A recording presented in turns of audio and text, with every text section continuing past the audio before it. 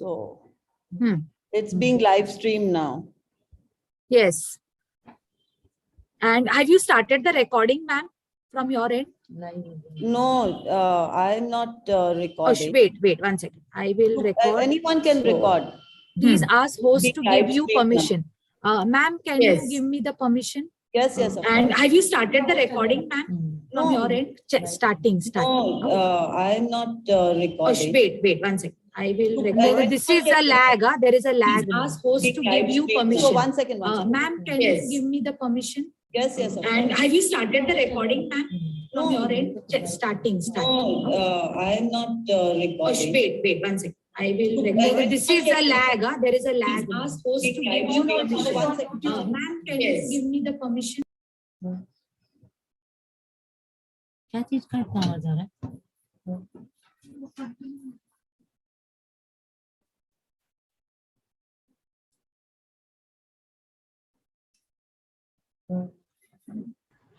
Vibhuti ma'am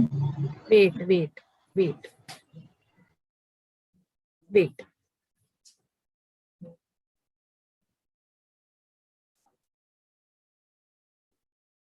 It should be fine now. Is it? Vibhuti ma'am Wait.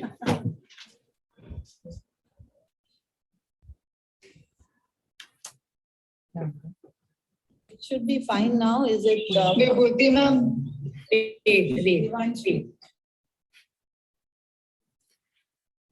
Ma'am, stop and try to do it again.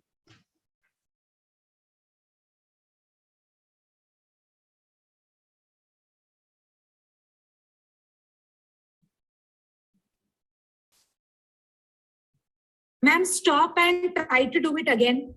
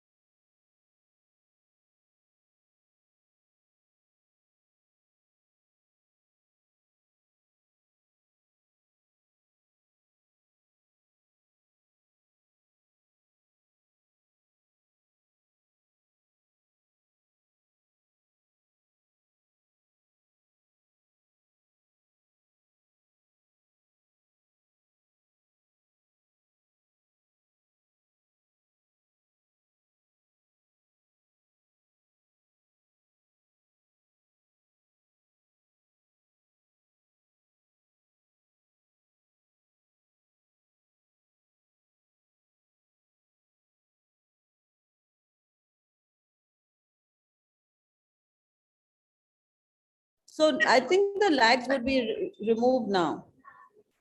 It should be fine now. Just check.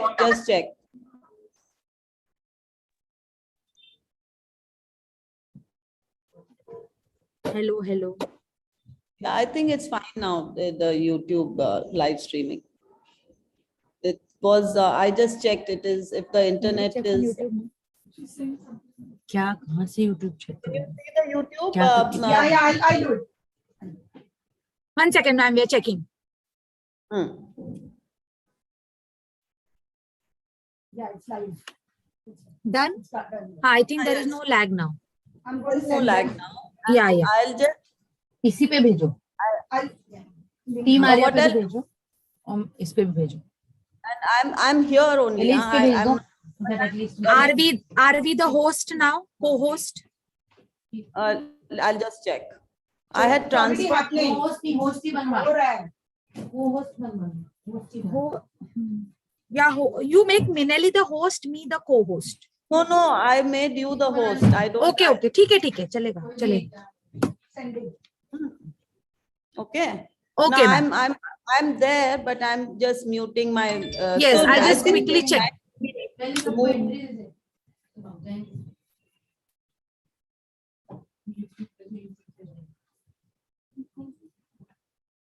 Recording हो रहा है.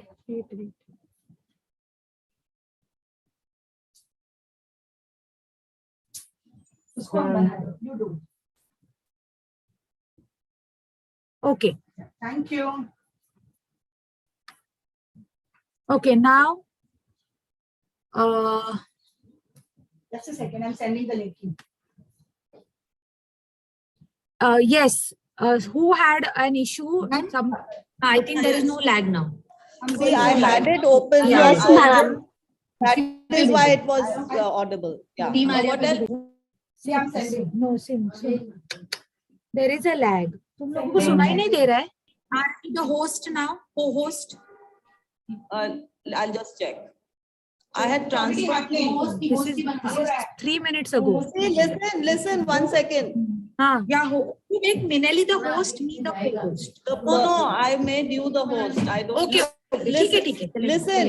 If you have that open, there will always be a lag Okay. in live I'm streaming. there, but Please I'm close just it. uh, The muting my, person. Yes, I just quickly check. भेजा.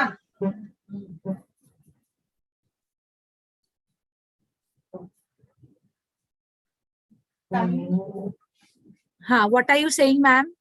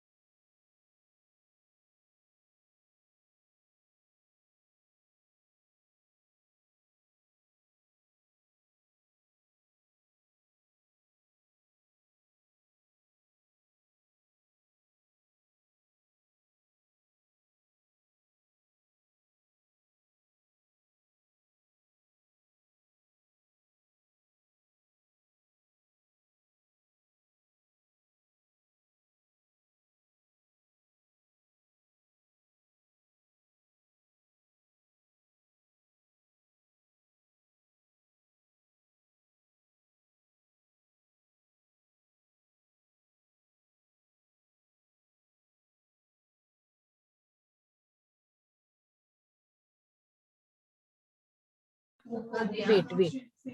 1 second. बंद करो 1 minute.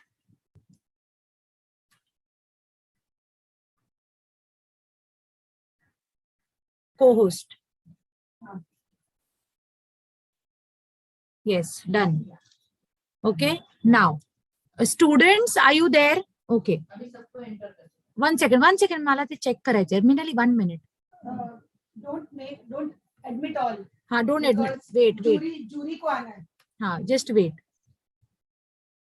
A22S003B, why have you raised your hand? Quickly. Can you hear me?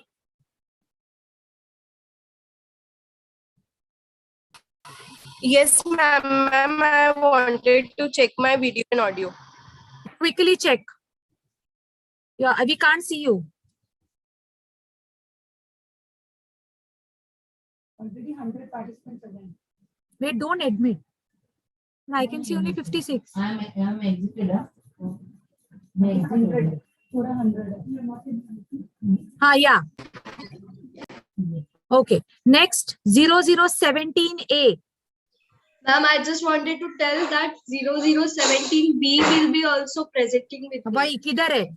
17B, where are you? Yes, ma'am, she's in the meeting. Quickly switch on your video.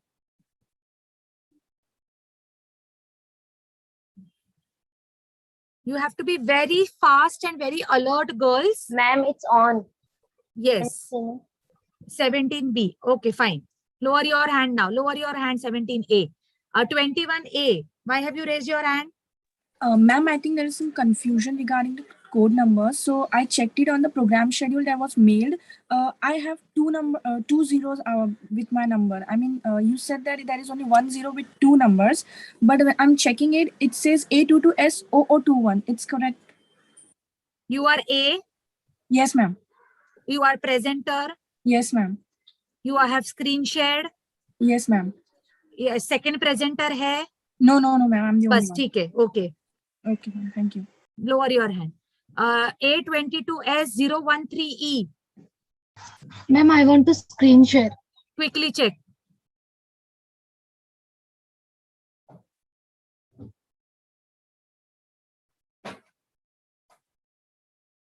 Done. Lower your hand. 008B. Yes, ma'am, I want to check my camera. Check. Who is going to screen share? A. No, ma'am, A is the presenter, A and B is the presenter, and C is going to share. Where is C now? Ma'am, D is presenting, screen sharing. So D, you have checked, na? Yes, D has ma'am. checked the screen share. Yeah. Okay. Lower your hand. Lower your hand. Okay. 19A, 008B, please lower your hand. 8B, 19A, what is your problem?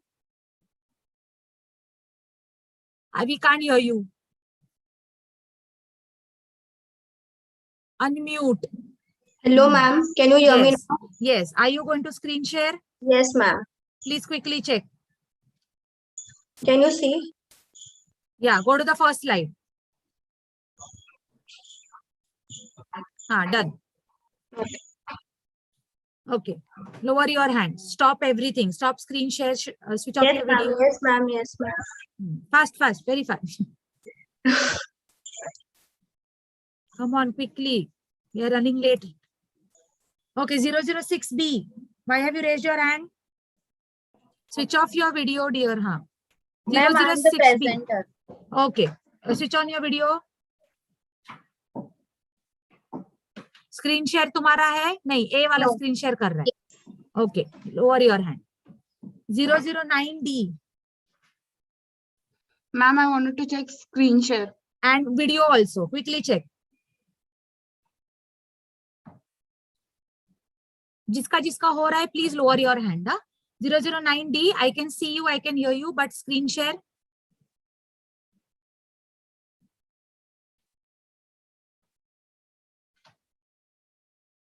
Done. Please, okay. D. Then 018A. 018A. Ma'am, I am the presenter of this group, presenter 1, and C. Please video on. Switch on your video. I'm able to see me. Yes. Who is going to screen share? C will be screen sharing it. Okay. Where is C?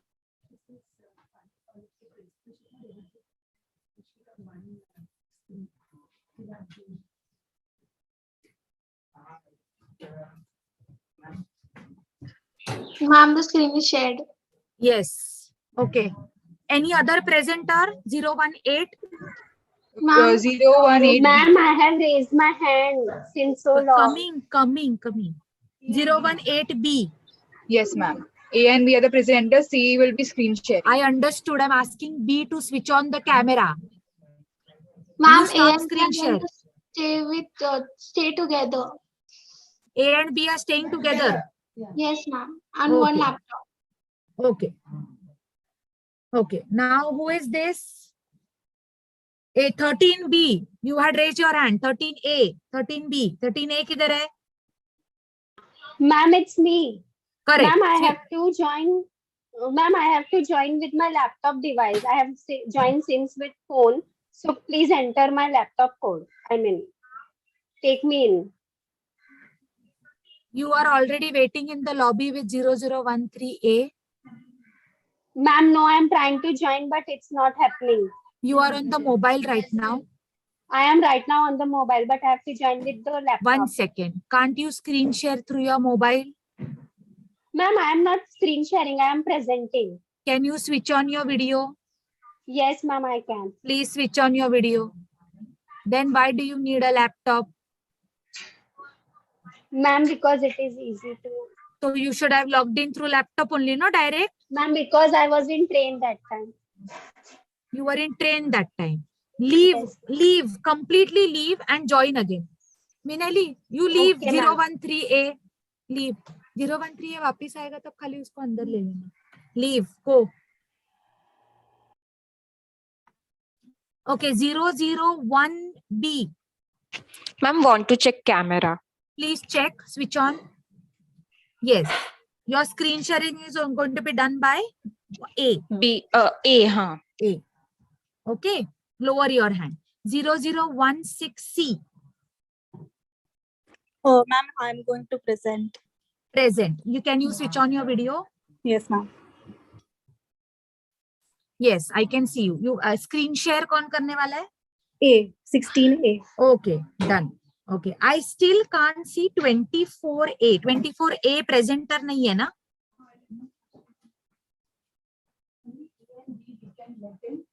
नहीं, but some C and D are also presenters.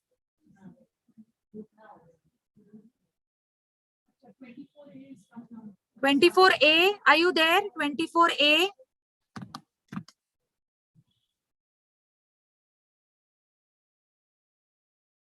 A. We can't see you, 24A. Okay. 22A, why have you raised your hand? Ma'am, 22D and C are the presenters and they are in the lobby. Please let them in now. D and C are the presenters. Where Yeah. are D and C? Guys, technically A and B had to be presenters. Okay, ma'am. The instructions were given to you long ago. A and B, even in the registration form and the payment details, they mentioned that presenters are A and B. The first two are presenters.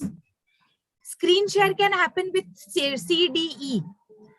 But present, that is why the entire exercise was done.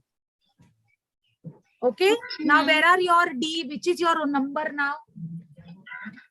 A22S0, 22, D and C. D I have already checked. 22D I have already checked. Yeah, ma'am. And what about C? C is there right now. C is, but you are saying D and E are presenters, no? D and C. D and C. Achha. Yeah, So where yes. is C? Where is C? And you, who are you then? Ma'am, I'll share the screen. You have checked screen share? Yeah, ma'am. Yeah. Okay. Where is C? Where is C? 22C. She's in the waiting room, ma'am. Wait, she has already been admitted.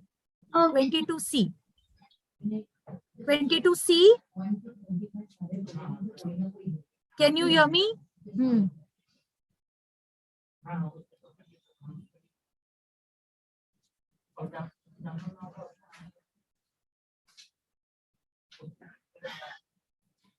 A 002 में से कोई भी नहीं है अभी तक. 002C है. 002C, where are you? I have to admit her. हाँ, just take her in. 002C. Admitted. Yes, ma'am. 002C, are you the presenter? Yes, ma'am. Okay, please switch on your video. 22C. And who is going to screen share? Ma'am, A. You are 22C. I am saying 002C. Who is 002C? 002 में से कौन है? कोई है? 002 code number. I'm admitting her. She's in the waiting room. हाँ, okay. 002A.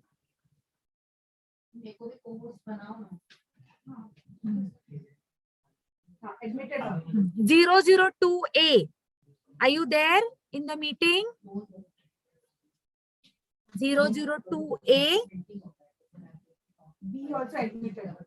002B. 002A, 002B. Are you there in the meeting?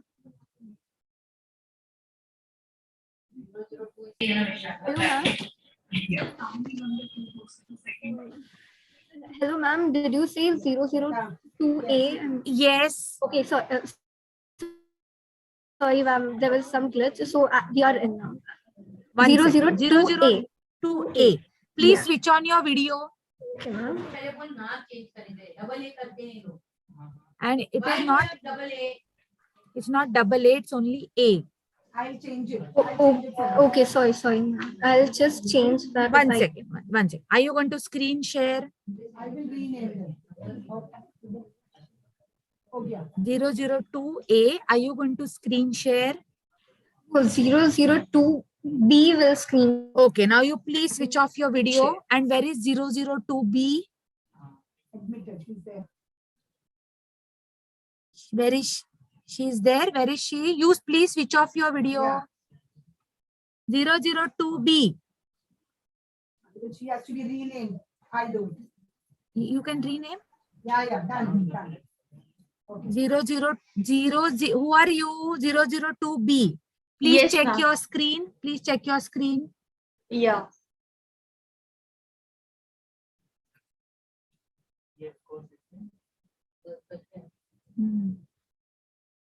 हर एक group का कोई ना कोई है.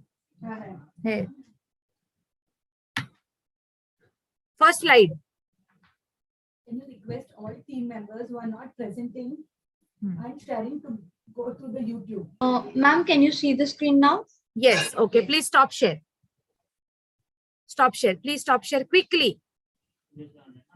009A. Why have you raised your hand? 009B is in the lobby and we two people are presenting, A and B. 009B, please enter, and you please stop share. 002B, please stop share. Okay, admitted. अभी 0013B क्यों है यहाँ पे? नहीं, one second. 009B. Where is 009B? Admitted. She's there. 009B, are you there? Yes, she's there. Yes, ma'am. Just working. Quickly switch on your video. You are a presenter, no?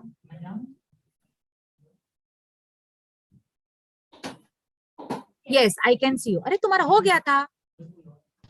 Yes, ma'am. But then I got logged out. Okay, fine. Okay. Now everybody who is going to present and is going to screen share. All the technical checks are done. Ma'am. What happened? 18A. What happened? Ma'am, 15A and B are waiting in the lobby. They have texted me to take them in. So could you just take them in? Okay. 15A and B. Ma'am, 2 minutes. 15A and B. 15A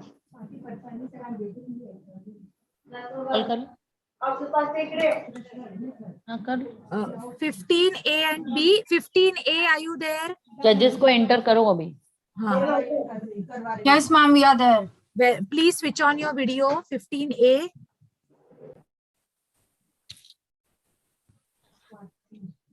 Hey, others, please mute. 15A, please quickly, dear. Please switch on your video. 15A. Yes, I can't see you. Quickly. And 15B. Ma'am, the video is on. I can't see you. 15A. Ma'am, I'll just change the currently news. Ma'am, it is showing currently news. 15A, I can't see you. And where is 15B? 15B is Janice. Oh, sorry. 15B, I can't see your video. Who is screen sharing? Yes. Yes, ma'am, I'll share the screen. Quickly check. I think our judges have already entered the meeting. Dr. Swati, Hi. warm welcome to you. Dr. Anuradha Ramesh is there. Yes, yes. And Dr. Shalini Rai. Dr. Shalini Rai? Yes, I am there. Yes. Hello, good Hello, afternoon. good morning. Good morning. Good morning. Good morning. Dr. Anuradha Ramesh is also coming. Yes. Dr. Ramesh, ma'am, can you switch on your video for a minute? Yes. Just a second. Yes. Just. Very good morning, Dr. Swati. Yes. Good morning. I'm Rupa, who's been bothering you since the last 2 weeks. No, it's completely fine. A very good morning. Good morning. Hi, Shalini. Dr. Shalini. Dr. Anuradha. Yes. Welcome. Thank you so much for accepting the invite to all three of you. I'll just make a call to Dr. Anjali so we can get started. We are quickly doing some technical checks with some students. I hope you all don't mind. And just if you can give us some 2-3 more minutes. Yes. Yes, thank you so much. I would like to introduce our in-charge principal, Dr. Anuradha Bakshi ma'am. There Dr. Swati, Dr. Anuradha Ramesh, and Dr. Shalini Rai. Ma'am, the jury. Yes. It's A warm good thank you morning, so Anuradha much. ma'am. Good morning, ma'am. Yes, so lovely to have you here, Dr. Swati, Dr. Shalini, and Dr. Anuradha, with Thank whom you I so share much. my first name. Yes.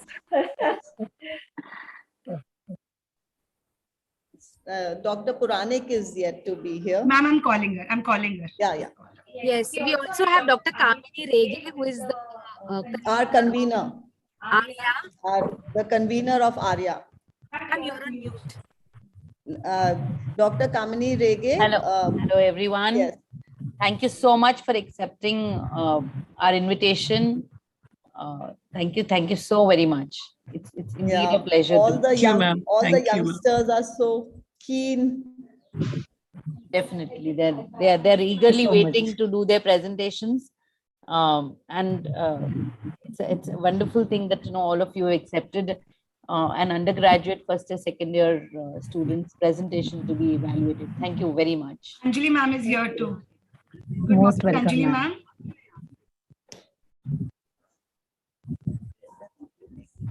Dr. Puranik.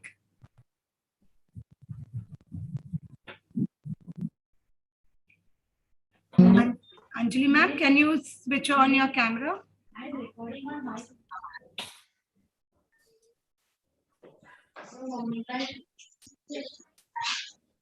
अरे इनका हो गया है मुझे बैठना She's connecting to audio, that's why. Just a minute now. Sola, you can take that. वो अपना lecture.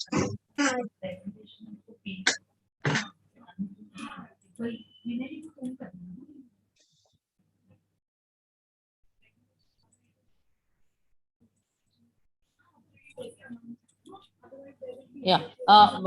Vibhuti, just check 22A raised hand. 22A? Has raised their hand. 22A, why don't you raise your hand? Ma'am, 22D is in the waiting room. Now, please let her in. Is she a presenter? Yeah, ma'am, she is the presenter. 22D. D. Yes, Is she ma'am. there in the meeting? No, ma'am. They've done her technical check. Okay, ma'am. Thank you. No, she's not in the meeting, but A and B is in the meeting. So who is not the presenter, they'll have to leave the meeting. No, one is screen sharing, and one is doing the presentation. So we are allowing 2 people.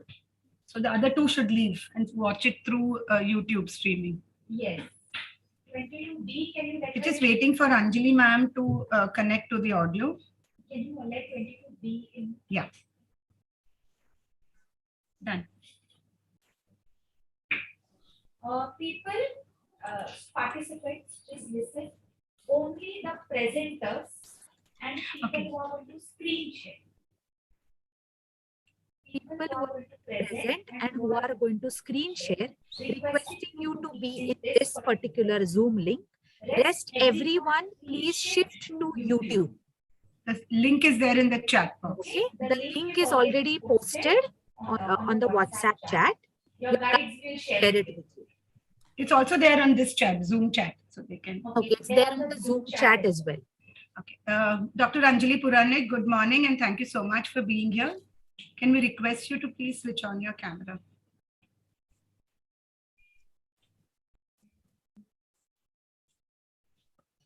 Good morning, Dr. Puranik. Good morning. So Hello, Dr. wonderful Puranik. to have you join us as well. Thank Most you. kind of each of you to give up your precious time and the whole day to us. Thank you so much. It's our duty. Thank you so much. Yes. So, can we start?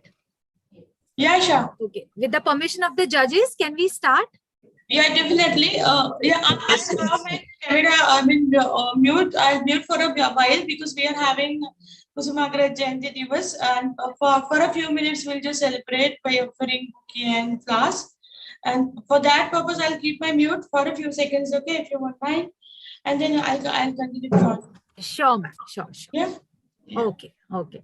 I request all the other judges to keep their videos on for the inauguration program.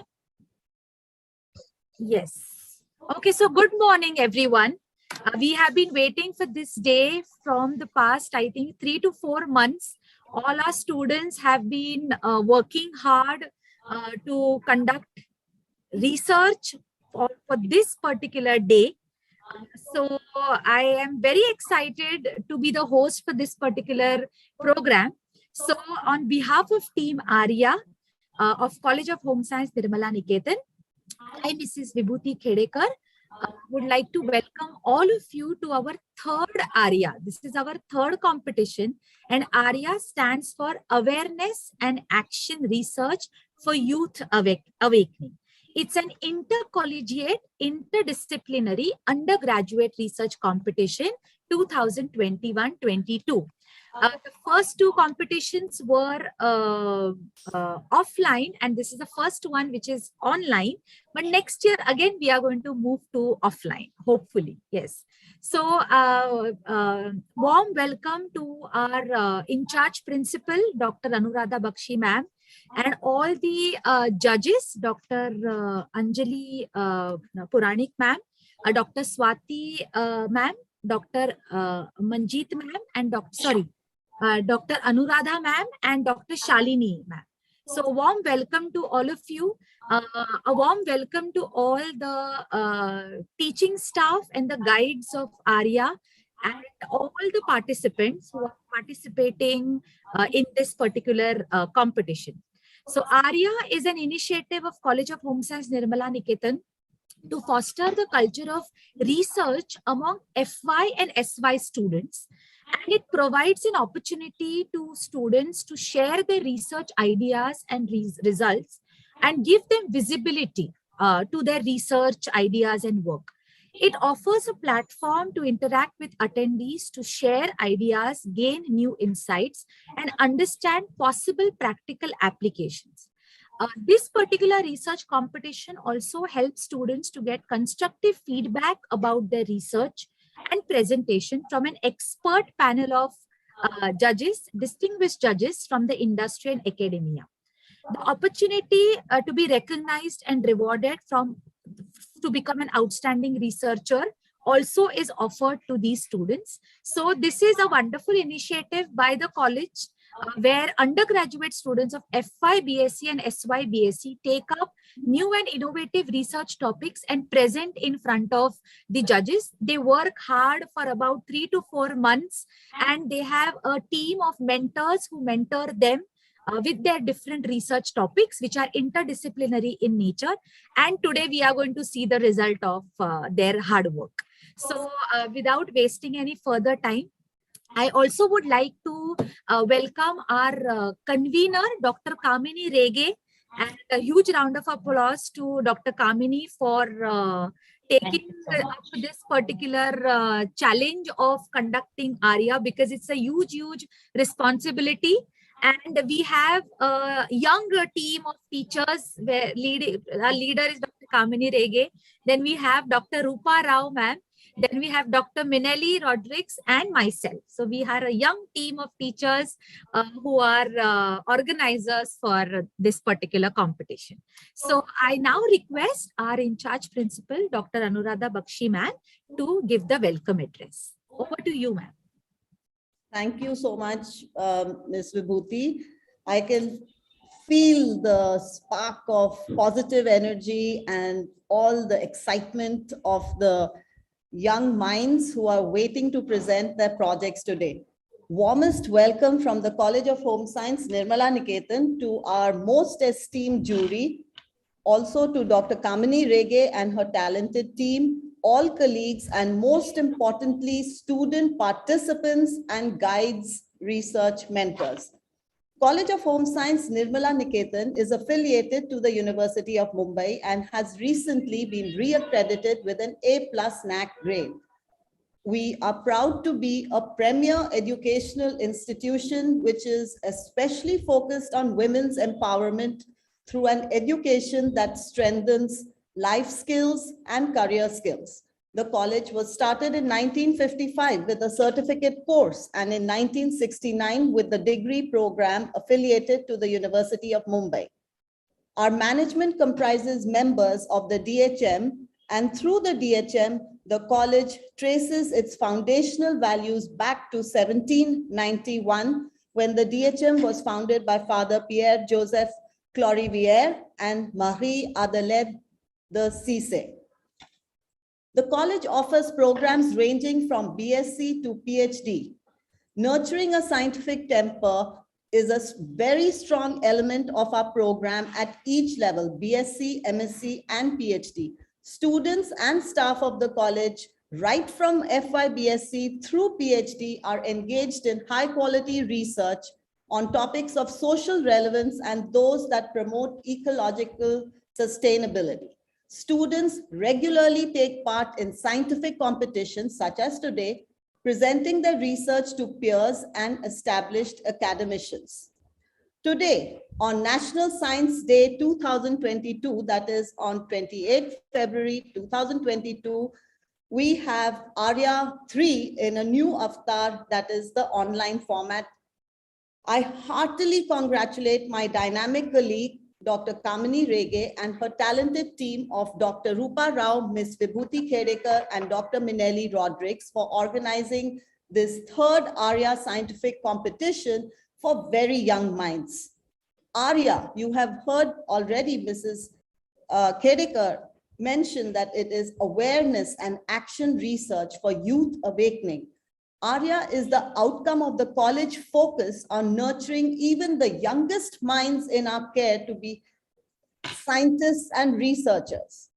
The USP of Aarya is that it is for entry-level undergraduate students, namely first year and second year undergraduate degree students. Students in each college have an academic mentor. Aarya, and in our college, helps students to have a second mentor, that is their research mentor. They are closely mentored by their research guide. Aarya provides excellent opportunities to the student to participate in a research team, generate research ideas, and execute the steps of the research process carefully under the guidance of the research guide and in collaboration with peers who comprise that particular team.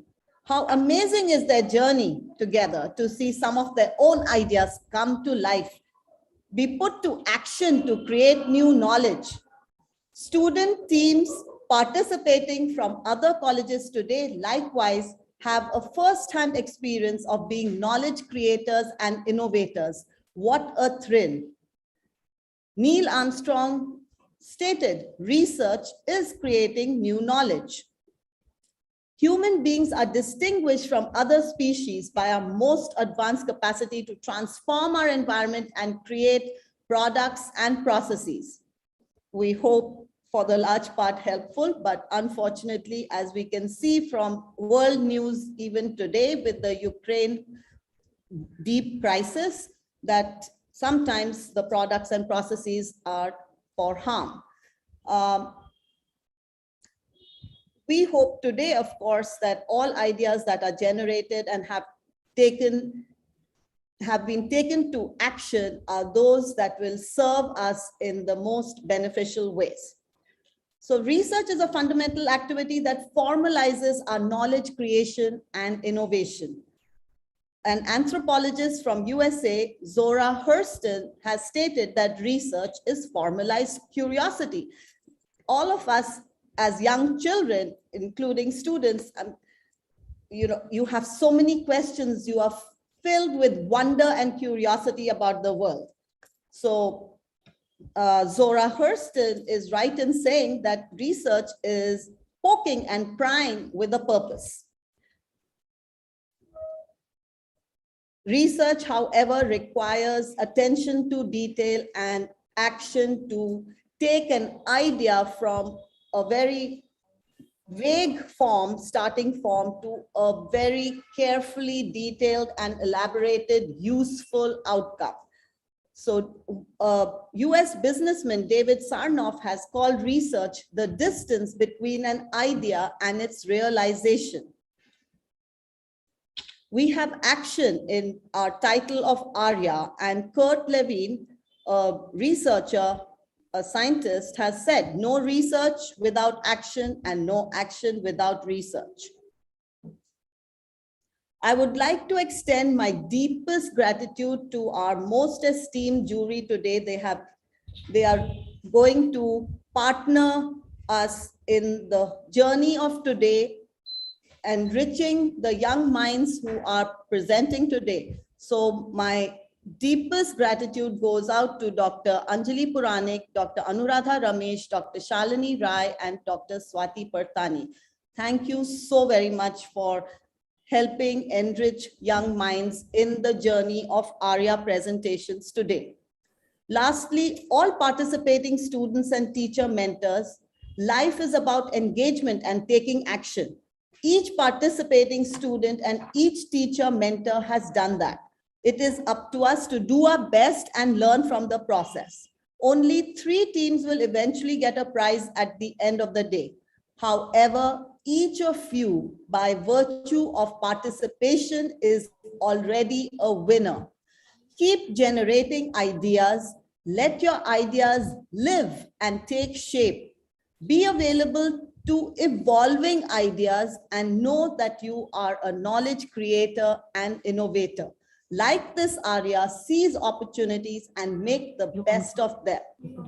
I would like to end with a quotation by our very respected Dr. APJ Abdul Kalam. Thinking is the capital, enterprise is the way, hard work is the solution. Thank you. Yes, thank you so much, Dr. Anuradha Bakshi, ma'am, for your constant support and encouragement for Aarya and to all the other activities of College of Home Science, Tirumala Niketan. Thank you so much for your wonderful welcome address. And I think we are all geared up now. All our participants, all their mentors are now all geared up to show their hard work, whatever they have done for 3-4 months now. And you have very well elaborated on the different aspects of research. So we are very, very thankful to you, ma'am. Thank you so much. Moving you are on. very welcome. All the best. Thank you so much, ma'am. Moving on, I would now like to invite Dr. Kamini Rege, who is the convener of the Aarya committee, to say a few words. Dr. Rege? Thank you, Vibhuti, and welcome, judges. Thank you, Dr. Bakshi. Aarya, it's been repeatedly mentioned, Aarya is awareness and action research for youth awakening. College initiated this interdisciplinary undergraduate research competition in 2018-19 under the regime and guidance of Dr. Geeta Ibrahim, the ex-principal of our college.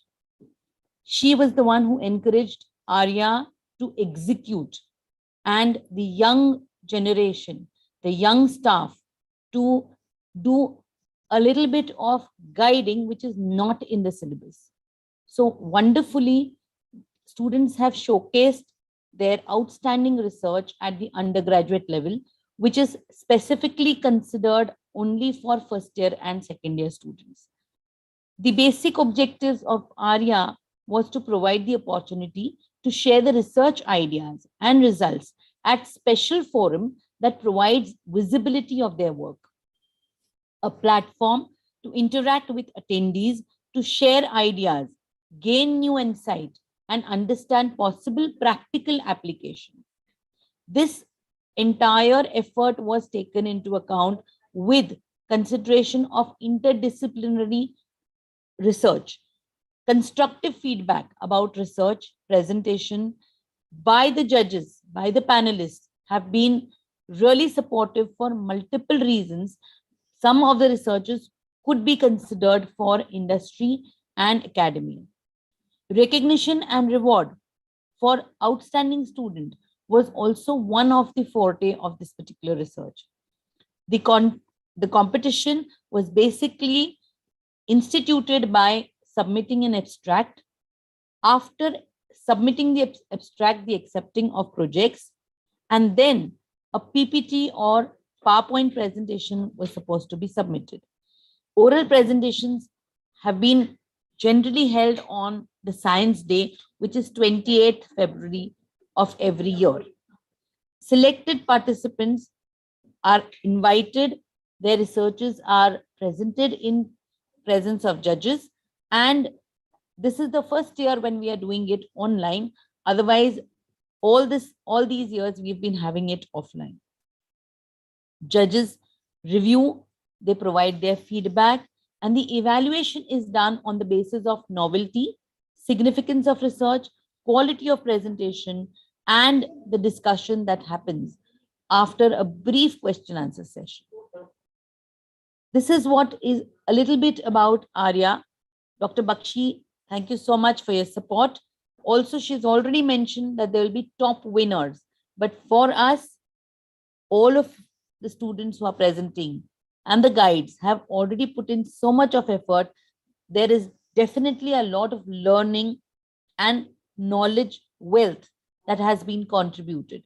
Thank you very much, guides, and thank you very much, my team members, for executing Aarya into practice online this year. Thank you very much, judges, for being a part with us today. Thank you. Thank you so much, Dr. Kamini. And Kamini ma'am has mentioned about the prizes. So we will quickly see the trophies, though the competition is online, but the prizes are offline. You are going to get real prizes. So don't worry. So these are the trophies which our winners are going to get. The first prize winner, the second prize winner, and the third prize winner. Along with this, they also have a cash prize. The first prize winner gets rupees 5,000. The second winner gets 3,000, and third winner gets rupees 2,000.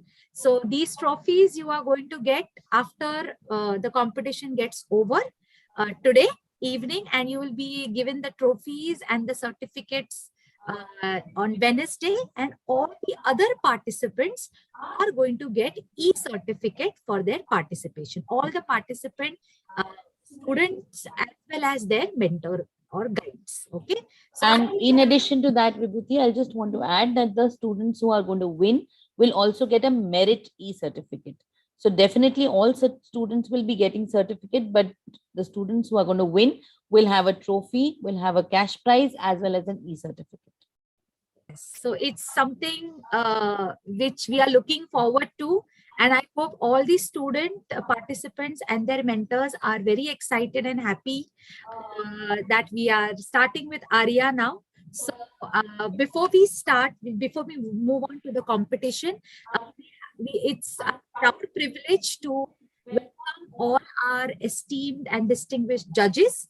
I would like to request Dr. Rupa Rao to introduce our first judge. Dr. Rupa Rao, over to you. Thank you so much. I'll be introducing Dr. Anjali Puranik ma'am. We've been friends, we've been participants, we've been in the same team, we've been across the team, and it's my pleasure to have her here with us on the same platform. She is Associate Professor, in charge principal of Paliwala College. She has 27 years of teaching experience. Ma'am is the in-charge principal and an associate professor at Seth J.N. Paliwala Commerce College, Science and Arts College, Pali, Raigarh. She's a member of Board of Directors, Department of Student Development, University of Mumbai. She's the founder principal of Bhagirath Educational Institute, which had run a certificate course in analytical chemistry at a marginal fee of rupees 1,000 per student for 5 years. Fantastic, ma'am. Such a privilege to be a part of such foundation. Her areas of research have been air pollution and water pollution. And I would want to add one word over here. She's so passionate about air pollution that she has a laboratory in her house with all basic glassware, chemicals. You go to her house and it's a pleasure to watch it. And our entire terrace on top is a small mini laboratory. We had people, delegates from Israel coming over to the terrace just to see her, coming to her house and the terrace, just to see the entire setup.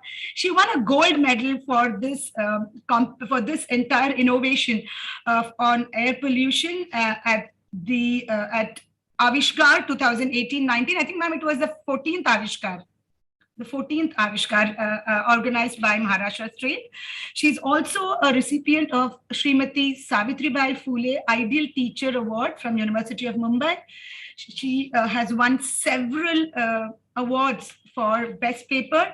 The most notable one is the first ICTR, which was conducted at Israel. If you'll permit me, I just want to take another 1 minute more to talk about her PhD research, which is on a green approach to clean industrial emission.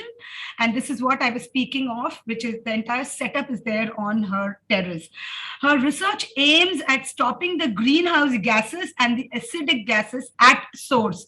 So we've seen her demonstrating it and her passion. It's actually a family project where Register Sir, as well as her son, Mr. Salil, they're all so passionately involved into this noble cause.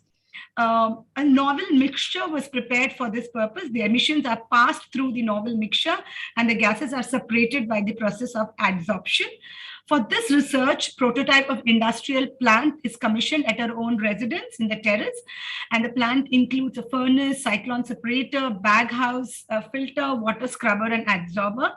And the detection of gases at entry and exit of the entry and exit of the adsorber gas detectors are worth 5 lakh when purchased. Am I right, ma'am? Right. Thank you so much. The success achieved in this project is close to 90%, and that explains the gold medal at the state level. She also, besides this, is a very friendly, warm person, very caring, a very good artist. She has written 7 dramas, 12 one-act plays, and more than 25 street plays for her students and NGOs. We welcome you, ma'am. Thank you for accepting to be here. Thank you so much, Dr. Rupa. Wow. Anjali ma'am, we are so honored that you are a judge today, and I think we are under pressure now. Thank you so much.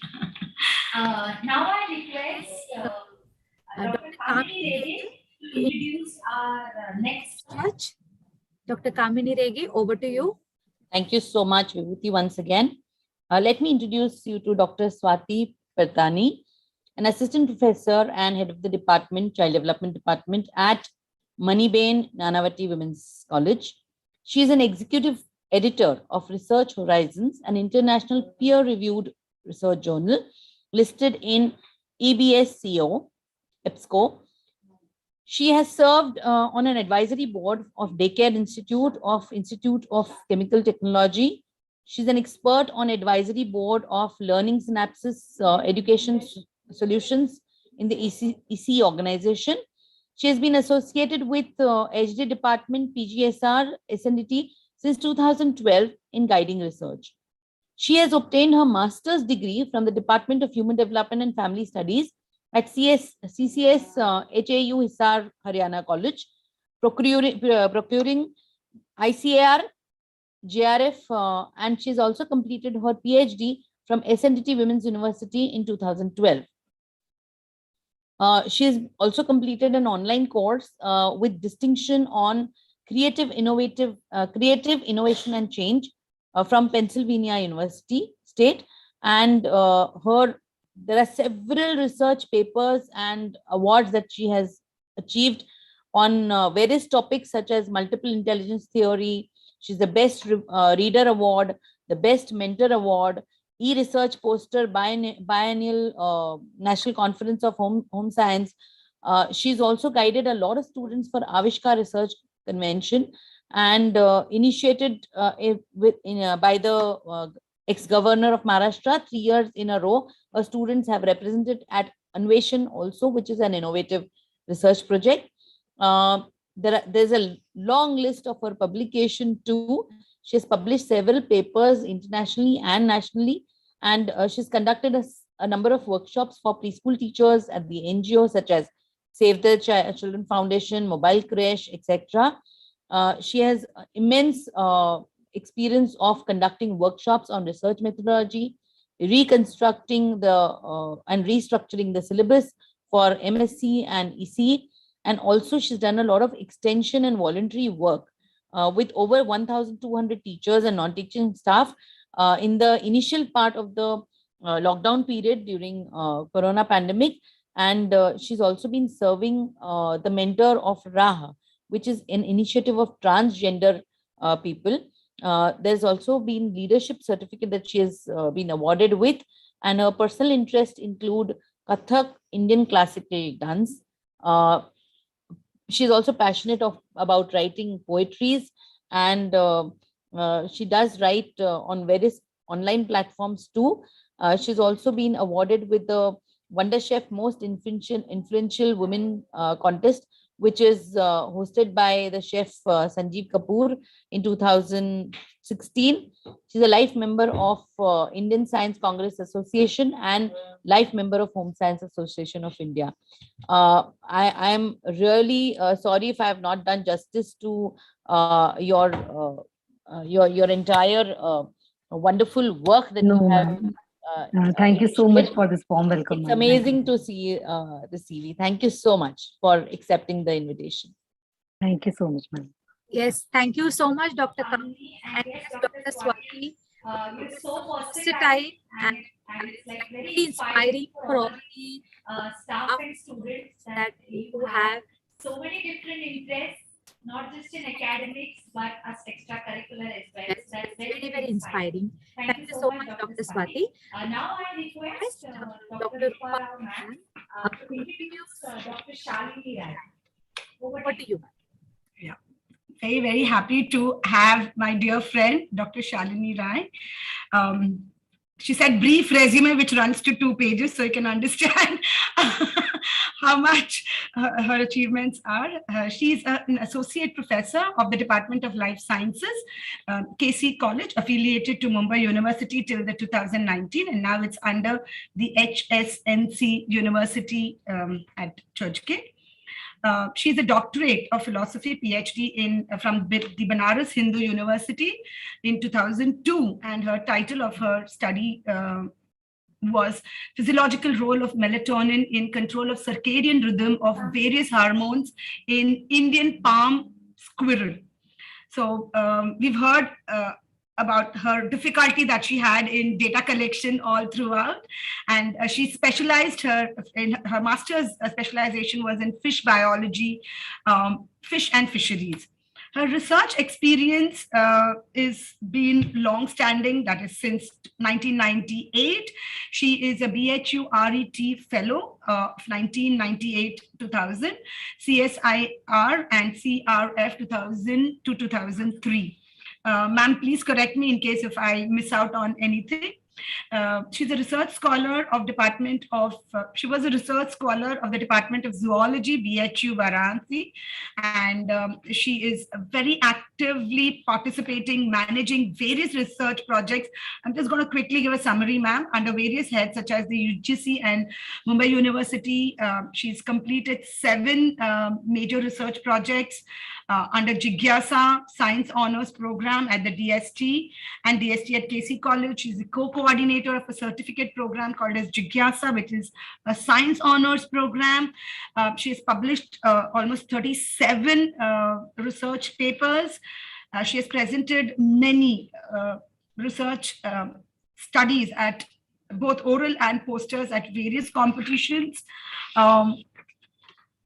Her research interest areas are developmental biology, neuroendocrinology, enzymology, environmental biology are her main areas of interest. I've just picked up some. She also works on social issues, especially to provide awareness with scientific experimental support for consumer guidance. Her academic contributions are again huge. She's a member of Board of Studies in the subject of zoology and life sciences at HSNC University. She's involved in syllabus revision of life sciences at Mumbai University, a core member of FIST. She's actively contributed in organizing many seminars, workshops, training programs for both teachers as well as students. She's led various school and college science projects at zonal and district level. What is very interesting is her belief that holistic development must include character strength building. And I think in today's scenario, I'm sure all teachers will give you a 10 on 10 on that. Yes, character strength building is what we need to focus on so that we have responsible citizens and good human beings. She's a member of Indian Women Science Association, APLA Paryavaran, Immunology Society of India, Association of Teachers in Biological Sciences, Indian Penal Society. Did I pronounce that correct? Penal Society. College committee, in various college committees, FIST was one of them that I mentioned. Welcome, ma'am, and we're really, really privileged to have you here. Thank you so much, Dr. Rupa, for this invite, and I'm really grateful to share the platform with such an eminent personalities amongst us. Thank you for this opportunity. Thank you so much, Dr. Rupa and Dr. Shalini, ma'am. Warm welcome to you. And we are very honored and privileged to have you amongst All the other distinguished judges. Thank you so much for accepting our invitation. Moving on. Again, I would like to call up Rupa to introduce Dr. Anuradha Ramesh. Okay, one more very close friend, very dear friend. Somebody whom I just rely on, and if I just, it's like when I need help, I just pick up the call and say, Anu, would you please? And she's always been there. She's always been there. Thank you so much for all the help all these years. To introduce Dr. Anuradha Ramesh, who's an assistant professor, lead for postgraduate programs in Sir Vithaldas Thakurse College of Home Science, affiliated. It is an autonomous college under the SNDT Women's University. She's a very humble personality and would never give her achievements on paper. This I had to call her up twice to tell her, could you please send me a bio brief so that I could read out and introduce her formally. She has a PhD in hospitality management and has 22 years of teaching experience. Her areas of expertise are in the hospitality management subjects, nutrition, food service management. She's so versatile. She's also handling the self-financing finance courses of textiles, MDes at SVT. So under home science, I think most of us who are from home science would realize that she's handling 3 major departments all by herself. So her area of expertise is hospitality management, nutrition, and food service management.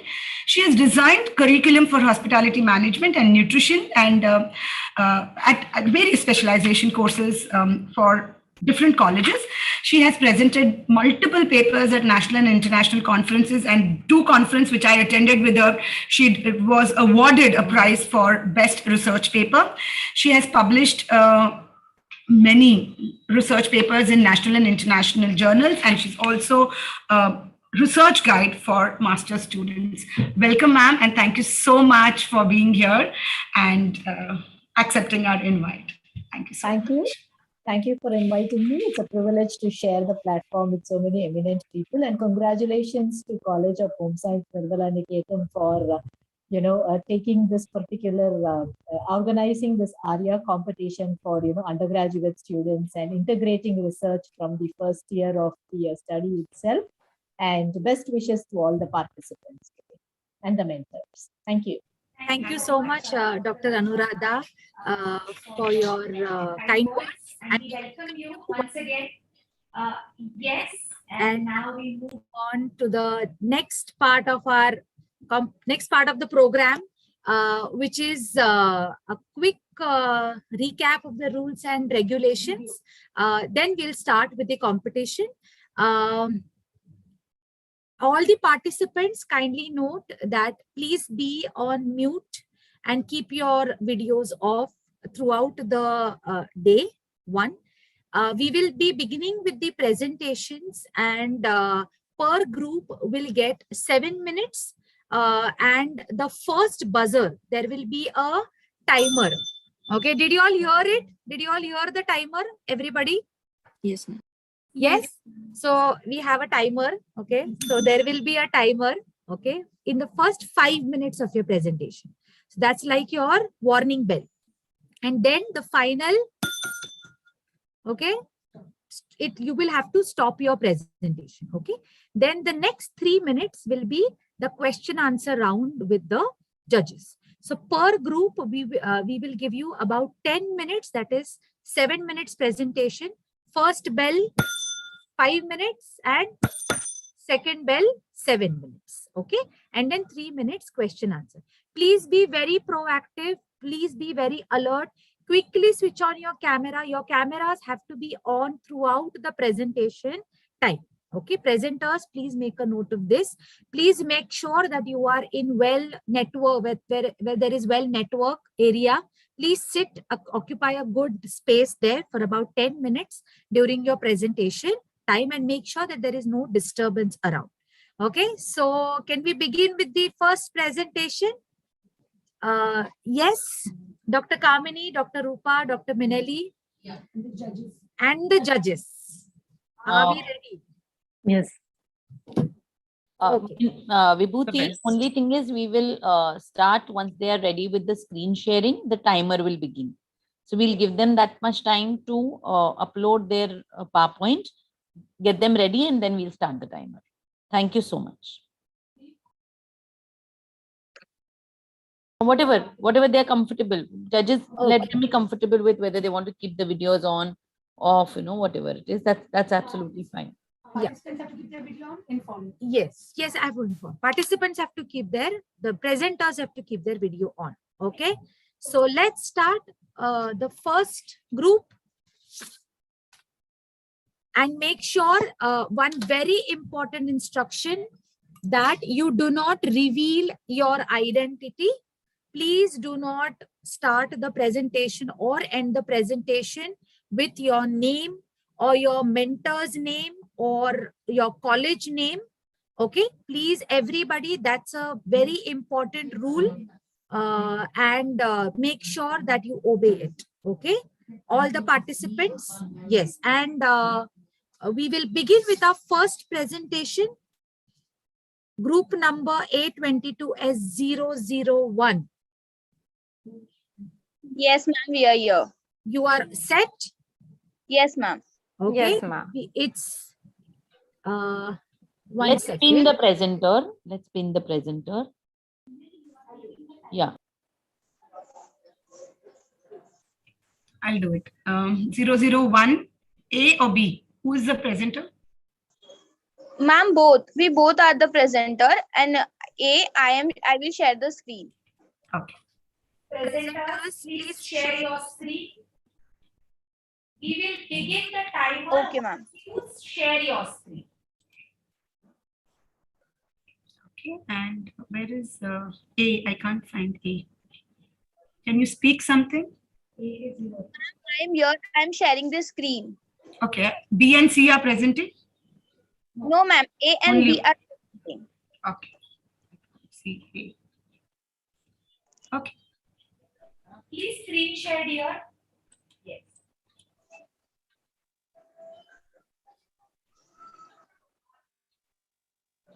Okay. Ma'am, is the screen visible? Okay, Yes, and yes, your it is time visible. starts, and your time starts now. Good morning, respected judges and my dear friends. We are honored to have this opportunity to present our research study. Our group code is A22S001. The title of our research is Assessment and Evolution of Healthcare Waste Treatment during COVID-19 in Mumbai and its suburbs. I am presenter 2. I will be presenting our research study along with my fellow member, presenter 1. What is biomedical waste? Biomedical waste is defined any waste which is generated during diagnosis or treatment of a human being or animal. Biomedical waste is solid or a liquid waste which possess health hazard and environmental hazard if not treated properly because of two principal reasons, that is infectivity and toxicity. Biomedical waste is very underrated topic in community to discuss about. Hence, many people do not know what is biomedical waste management. Before pandemic, less importance was given to biomedical waste management. But during pandemic, pressure on biomedical waste has increased. Common people are not aware of proper disposal of biomedical waste. During pandemic, people dispose of their used masks, gloves, and face shield by either cutting or burning. Biomedical waste has its own hazard if not managed properly. Hence, it is very important to shed a light on biomedical waste during COVID-19 pandemic. Our aim is to find out how many people are aware of biomedical waste and its management, and to spread awareness about proper disposal of biomedical waste during COVID-19 pandemic.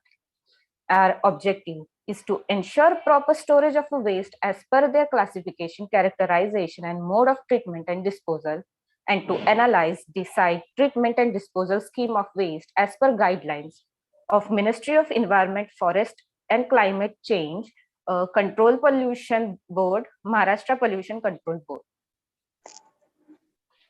Next slide, please. Methodology.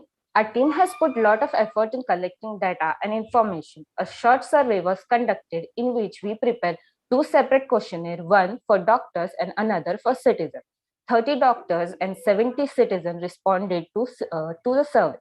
Data and information obtained was analyzed using percentage and average system, and observation was noted accordingly. Over to you, presenter 1.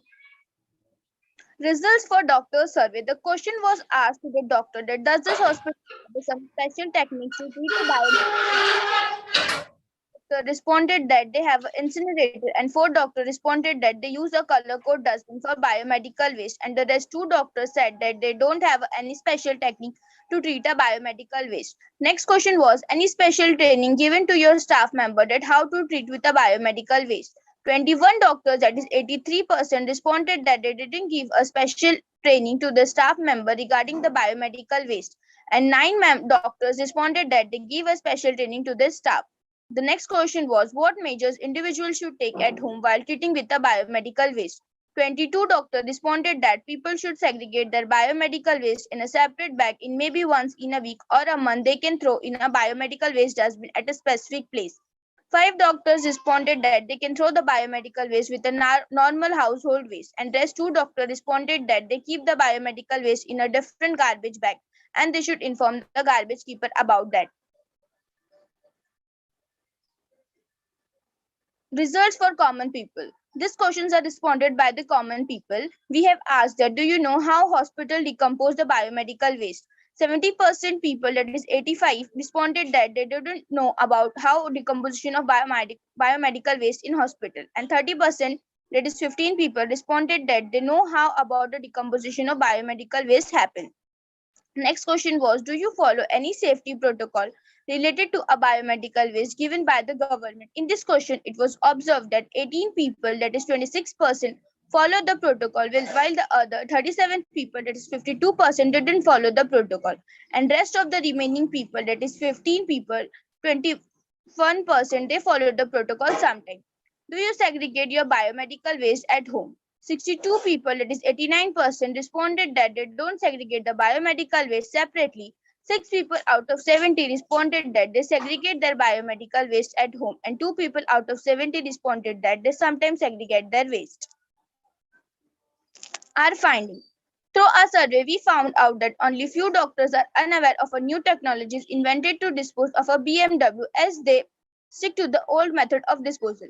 We also found out that in some healthcare facilities, staff is not provided with the training for a proper disposal of BMW. Many people are not aware of a proper disposal of biomedical waste. Many people discarded expired medicine, use masks, gloves, etc. in a regular waste, which then create a risk of an infection, outbreak of a disease among a waste handler. And those living around it can spread a disease like diarrhea, HIV, AIDS, and etc. Not only does it affect a human life, but also animal and environment. The color code system. Yellow color dustbin is used to dispose of cotton waste, dressing materials, bleedings, face masks, and etc. Red color dustbin is used to dispose of syringes without a needles, IV sets, gloves, urine bags, and dialysis kit. White translucent color dustbin is used to dispose of needle syringes with a fixed blades and scalpels. Blue color dustbin is used for disposing broken glass and etc. Our suggestion was color codes and segregation of biomedical waste is practiced in the healthcare sector, but the general people is unaware of the same. Many healthcare institutions have adopted the use of incinerator, but the incinerator generate a carbon footprint, hence cannot be considered as the only solution. Develop a formal disposal management plan for every healthcare institute. Provide a proper consistent training to each of the employee handling the waste disposal management. Develop a platform where common people can also dispose their biomedical waste with a comfort and ease. Thank you.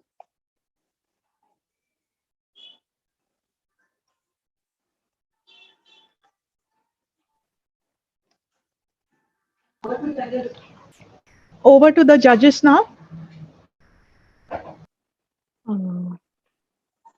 Does anyone want to start? Like, I might ask. Ma'am, do you want the screen to be on, or can they stop share?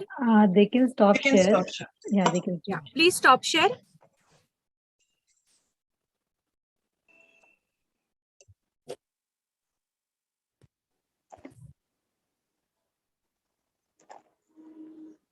Ma'am, is it stop?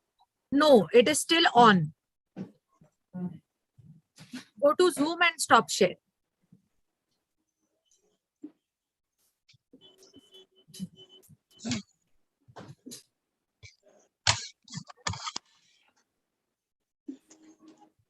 Ma'am, you can ask the questions by then. Yes.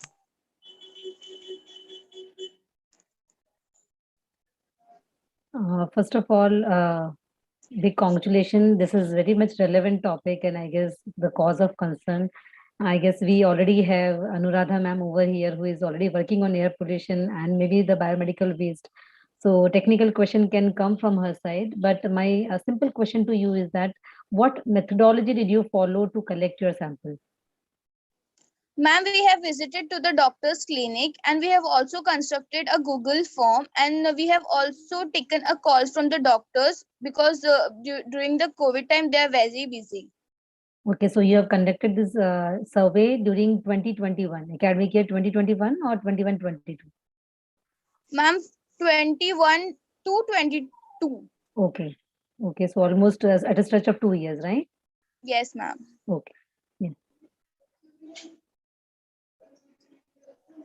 Yes, it was. May I? Anyone else want to go? Please go ahead. Yeah. Okay. So congratulations for your presentation. First thing, I just wanted to know what is your sample size? How many data, how much data you have collected? How many were your respondents?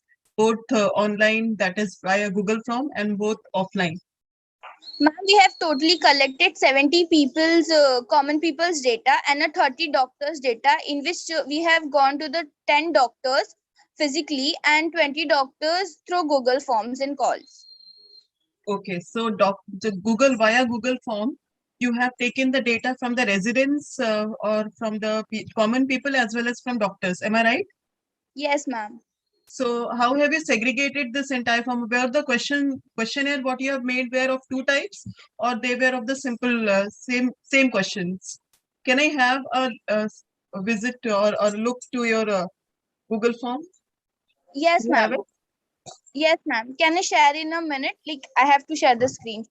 Okay, no problem. You just tell me where the questions different for the two forms for doctors Yes, as well ma'am. as. Okay. Yes, ma'am. We created different questionnaire for doctors which contain 12 questions, and for common people only 10 questions. And they were basic questions like in day-to-day life related. Okay. So I think the data which you have collected is not more than 100 even in total. Ma'am, in total it's 100 because 70 is for common people and 30 is for doctor. Okay. Okay. It's fine. Thank you.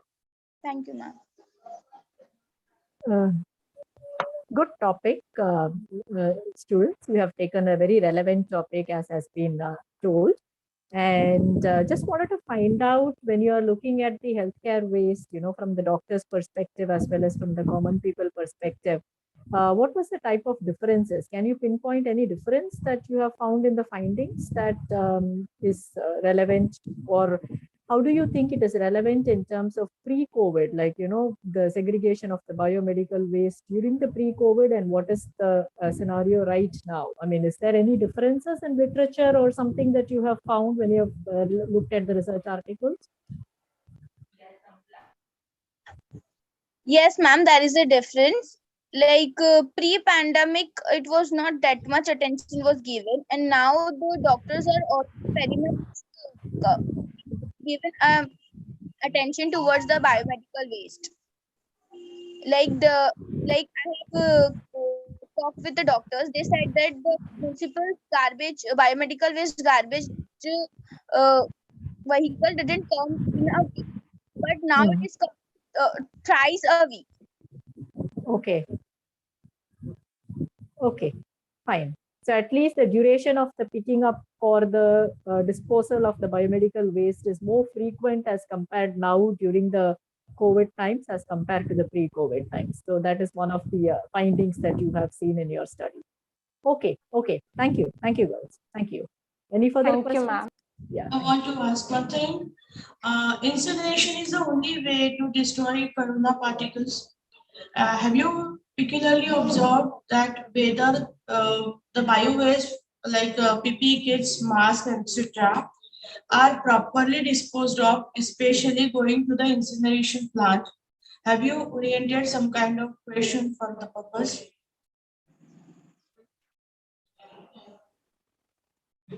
Pardon me, ma'am. You were not audible clearly. Okay, I'll have my sound more. Okay. Can you hear me now? Yes, ma'am. Yeah, okay. So, COVID particle is that troublesome, it cannot be washed out in water and all this. There are 4 kinds of treating the biomedical waste. The last part is incineration, which is required for a PPE kit and mask. Because without incineration, COVID particle couldn't be disposed of so easily. So, have you focused on the method followed to dispose of this, and treat this biomedical waste? Have you got any answer for that? How the corona, especially corona waste like PPE and mask, the doctor used to use? Have you focused on that? Because it is little bit extraordinary than the common biomedical waste. Common biomedical waste has got 4 kind of treatments. You can go for washing, soap and all. There are NaOH treatment. There is, you can wash that in times. You can dump the solid waste. But incineration is done as a last part. And for this pandemic, what do you call disease, incineration was the only way to treat the waste material. So have you focused on the treatment of waste material in any way while doing your survey?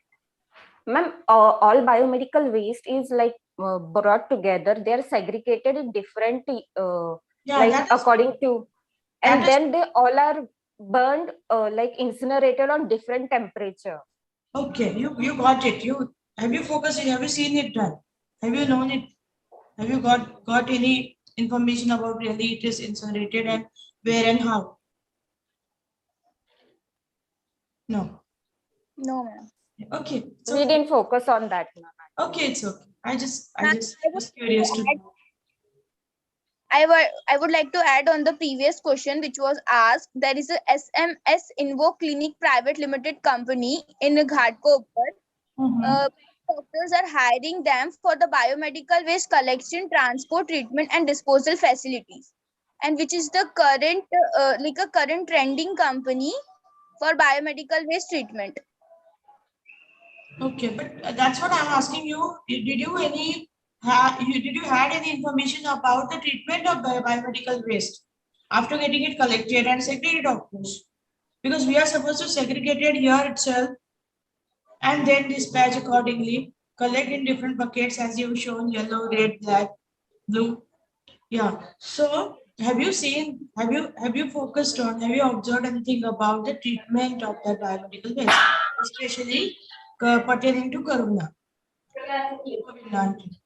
No. No, ma'am. Okay. Okay.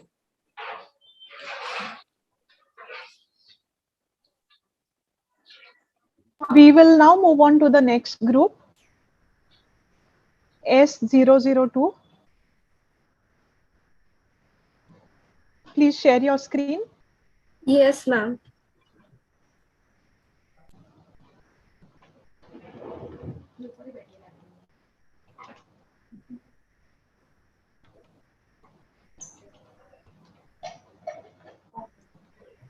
Ma'am, can you see the screen? Yes, please put it on slideshow mode. Yes, sure.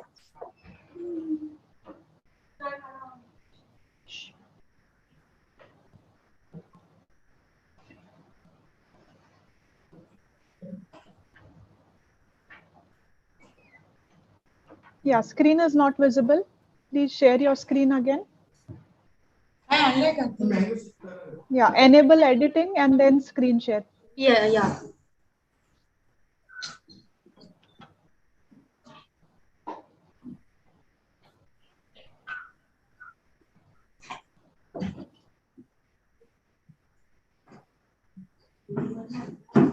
Okay, now start the slide share mode.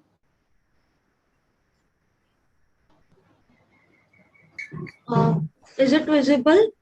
Yes, it is visible. Your time starts now. Good morning, everyone. Our project code is A22S002. Understanding adolescence shift from egocentrism to ecocentrism. Next slide, please. Adolescence is the age group of 11 to 19 years. Egocentrism means it is an inability to understand someone else's point of view, whereas ecocentrism means it is an understanding of the negative impacts that humans have on the life of Earth. Next slide, please. We did a thorough review of the literature, and Alkine's 1979 research stated that adolescents feel that their own feelings are very much unique and it is termed as personal fable. Kurt Youngberg's 2021's research stated that when adolescents are given an opportunity, they open up themselves and they try to do something for the betterment of nature. Next slide, please. It has been seen in multiple research papers that egocentrism decreases as one grows. Next slide, please. After reviewing multiple review of literature, we thought we should gather the thoughts, values, and behaviors of adolescents with regards to three main constructs. Can you please move to the next slide? That is food, nutrition, fitness, community service, and social media. There are many other constructs to look at, but we did not focus on. Can you please move to the next slide? There are many adolescents who are doing some noble work and making a positive difference in society. So here are some of the examples. Can you please move to the next slide? The reason being is that they have shifted from self-awareness to social awareness, and along with self-management, there is employment of social skills, and this made them realize that they should help each other and bring a positive change in society. Next slide, please. Next slide.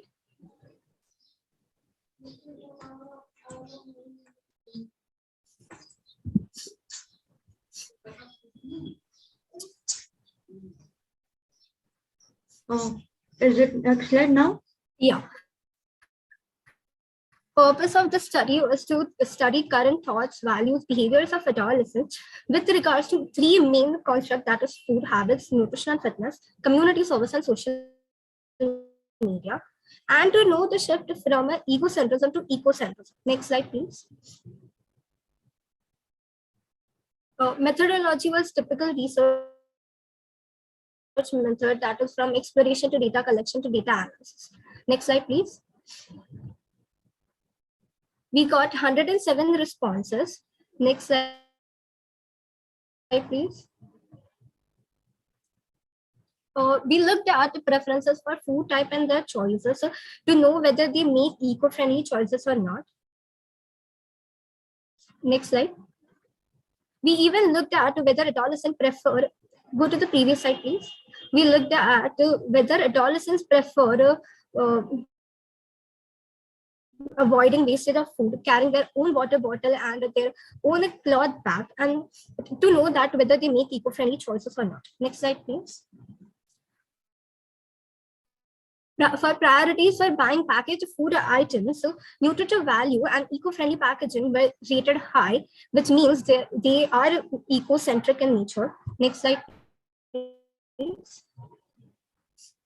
47% of adolescents do not face any of the health issues, whereas remaining 53% of adolescents do suffer from multiple disorders. Next slide, please. For the ones who do not face any health issues, they think it's good nutrition, or something it's exercise, or something it's a healthy social relationships that keep them healthy. Whereas for the ones who do suffer from many health issues, they tend to take help from others. Next slide, please. With regards to engaging in physical activities, adolescents do engage in different types of physical activities because they know its importance in their life. With regards to being member of any social welfare organization, 80% of adolescents said no, yet there are many adolescents who are member of one of the other social organization, indicating their eco-centric behavior. Next slide, please. Next slide. We gave them multiple questions. Go to the previous slide. We gave them multiple questions to know their agreement, and we got to know that they are willing to understand someone else's point of view. They like to help their friends with emotional support, and these activities indicate that they are eco-centric in nature. Next slide, please. All adolescents use any of the social media for various purposes in their daily life. Next slide, please. However, there are many adolescents, out of the time they invest in using social media, they try to make a positive difference in society. Next slide, please. Next. Most of the adolescents, go to the previous slide. Most of the adolescents know about the mentioned organization, knowing that indicates that they are bent towards knowing those organizations. When they were asked to rate themselves for being self-centered or other centers, that is egocentric or ecocentric, we got mixed responses, though we can see that there is more inclination towards being ecocentric. Next slide, please. So we can conclude that adolescents nowadays are becoming more and more environmentally conscious. They respect the resources that they have. However, due to their intrinsic self-centered nature, they are not able to open up themselves to put those ideas into their real life. However, social media handles, or educational institution can come up with some sort of system where adolescents can channelize their energy in a positive way and try to make a difference in society. Yeah, I'm done. Thank you.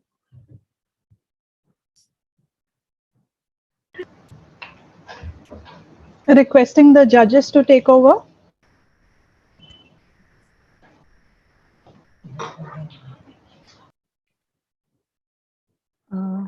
Yeah, If anyone, presenters, you all can stop share. anyone else wants to go, then I will take my question next. Ma'am, please go ahead. Yeah. First, calm down. I know it's a presentation and you're a bit scared and anxious. It's completely fine. It's just a presentation, okay? You have done a very nice study that moving from egocentrism to ecocentrism, which is actually very much needed. So congratulations for choosing this topic. It was a very good topic. My question to you is that you said that many factors were not part of the study. Okay. So do you know the terminology, what those factors are called? Like we know that this is going to influence our study, but still we don't consider those factors or variables. So can you give me a term for that? Sorry, ma'am, actually I wasn't able to hear you in the starting. So can you please repeat your Oh. question? Yes. Okay. Am I audible now? Yes. Yes, ma'am. Yeah. So I have complimented you in the beginning and to ease out your stress. Okay. Second, my question was few of the factors you said that we have not included in the study. And as we all know that there are certain factors in the study which are going to influence our study, but we cannot make them very much part of it, but still we give them a name. So do you know that scientific name of those factors or variables? Of those, the constructs that we did not take? Yes. No. Me, like scientific names. Okay, I'll Like, not use this word scientific. Just what kind of variable do we call them? Like we call independent variable, right? Because yes, you are aware about these terms, right? Yes, variables. Yes. Yeah. Okay, Yes. So there is another set of variable which is affecting our study. So those variables are known as?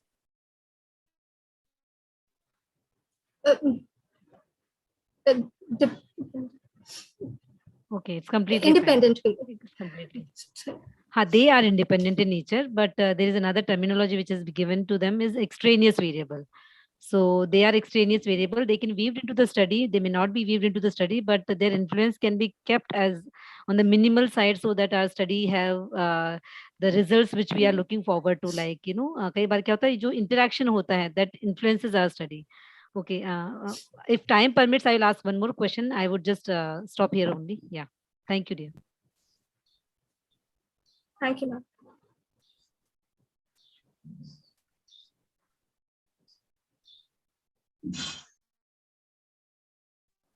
Congratulations, girls. A very nice topic on the basis of, the ecocentrism, right? From egocentrism for the adolescents. So just wanted to ask you a question, how do you think there is a change like that you have measured and, various different aspects of whether they are able to use the resources very wisely in terms of, the factors that you have taken care of. So are these the salient factors or do you think you could only take on one factor and go into the study furthermore? What is your take on it? You have covered, yeah, go ahead. Hello? Hello, can you all hear me? Yes, we can hear you. Okay, so I actually I cannot hear you clearly, so I'll just tell you what I heard. So I think that there are many other factors that affects an adolescent to being an ecocentric person, and we have just taken a few of them as it was just like a mini research project. I hope I have heard you clearly and understand your question. So can you name any one or two more factors that you think would be more also relevant to this particular study of what you have taken? Anything else? Sorry, with regards to what? Any other factor which you think is more also you can add on to this particular study if you would like to continue it further? Oh, we can also take so for adolescents to. Yes, one of you please. You can go ahead. Okay. Like we can also take education and studies factor to grow up with ecocentrism and ecocentrism. So you can associate it with education, is it? Yes. Whatever is your findings. Okay. Yes. Okay. Okay. Thank you. Thank you, girls. Yes, ma'am, please.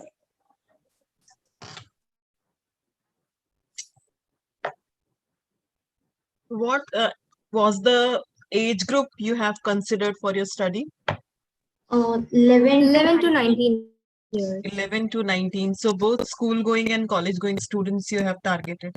Yes. So the data which you have asked for was filled firsthand, or their parents have filled the data for the younger children when you are talking about 11 years or 12 years? How were you so sure? Because their way of understanding the questionnaire, because your way of asking for the data was through questionnaire. So I just wanted to know, was it through parents or directly to the kids, 11 years? Actually, we Smaller did groups. try to reach out to younger adolescents, but we were not able to. But responses that we got are from majorly from 18 years adolescents, so they were clearly able to fill the form. So I think your data was skewed to 18, 19 years college going students only. And little bit of younger ones. 15, 14, but not major. See, why I'm asking this question is because you need to eliminate those categories, because when you are saying adolescents and you say that your study comprises of 11 to 18 and your entire data is skewed to one side where you will be 17, 18 or 19, whichever. So the data stability or data variation is very high. So your study should be concentrated, or you can better define this as teenagers or school going or college going students. Then it will have more sense, because you cannot just generalize this entire age group as one. So for your further research or for your further findings, I just have a small suggestion that you look at the data spread, data dispersal, and then decide to finally title it. Many a times when we do the survey, we think of having a wider population and we could not maintain that population because of this skewness. So just consider that, because it will not be able to give you future study prospects. So you can consider it as a pilot study focusing there. That's all. Thank you. Thank you, ma'am, for your feedback. May I have a word? Yeah. See, when you want to change something, we are focused for changing in society, right? Yeah. Yes. Yeah, they can change the society, or they can move towards changing the society. The things when you want to change something, then there is something which you dislike something, and then you want to change. So, did you have any questions saying calling the students to say upon what are the things you don't like? What are the things you want to change? Is there any say from the samples, like your students or friends side, all teenagers? What do you want to change? Have you had any word, any say from the youngsters? No, ma'am. Okay. Okay.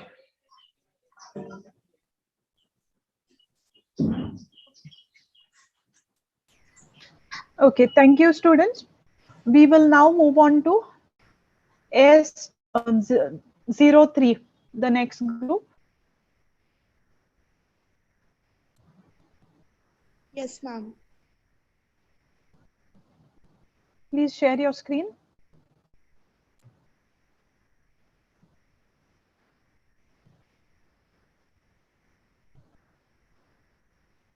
Put it on slideshow mode. Ma'am, actually in slideshow mode, it's not going. So is it okay to be like this? Yes, continue. Your time starts now. A very good morning to the respected judges, teachers, and all my dear mates. The topic for our research is awareness about ergogenic AIDS among the youth residing in Mumbai, aged 15 to 24 years. Here's the overview of our presentation. Next slide, please. Ergogenic aids are any kind of substances that enhance performance in humans. For example, let's look at ginseng. Ginseng is one of the most popular herbal supplements in the world. Although it is used for the treatment and prevention of many ailments, it is also used to increase work efficiency. Athletes use ginseng for its elite performance enhancing attributes. Similarly, the slide shows other such aids as well. Let's review the literature. Some common ergogenic aids are anabolic steroids, creatine, protein, and carbohydrate supplements, which improve exercise performance and the recovery after it. Reportedly, many athletes also consume caffeine in the pill form. In the recent years, the consumption of ergogenic aids has increased rapidly. Around 50% of the general population have been taking some or the other form of dietary supplements, while on the other hand, for athletes, the percentage is 76 to 100. There were very few Indian researchers. One out of them was done in North India on 200 athletes to study the knowledge and awareness amongst the sports person regarding the use of ergogenic aids. Majority were using such aids several times a week, and when asked how these aids have improved their performance, various reasons that came in were that it would increase their performance, build muscles, lose weight, increase muscle strength, and decrease the chance of their injury. Similarly, another study was done by Ellis in the US on the consumption of these aids. It was found that 90% of the athletes did consume them, and most of them consumed without the prescription of a medical practitioner. Why youth? Youth, youth use aids that propose to improve appearance and performance, but lack knowledge about their potential risks. In various studies, it's found that most fitness and athletic trainers are unfamiliar with this term and are unable to educate youth on this topic. The youth are indeed the budding springs for our nation. So planting awareness amongst them will be like turning them into flowers who can bloom beautifully while being well acknowledged by the thorns alongside. Why ergogenic aids? In recent years, the usage of ergogenic aids by people in athletics and fitness has continued to increase. Consuming these without prescriptions or on high dosage can have serious adverse effects, where some of them can even be irreversible. Next, we have our research objectives. One, to determine the prevalence of the usage of ergogenic aids among the youth, and two, to spread the needed awareness among the young generation about the harmful effects of overusing them. Now, I would like to call upon my fellow group member to move forward with the presentation. It is a mixed method study and purposeful sampling was used. We used self-constructed questionnaire and Google form was shared to the participants. The data was analyzed qualitatively and quantitatively. The form was divided into 4 sections to procure the data. Form A consisted personal information, Form B comprised of closed-ended questions, Form C statements on agreement level, and Form D was applicable only for the consumers of ergogenic aids. Here are some of the sample items. Almost 70% of the youth have never heard about ergogenic aids, and out of the ones who had heard about ergogenic aids, only 6% were the consumers of it. Among the consumers of ergogenic aids, around 18% of them did not follow the right prescription of the usage by the official. Here are the results about agreement level on fact statements about ergogenic aids. The youth had to rate the statements ranging from strongly disagree to strongly agree on the scale of 1 to 5. Majority of the youth agreed to the statement. The statements such as ergogenic aids remove subjective restraints that limits one's physiologic capacity. So majority of them disagreed to the statement. Statements such as most of the athletes consume ergogenic aids in order to increase the performance. 43 of them disagreed and 32 of them were unsure about this statement. These aids. So this indicates that there is an urgent need to educate and aware people about the term ergogenic aids. Though majority of them followed the right prescription for the consumption of these aids, but still they couldn't differentiate about the legal and illegal aids. team-oriented approach involving the collaboration of health professionals, trainers, coaches, parents, and peers can be effective in changing their behaviors and attitudes. This is an interdisciplinary research focusing on physical, psychological, and social well-being.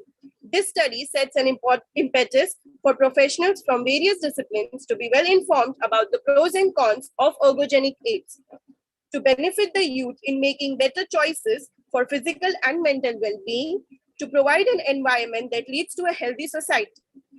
The information has been collected by using the following resources.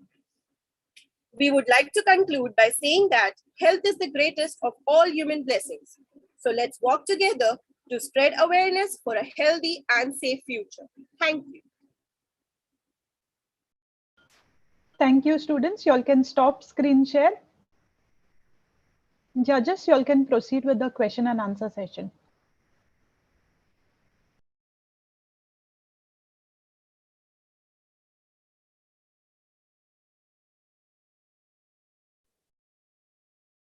I don't want to open all the time questions, otherwise participants will scared of me. I would like Anjali ma'am, if you can go ahead and then I can follow through. It's not that nobody's scared like this, but you open it up very nicely, like Sachin Tendulkar, proper opening. Courageous has to go for. What I would suggest is whenever you find out something either by survey or by research, if you have something to display, when the words are clicked, like when the keywords are clicked, if you have something to display that these are the advantages or disadvantages, or this is the message to be carried forward along with this application, say using this kind of food stuff, or you can say, so that helps a lot. It helps a lot. So do you have any definite statement stating about this? Like, because you don't want to name the products which are surveyed for, you don't name the samples. Like when we are searching for, say, soft drinks, what is the amount of acid, which acid is present in soft drinks? So data available is sample 1, sample 2, sample 3. Hardly anybody says that I have analyzed Coca-Cola, Pepsi, Thumbs Up. Okay, so you have only the samples. So instead of that, can you have a pamphlet which can be made viral to make aware the students or society? Like whenever we say we have a last statement, with this research will make the society aware of this. But how? How will you circulate the message which you have found out? Can you have some concrete to say?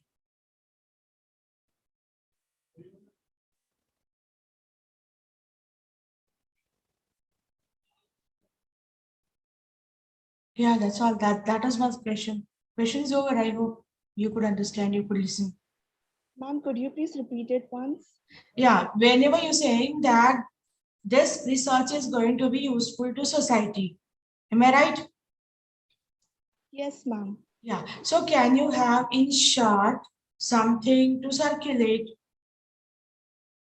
which will bring your message to society that what is useful and what is harmful while having such kind of stuff? A definite statement. Ma'am, we can definitely make some posters or have individual group discussions with like limited people of that age. We can talk to them about it and hear what they feel about those aids and what have they experienced and stuff. And we can create awareness like that, or we can just make some posters and we can write the details. Okay, these are the do's and don'ts, and this is like the harmful sides and the useful sides, how you can consume them, and we can share it with them. And if they would like to further talk about it in detail, we can as well make them consult to some professional and something. Yeah, then what is that? I wonder, okay, you got, this is the same question I'm asking you. What is that content which you want to circulate among the students? क्या statement रहेगा वो? Whether in terms of words, pictures, graph, whatever.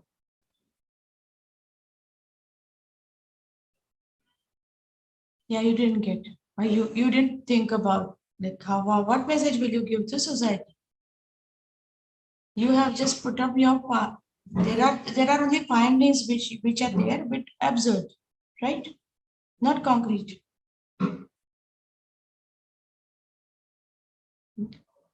Nothing. What is message from your side to the society? Let me make it still finer. Ma'am, we are providing the message that we should not use the supplements without the right prescription. Like overdosage can lead to side effects. So, ma'am, then we have to focus on that thing. Okay. So, actually, continuing with ma'am's question, what actually I had the similar concern. I guess most of your participants, they have not heard about this term about ergogenic aids. What are those ergogenic aids? But still, if we say the consumption part, I don't know, it has not come in your study, but the consumption part is much higher when you see the data in a newspaper, or maybe when you just see on social media, right? So what ma'am was asking, how you can prevent that, uses of that particular, illegal or legal, I would rather call them as drugs, right? By the your adolescent targeted group, which you are saying, because you can, if you don't ask this on ergogenic, definitely they must not be aware, but they are always aware about the other terminologies, like, I don't want to name them, but one A, B, C. They must be aware and they must be consuming it, right? So have you given those terminologies directly in the questionnaire so that they can identify? Because then when I say I have not asked this question, then my data is not well collected and well researched in that term. So definitely you wanted to explore this term, but that details of that particular term has it when we conveyed to the participants.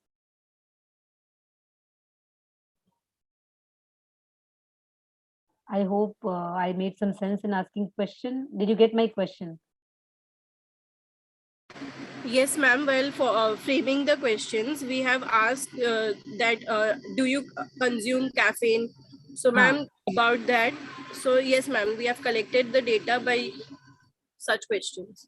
So that's what Anjali ma'am was asking. If you collected that particular data, so have you prepared it? Can you prepare something on that particular basis to make them aware? Because you know that adolescents are consuming, specifically your data is based on in Mumbai, and Mumbai, you know that even in schools and it's very the accessibility is very easy. Like there's a drug mafia which is running around, and these things are very easily readily available to the students and participants. They may not reveal it, might be the different case, but making them aware is also always our choice. Okay, so how can you make them aware? Because ultimately we are looking for the implications of the study and how we can reach out to the vulnerable adolescents who are actually falling in trap of these ergogenic aids. So yeah, we have to look forward to, means we are looking for the possible solutions for the study. Otherwise your research methodology was very apt.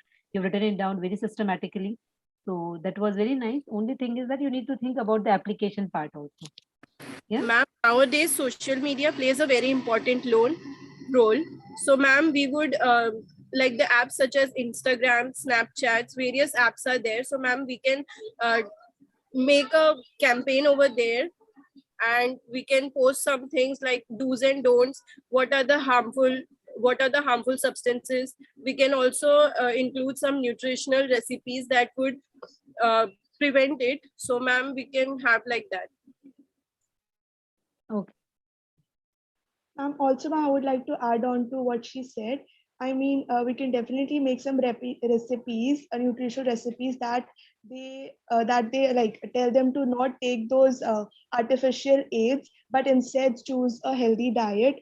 And so we can do that. But then about coffee and caffeine, I mean, now as we mentioned in our presentation, people are using caffeine through pills as well, because it is you can say it is like easy to consume, like, and then caffeine pills can even become addicted because they are twice as strong as a normal cup of coffee. And pills can become a lot more addictive as well. You can just sit and have it whenever you want, so we can tell them to avoid that and be cautious about the dose intake they take and like that. Okay.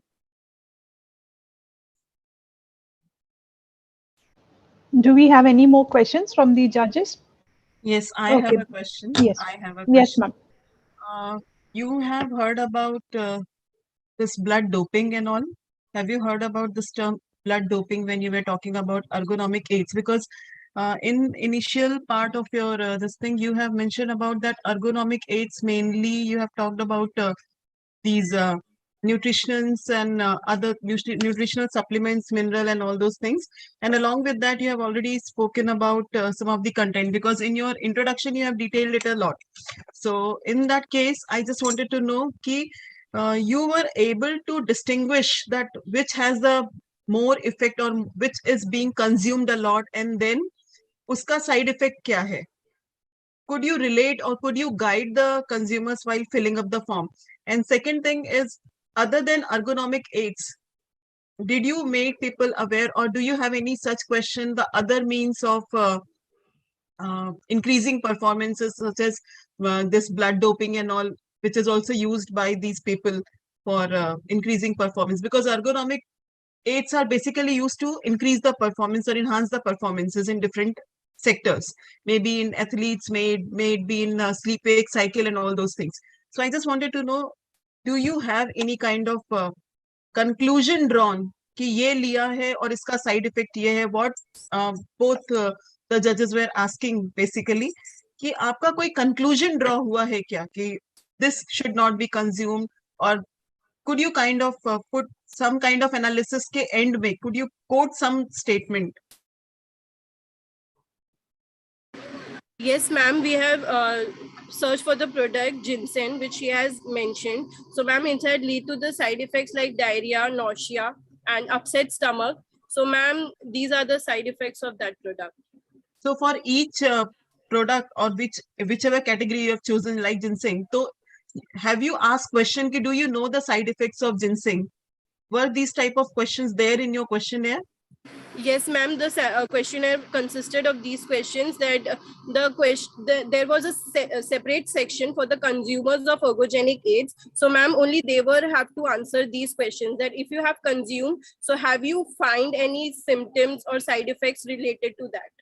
There was You had any question like ki which ergonomic aid you are using? Was there any question something like that in your questionnaire? Yes, ma'am. Anything about addiction? Hmm. Whether have you got addicted to this kind of food, what you can soft drink, coffee, caffeine? Exactly. So you can read to a conclusion in that case, because your study is very good, your topic is very good, and your methodology is also good. But I think you can draw more conclusions and more substance out of your study. This is what you need to do further. So it's a good study. Try to extract more and more fruitful conclusions out of it. Thank you. Thank you. Good study, girls. Like people, I mean, like other judges have been speaking about it. So the ergogenic aids, the ones that you have been using, are they athletes or the adolescents are they players of any sports or anything? Is that the age group? I mean, is that the segment that you were looking at, or how many of them? How many numbers were belonging to the athletes or anybody who's playing any sport in your sample size? Ma'am, in a sample size, we collected total 152 responses, and ma'am, from them, only 2 and 3 were the consumers of were the athletes. Okay, remaining were all just awareness, as in like they were regular consumers whom you were trying to find out the awareness about the ergogenic aids, is it? Yes, ma'am. The ones who you can say who constantly go for gymming and are pretty particular about their fitness and consume such aids like those supplements. Okay, so it was for bodybuilding and enhancement is what they were consuming the ergogenic aids for. Yes, ma'am. Okay, so how would you like to take your further this? Would you like to give these same educational materials that you that ma'am has been asking? Would you hand it over to the gym areas where people go for their exercises and everything? Would you target that group and try to educate them further on the ergogenic aids? Ma'am, we would like to first the gym trainers and all that because a lot of young people are have started going to the gym, say 14 and 15, and the trainers there are not they are not aware of all the side effects or even this term. They tell them to consume these supplements, you can have these protein and carbohydrate shakes and everything, but then they won't be able to give the proper amount of they should consume. I know if you look at their age, like according to the age, firstly the young people should not consume those artificial products, because they can eat healthy stuff and maintain their fitness that way. But then if we first if we can talk, if we talk to the trainers first and educate them, they can share it with the young people, and then we can even talk about it to other people, normal people who have adolescents or the people in this age group around them, so that they can talk to it about them and share with them. So we can do that. Okay. Okay. Thank you. That's a good one. Thank you. Yeah, thank you, students. We now move on to group number 4. Kindly share your screen. Yes, ma'am.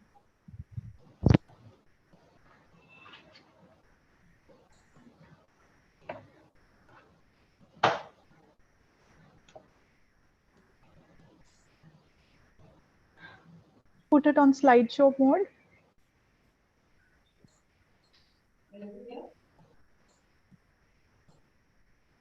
Enable editing and then start. Yes. Your time starts now. Good morning, everyone. Myself, A22S004E, will be presenting from my group. Our project code is A22S004, and project name is Smart and Innovative Tourism Development in the City of Mumbai. The following are the table of contents.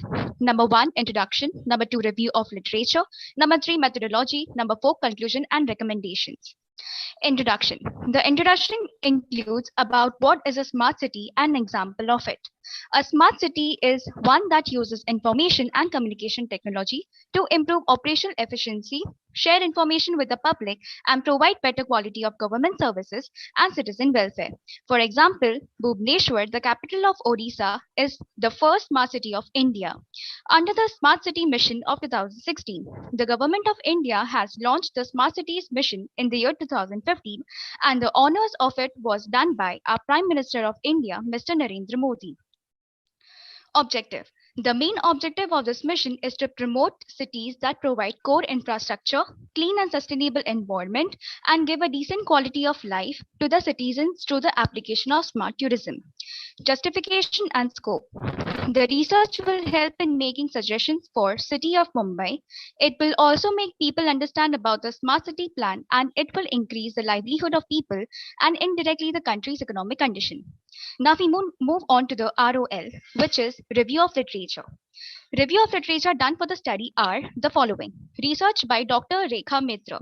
Study on the development of smart cities in India, a smart notion of promoting travel and tourism. The findings are initiative like Digital India, Startup India, Skill India, Pradhan Mantri Jan Dhan Yojana, and Smart City launched by the government. India faced a lot of issues before dealing with the concept of smart city. Poverty with illiteracy is the biggest challenge to deal with. Hence, the discussion got concluded by saying that India is not a clean and safe place. It lacks in the basic infrastructure and also facilities such as transportation of domestic and international tourism. Second, research done by Dr. Demond Tuzukan, study on the relationship between innovation and tourism, the core of smart tourism, and the findings are smart tourism is also a major contributor to development of the consequent mobile technology, which gives us a lot of flexibility and accessibility. Use of the technology in hospitality industry, tablets in guest rooms and restaurants, smartphone keys, high-speed network, and etc. Special accommodation, for example, capsule bed hotels is one of the innovation in the hospitality, first developed in Japan in 1970s, later spreaded worldwide, including one in Mumbai. Hotels for future, such as space hotels and robotic hotels, and etc. Third one, research by Dr. Yeshma Jesse. Study on smart tourism as a pillar for sustainable urban development and alternative smart city strategy for Mauritius. This paper offers a review of literature and proposes smart tourism as a new pillar of Alam and Newman's predefined smart city paradigm. The findings of the particular study seek to inform policymakers on economic and social developmental potential of smart tourism. Tourism is being considered cause it directly contributes to both economic and social dimensions of city. Methodology. Methodology adopted for the study has been done by observation of current situations by participants on the basis of previous researchers, government schemes, and the surroundings. Conclusions and recommendations. Conclusion and recommendations for the study has been done on the basis of observation and the findings of the surrounding. Keeping update, the implementing new technology is an ever-challenging task. However, to be successful and to sustain in the industry, such a challenging task should be planned and carried out successfully and carefully. Based on the observations and data analysis, some recommendations are given below. Government should focus on single apps which can hold multiple attributes like vehicle tracking and monitoring systems for getting real-time information and location on public vehicles. Display of available tour packages, language translation that is audio and image, providing guidance to tourists on the visits, access of information about nearby attractions and etc. Smart parking and application that can help drivers find a parking space and also for the digital payment. Installment of free Wi-Fi facilities near tourist spots. For sustainability of smart tourism destinations, there's a need of amenities like energy efficient green hotels or for reducing consumption of electricity and pollution. Special SIM cards which provide access to travelers to various content without international roaming charges, Wi-Fi and hotspot and etc. Having more capsule hotels and introducing robotic hotels and space hotels which would use sign high ICT based technology. Smart tourism city with an extremely developed technological infrastructure enables tourists to communicate and interact with their environment by monitor outbreak. Is smart tourism the future of tourism? Well, I would say so, yes. There are some brilliant examples of smart tourism initiatives around the world, countries like China and leading the way. Despite the evident growth in smart tourism, however, there is a dearth of information on the subject. Most notably in the academic field, personally, I am excited to see the developments in the tourism industry in the regards over the coming year. What do you think about it? In this way, I would like to conclude my presentation. Thank you and have a great day ahead.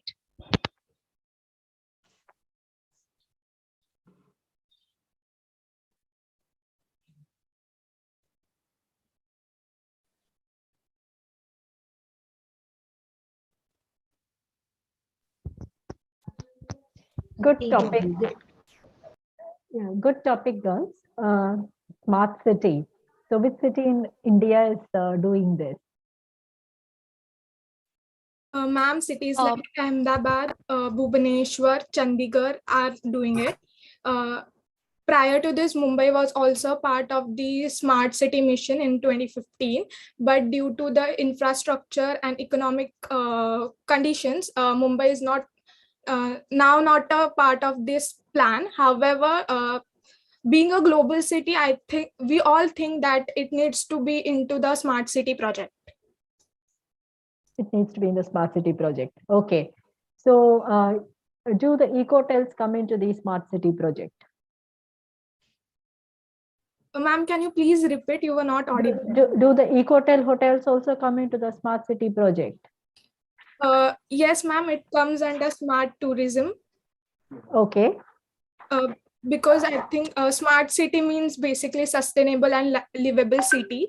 So when we reduce the carbon footprint and energy consumption, it automatically comes into the smart city mission.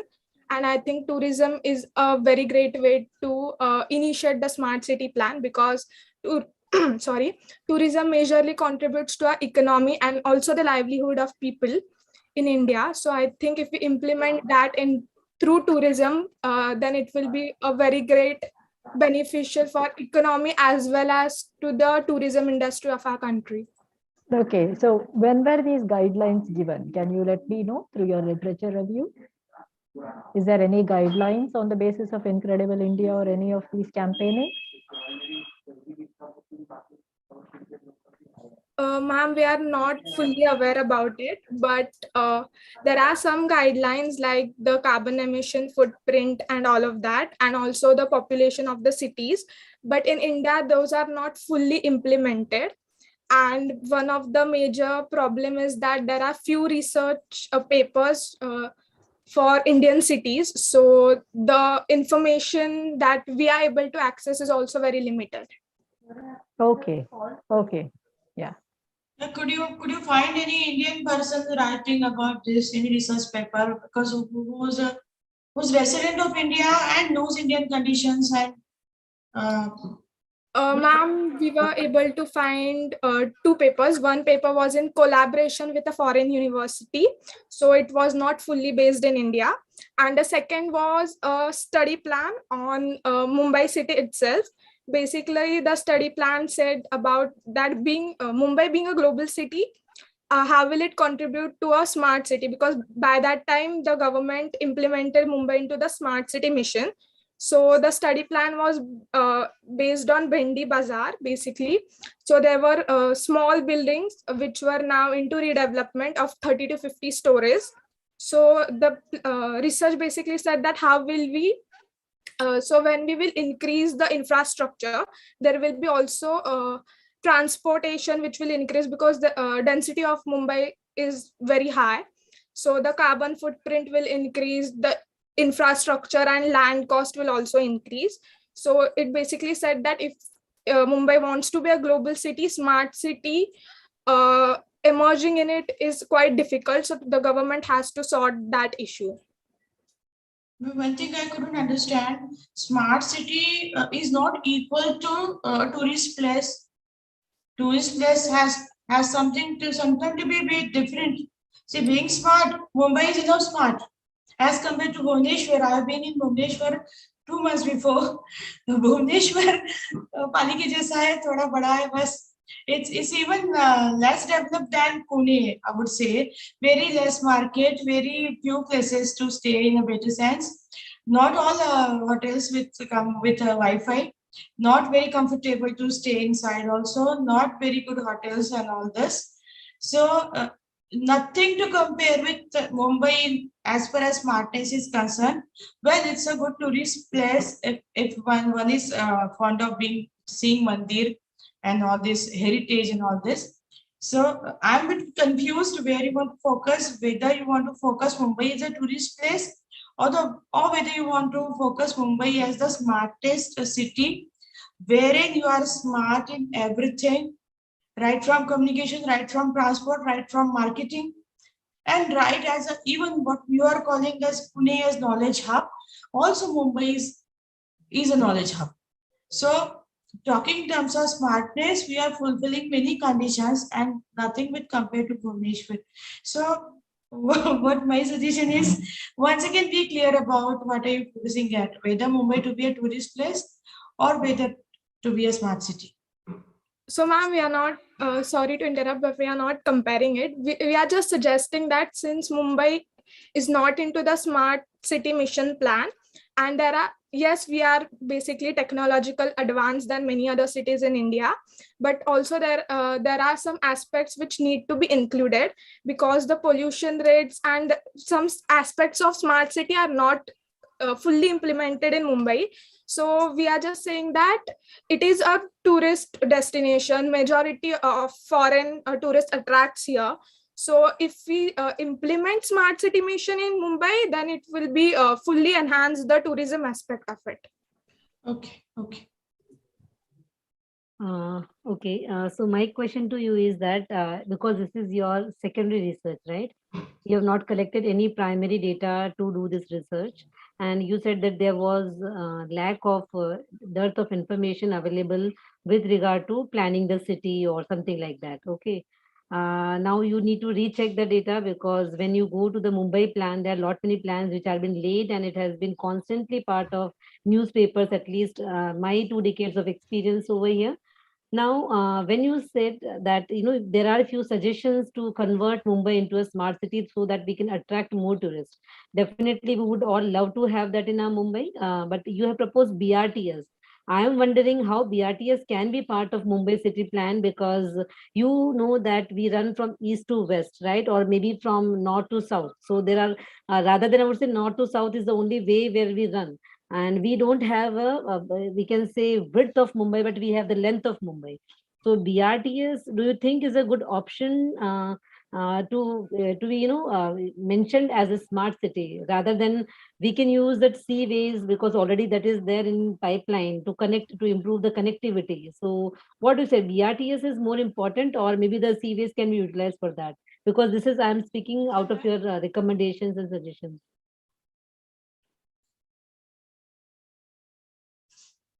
So if you suggest BRTS, I'm wondering how in Mumbai BRTS will work. 00E, would you like to answer the question? Ma'am, I'm sorry, but we haven't touched upon that. Because you have recommended that, right? For smart city, BRTS and ICTS, I guess these were the term you have used, right?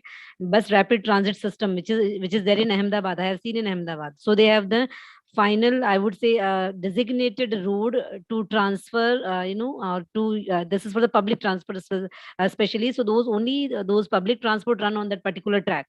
So do you think that there is a possibility to make one in Mumbai? No, ma'am. Huh. It wouldn't be possible because Mumbai, there's a lot of traffic on the Mumbai roads. So what is the So suggestion? What is the alternative suggestion to that? we can use waterways So for that has that. to be there in your plan, because Yes, when you ma'am. are trying to say that, then please, so see, when even you are doing secondary data research, not necessarily you will be taking all the recommendations from the secondary data research. It's your understanding of your own city, that reflection has to be there in your research. Okay.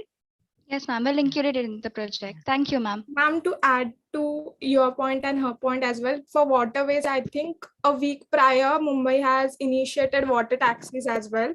So those can be implemented. So that's what I wanted you to see you in your presentation, rather than saying BRTS, because there is a absolute. I'm not saying it is not possible. Nothing is impossible, but which is more convenient and less time consuming and less resources consuming. Because अगर BRTS करने जाएंगे, तो I guess most of the half of the Mumbai will just sleep on roads only. Okay. Yeah. Thank you.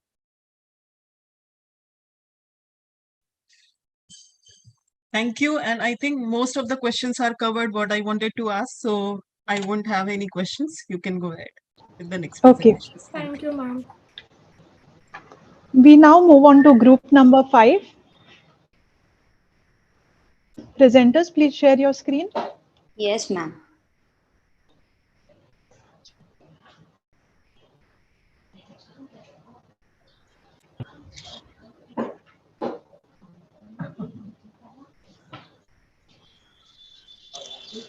Your time begins now. Good morning, everyone. The topic for our research is the effects of watching enticing food content on the food choices of adolescents and young adults. Introduction.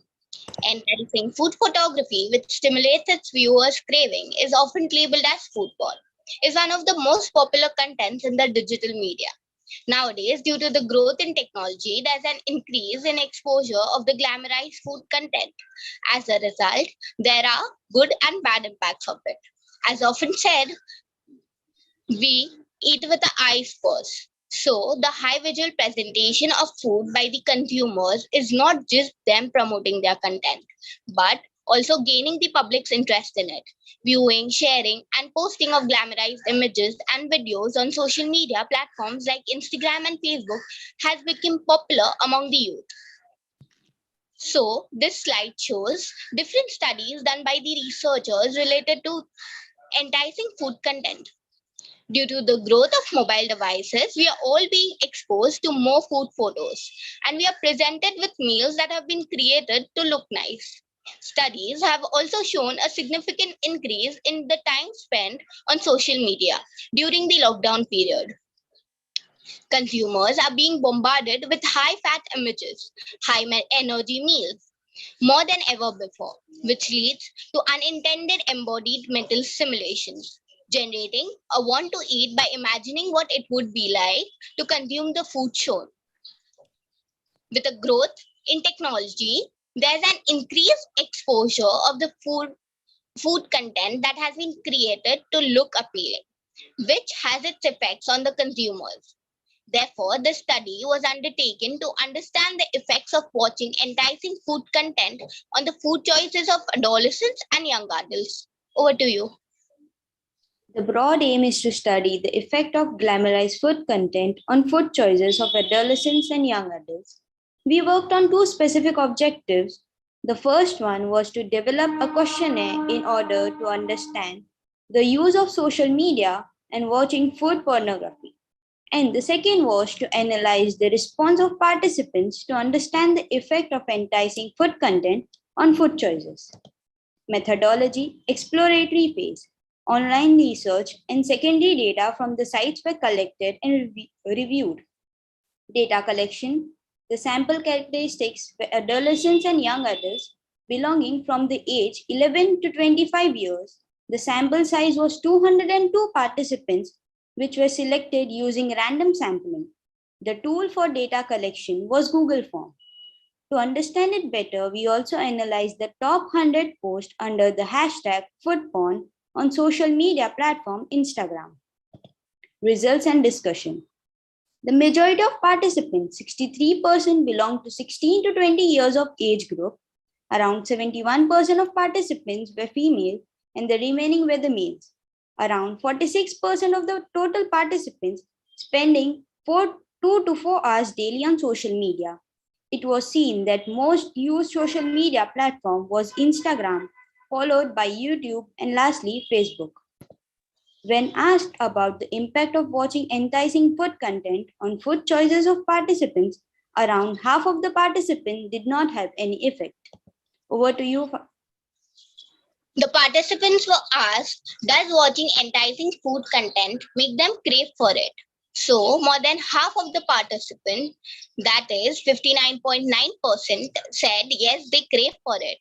Participants were also asked to rate on a scale of 1 to 5 whether they feel that watching food pornography had any effects on their food choices. Around 35% of the participants had neutral response.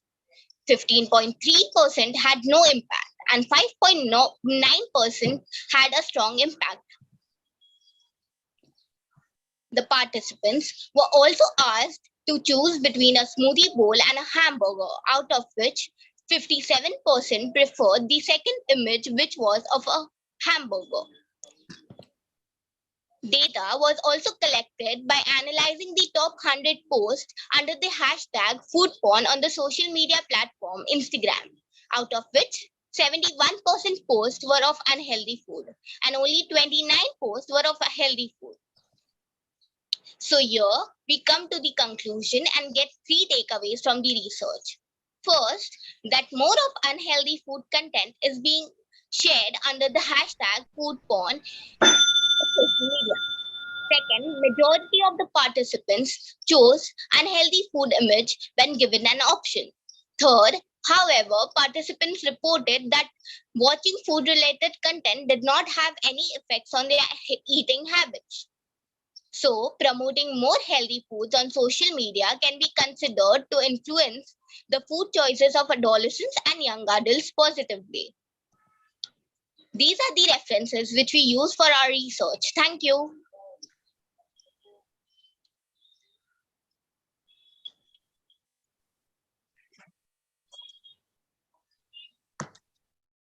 Over to you, judges.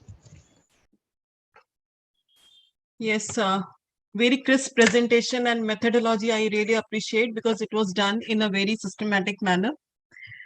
A very important topic also you have considered. One thing I just wanted to ask you that did you consider anything related to this lockdown period before and after this uh, food pornography or whatever you are talking about? So did you have a kind of study? Because during this lockdown period, this type of post and this type of food craving and all those things have increased because there were lesser amount of resources available. So I just wanted to know, did you see that there was an increase during this period, or there undoubtedly there was an increase in social media post about this food and all those things? But I wanted to know, did you try to find out the difference? Because now when we are back to normal, this is going to decrease or it will remain the same. So some pre and post study during the COVID or before the COVID time, did you try to look into this, or it is in general? Yes, ma'am, we did look into it, but we did not put the differences. So we just looked into it, what were the after changes, but not the difference between the pre-pandemic and the post-pandemic. Okay, suppose if you have to do this, if Yes, you ma'am. do this, then in that case, what type of statistical analysis you can imply other than this Google form directly giving you pictures and images and percentage studies? What type of statistical analysis you can apply?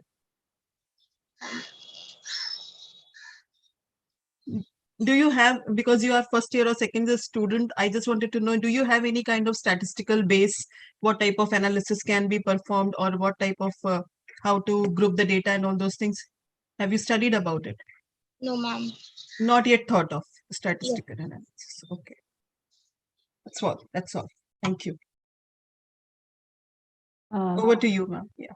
Yeah, thank you, ma'am. Very nice topic, girls. And now that in WhatsApp and everything, we keep seeing a lot of things on food and everything, due to the COVID times. This is a good topic that you have chosen.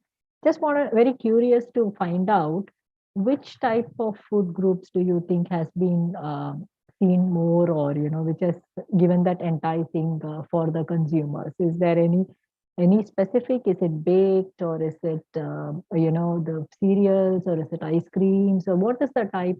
Did you do anything? Did you do any group on that aspect? Did you have a question on that?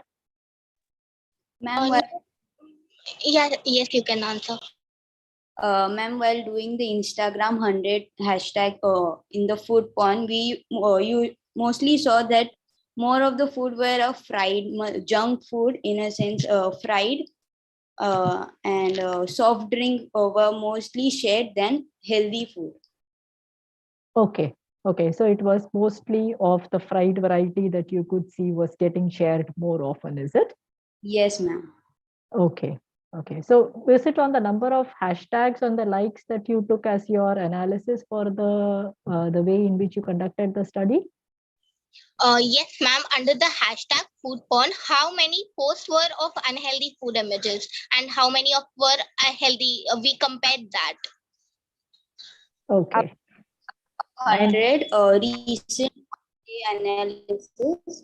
After many of the posts would be picked up, out of 100, there were 79 were unhealthy and 29 were something healthy food. Okay, and what was the duration for it? From what date to what date, or any time limit that you had taken for reading these posts? Ma'am, it was 1 day analysis. 1 day analysis only. Okay. Okay. So fine. Okay, girls. Thank you. Anybody else, please? Today is the day. There was a word immunity associated with everything nowadays between COVID period. Have you had any word immunity attached, or have you ever introduced this word so that people can turn their crispy food and label as immunity? Was there any chance of getting such kind of food attached?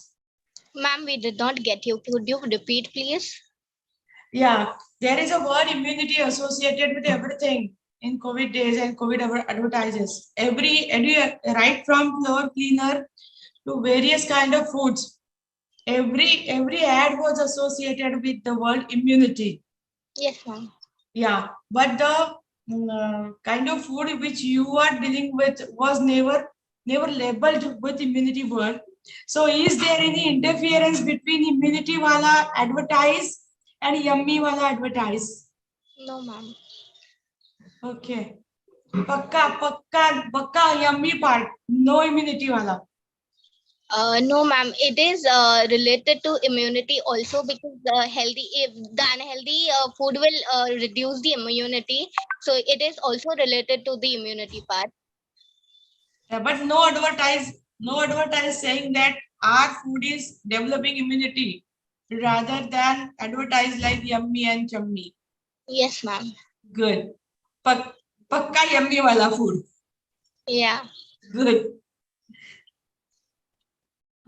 Okay. As I mentioned that, yes, interesting research. I just wanted to know, you said that you have chosen random sampling to choose your data. So what do you think, what is random sampling? Ma'am, random sampling is that participant were chose randomly, and there was no like everybody was included. There was no exclusion of anyone, so everybody was included. It was done randomly. So on Instagram, when you were looking forward to know your data, so you have collected your data from Google Form, right? Yes, ma'am. So Google Form might not have reached to Himachal Pradesh to an adolescent who is might be having maybe exposed to this food porn. So then how your data becomes fall under this category of random sampling? Because when we say adolescents, right? So Yes. adolescents in that particular category, what was the locale of your study? Sorry, ma'am. What was the locale of your study? Ma'am, it was we just forwarded it. So the people outside from India were also part of it. People from Mumbai were also did it. See, we cannot say it is a random sampling technique, because when we say random sampling technique, I know you are from first year, second year. I can completely understand. But these are the competition which also makes you aware about what kind of strategies and sampling techniques you are using. So when I say random sampling technique, that means I need to have the list of all the adolescents all over the world. And out of that, I am generating few, and every adolescent has an equal chance to get selected in that particular part of study, which is not there in your case. Okay, so we cannot use random sampling technique in your case. It is convenience. Okay, or maybe if someone has, suppose if X has forwarded to Y and Y has forwarded to S, so it could be a snowball sampling technique. So it is not a random sampling technique. Please make a correction to your methodology. Okay. Yes, Yeah. ma'am. Thank you so much. Thank you, ma'am.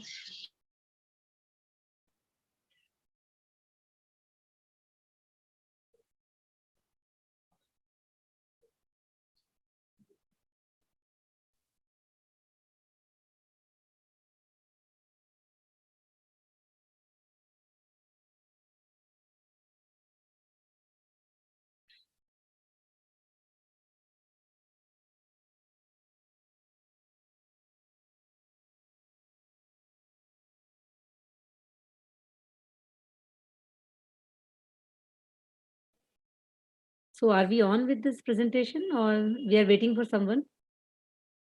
I think someone has been out of the meeting, so we can ask Minli. Minli, are you there?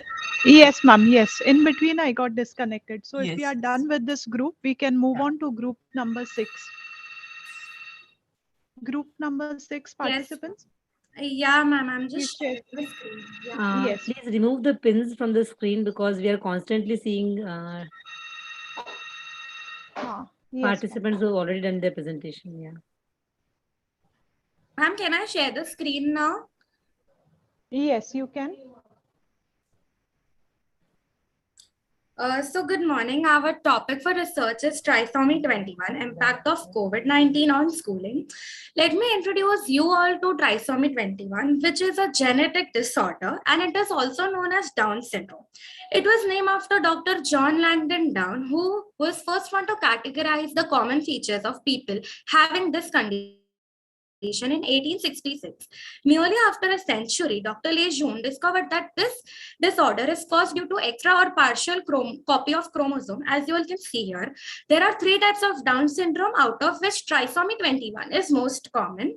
In India, about 32,000 cases are observed annually. Here are some common physical features of people having Down syndrome, such as flattened face, short neck, small head, slanting of eyelids, protruding tongue, and poor muscle tone.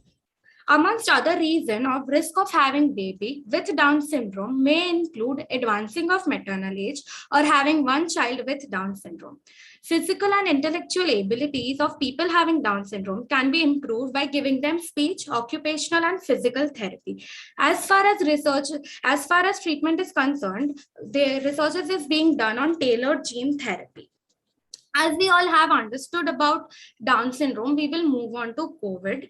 As we all know that COVID-19 is an infectious disease caused by coronavirus. Now, COVID-19 has caused a lot of hardship around the world by affecting public health, economic instability, losses of job, and closure of businesses and educational institutions. The present study is trying to focus on the challenges faced by people having Down syndrome and their parents and the teachers. Our objective is to raise awareness about Down syndrome and the challenges they face in their day-to-day life, to recognize the challenges faced by parents and teachers of children having Down syndrome on online schooling, and to understand the effects of COVID-19 on schooling of children having Down syndrome. As it was a time-bound study, it was restricted in 2 months of period, and it was done in Mumbai and the suburbs of Mumbai. Our review of literature is done in 3 parts. First, learning challenges in individuals with Down syndrome, where most of the studies concluded that these children need some special attention as they have physical and developmental challenges. We also reviewed some papers on effect of COVID-19 on individuals with special needs. Here we saw that COVID-19 had affected their health, increased mental depression, and affected their social skills. The third part comprises of the research of the impact of COVID-19 on schooling in individuals with Down syndrome.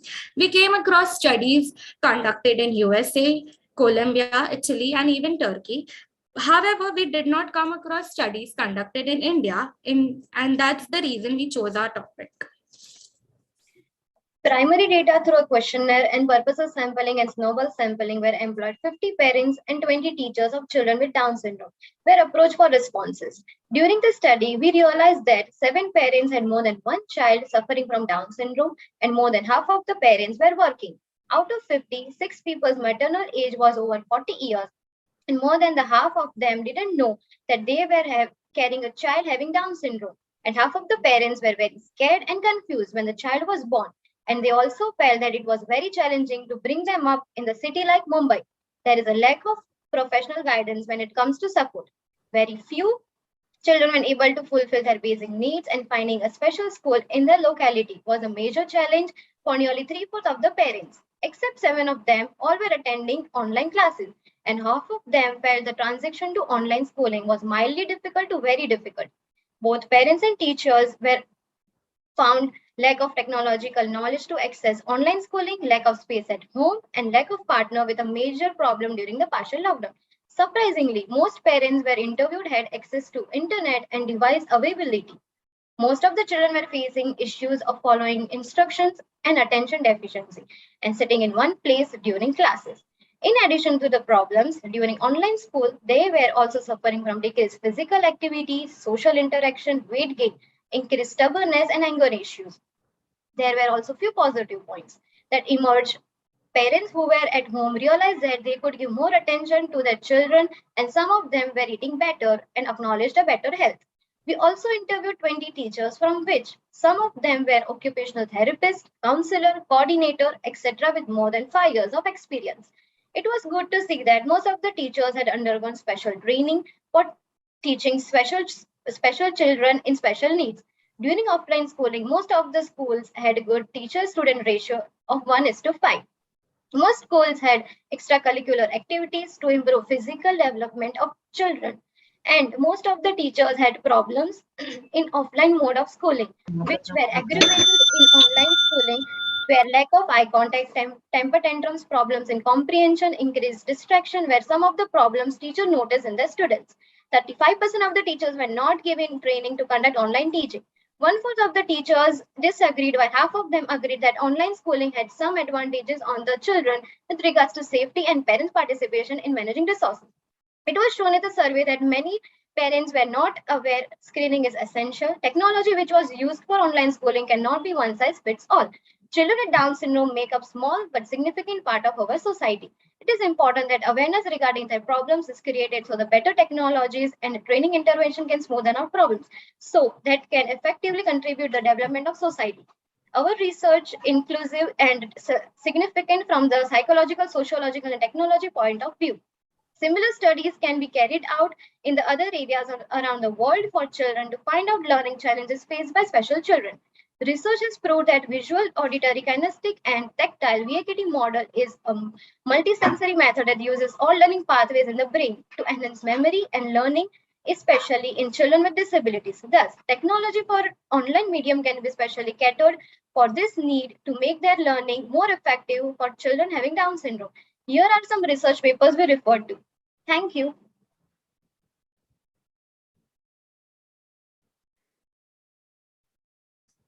Yes, ma'am. Okay, so might be I will start because this is something which interests me, education of children, and similar study I was also doing in terms of early childhood education. Okay, so you are saying there are challenges faced by children. Definitely, we can register that because not only children with special needs, but the children who had no special need. In sense, when we categorize them as per the policy, they were also facing a lot of issues in terms of whatever things we have found out. It is actually visible in the children who are not having any kind of special ability in them. Okay, now you are saying WACT model is been very beneficial, and definitely we all know that that particular model has been proved to be very efficient in working with young children, especially children with any kind of special ability. So how do you think that we can, I'm just asking you if you have thought about this, how WACT model can be introduced through technology, because in technology we limit three facets. So basically it is tactile, and we can say kinesthetic. These two facilities are being deficient. So how it can be introduced through technology, like how you can empower your students or your subjects to use that particular model to understand and to enhance learning. Ma'am, like firstly, I think we need to first raise the awareness of this WACT model because many of them might do not know about this. So firstly, introducing them through this WACT model. Your data says that your teachers were trained, right? Because Yeah, it like some clearly of who are reflected your not. teachers are trained, right? Yes, like many of them who are not trained, and even we need to introduce to parents as well. Yeah. Yeah, mainly to introduce parents, so it is easier for them. As like right now there is online, offline, online, offline going on. So like when it is offline, teachers are there to help them, and when it is online, we need to mainly educate parents for them and give them a glimpse or a glance of it. Because somewhere you also reflected the possibility that with that positive one point about the parents, that parents became more aware. Okay, they became more aware. They took this responsibility that yes, their need of their children is also theirs. But at times, what happens is that parents just submit their children to the special education system, and then they say, okay, aap isko karke dijiye. But now, because of the forced choice of taking care of the children, right? So they have to empower themselves with the strategies, to deal with all kind of difficulties which you have mentioned in your studies. So have you gone something, आपने थोड़ा dig out किया है वहाँ पर कि how they have been empowered to understand it? Because that one positive sentence I found in your research. Yeah, like that was the positive sentence. Mainly when we were going through the survey, it was completely online. So one of a group member has her sister having Down syndrome. So she was, and we interviewed her parents, and that is where we found out the positives of it. No, then that is a biased one. We cannot say on the basis of one result we can Yeah, not only make general one, but recommendation. we called up parents. Like we called up the parents, and they were having they faced very difficult like to form and to understand the survey and the basis of on what basis we are doing that survey. So even there, some of them were like it was difficult for them because it was very new for them to handle a child in COVID time. They also shown their participation in the activities also, which were teachers were conducting for parents and students. So they can engross more over it, and they can give more attention to the children in online mode. Okay. Okay.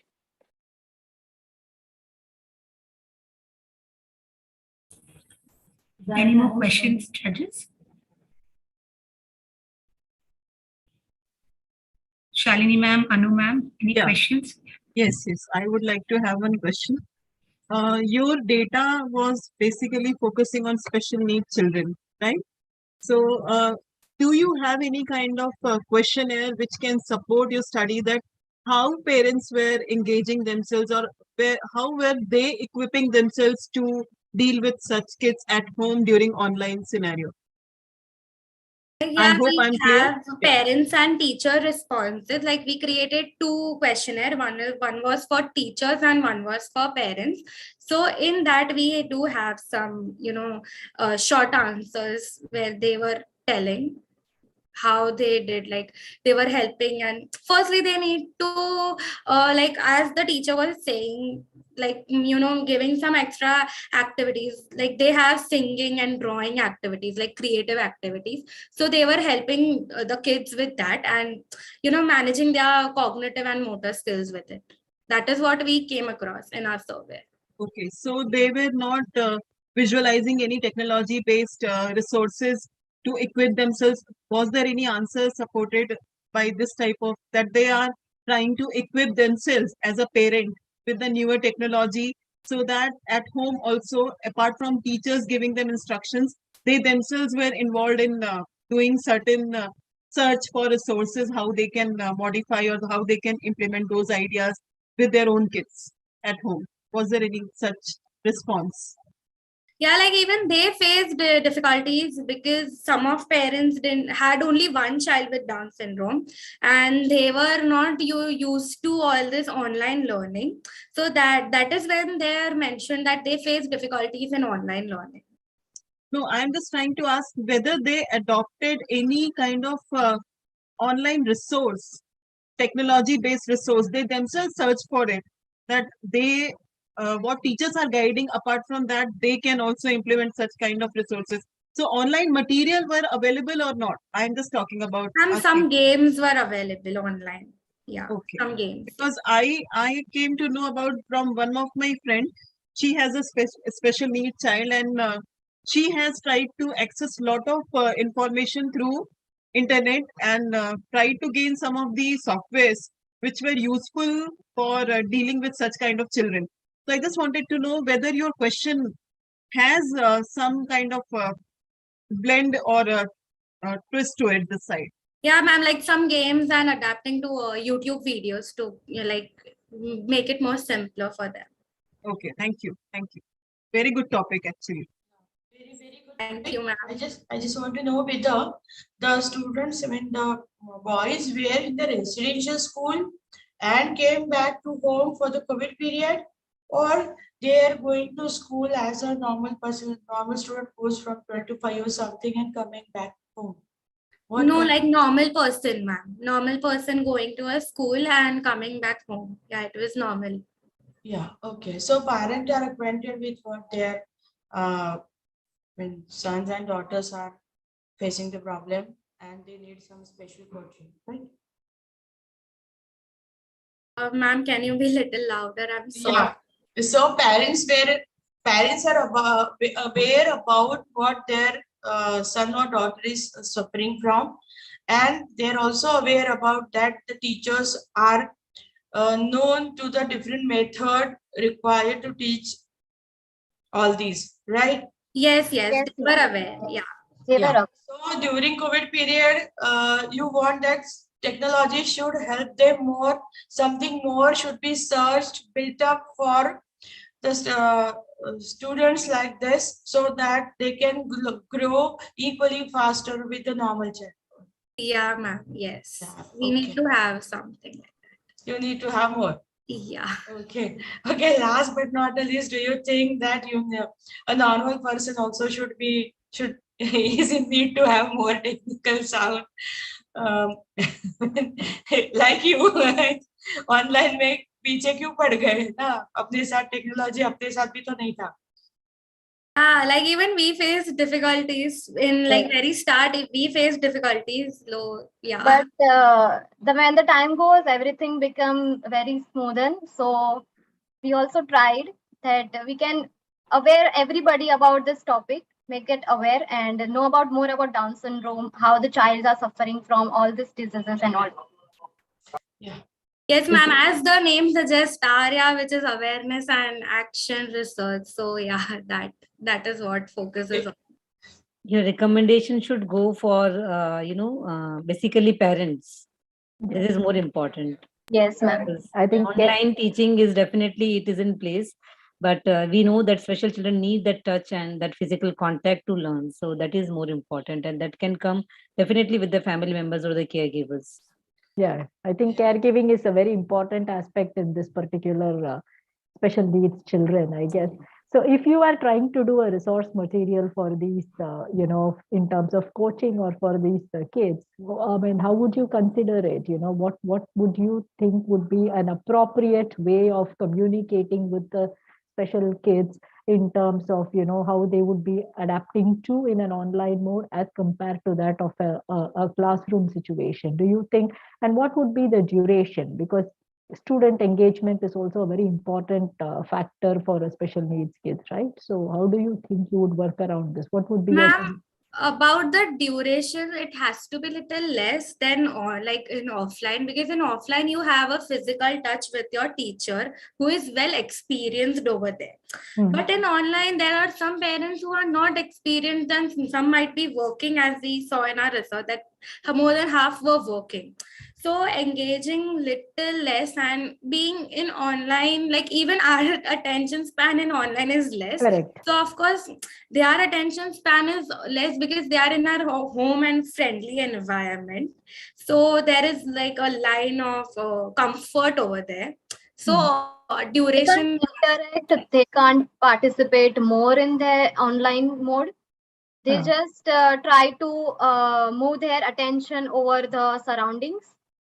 So offline mode is the one mode that we can do the physical activities, more social interactions can be done. And also like looking at laptop or looking at mobile screen, they might feel playing games and everything, because that is what we have, like the scenario has. They don't understand about online learning. So even that is one thing. Yeah. Okay.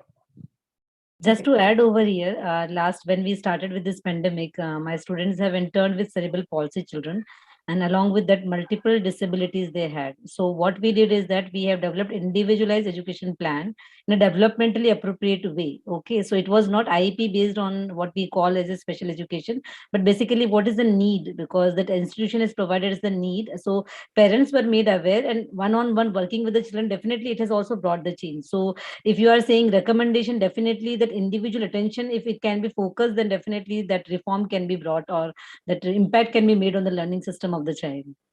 Yeah, so that can also be incorporated in your study if you can Yes, ma'am. look forward to. Yes, definitely, yes.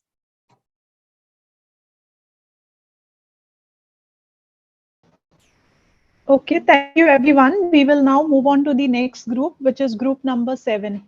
Ma'am, we hope we have not left any space to answer. We will improve by the next time. Thank you.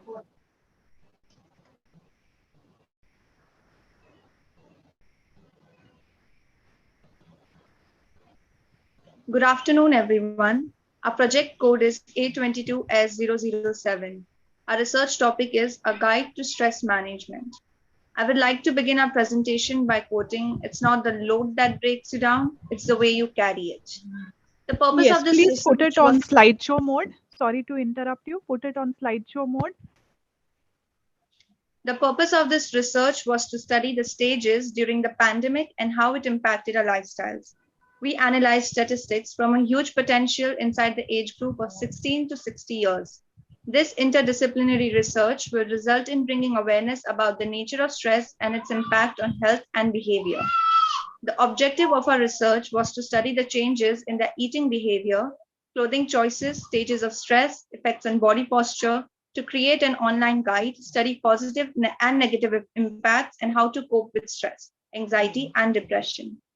Research methodology. We circulated a Google form to the target group of age 16 to 60 years. We received 47 responses. People of all gender and every I religion think was your included. slides are not changing. Please change your slides. Participants who were aware or unaware of stress, anxiety, or depression were also included. Responses were kept confidential and consent was taken to fill the form. So, what is stress? We all have our personal definitions of stress. Everyone experiences stress at some unspecified time in life. But the way you respond to stress is what makes a large difference. As Yeah, Mahatma Gandhi students, can you all rightfully pause stated, for a while? Yeah, your slide change has not reflected here on the screen.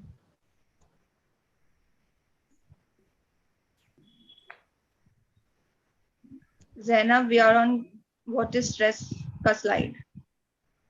I'm changing the slides, but I don't know why it's not reflecting. Let me try it once again. Sorry for the disturbance. Yes. Shift to the slideshow mode. Shift to the slideshow mode. This will help you. Yeah. What is stress? We all have our personal definitions of stress. Everyone experiences stress at some unspecified time in life, but the way you respond to stress is what makes a large difference. As Mahatma Gandhiji rightfully stated, there is more life than increasing the speed of stress we take. Anxiety versus depression. We normally confuse the two terms. Anxiety is experiencing worry or nervousness, which result in trembling, sweating, or panic, whereas depression is a feeling of excessive sadness, worthlessness, and guilt. Moving to result and discussion. Out of 47 respondents, 91.5% experienced stress, 57.4% experienced anxiety, and 34.8% experienced depression. We asked respondents to rate their level of stress, anxiety, and depression on the scale of 1 to 5. Slide changing, please. Slide is not changed again. Just change your slide. I think you're going for the next slide number 7, but what we can see is slide number 6 now. Zainab, kindly move to slide 10.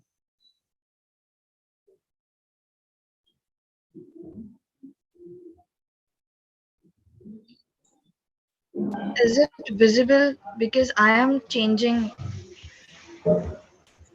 Okay, can someone else share the screen from the group presenters? Is it visible now? Yeah, it is.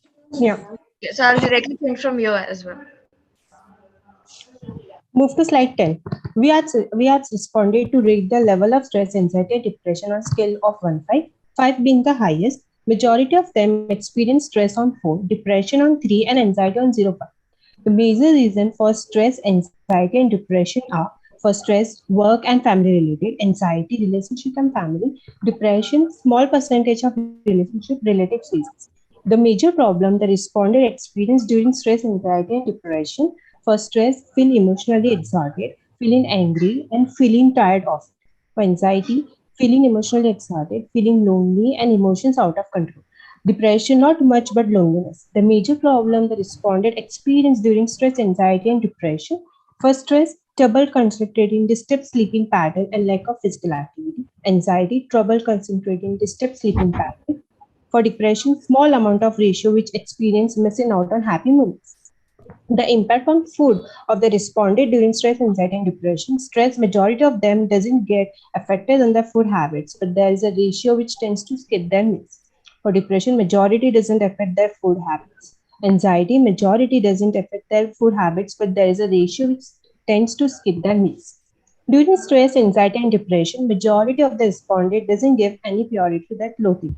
Body postures or movement doesn't impact on majority of the respondent by experiencing headache during stress and depression and sweat during anxiety.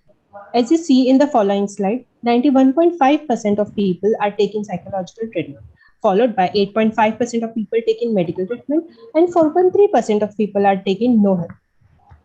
We receive the data of what causes anxiety, stress, and depression, and that includes family issues, exam stress, unhealthy relationships, physiological and sociological problems. What is stress management? Stress management is basically a range of strategies that can help you lead a more balanced and healthier life. Types of stress management includes maintaining a journal, self-care, aromatherapy, mindfulness, meditation, prayer, and so on. How does stress management plays a vital role in our health? You may not realize, but stress has a strong and lasting impact. That is why managing stress helps one to regain control over life. We asked our Yes. participants how they calm themselves during the stressors, and we received varied responses such as sleeping, overeating, crying, shouting, shopping, and so on. We have provided a respondent with our online platform on Facebook named A Guide to Stress Management. We will share how to practice stress management and how to deal with stress, anxiety, and depression. Not only this, we also post entertainment for people to make it more interesting. It is like a community where even they can join and work for betterment of others as well as themselves. Here are some screenshots. For conclusion, stress isn't stored up on its miles manufactured. Stress never comes together. We are the one who keep on collecting it in a small amount and then end up in a large amount of stress. People these days have a lot of stress, but it's up to you that you work or what want to work happy or hard. Sadhguru says, no pain is disturbing. It is a lack of ability to control your feelings, thoughts, and emotion that makes you stressful.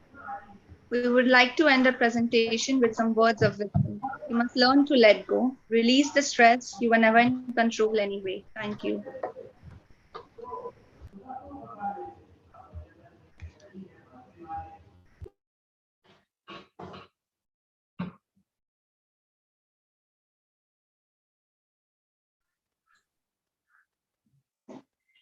Judges, you all can begin with the question and answer session.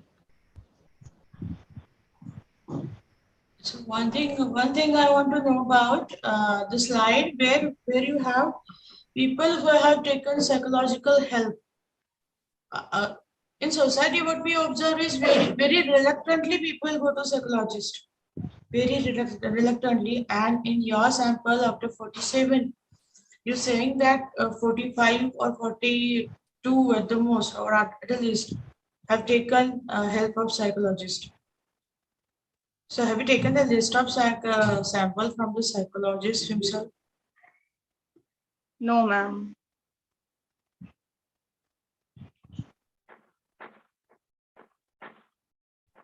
Definitely on their own, they've gone to psychologist and got the treatment and or counseling, whatever. Yeah, ma'am. They must have taken help by a psychology or any medical treatment. So your age range for this whole thing was 16 to 60, right? Yes, ma'am. It's a huge age range, as Shalini ma'am has pointed out in the previous research. So what was the inclination of your data? Like the majority of the sample belong to which age? 16 to 30 years of the age. 16 to 30 years of age. So your categories were 16 to 30, 30 to 60, like that, or what was the category for data analysis? Or to refine my question, why there was such a huge age range to collect the data? Because see, if every age and stage has a different challenges in terms of psychological health, because their milestones are different. If we study in the family life cycle also, and individual development also, so there are so many we can say factors interacting at one point of time. So what was the reason you have chosen from 16 to 60?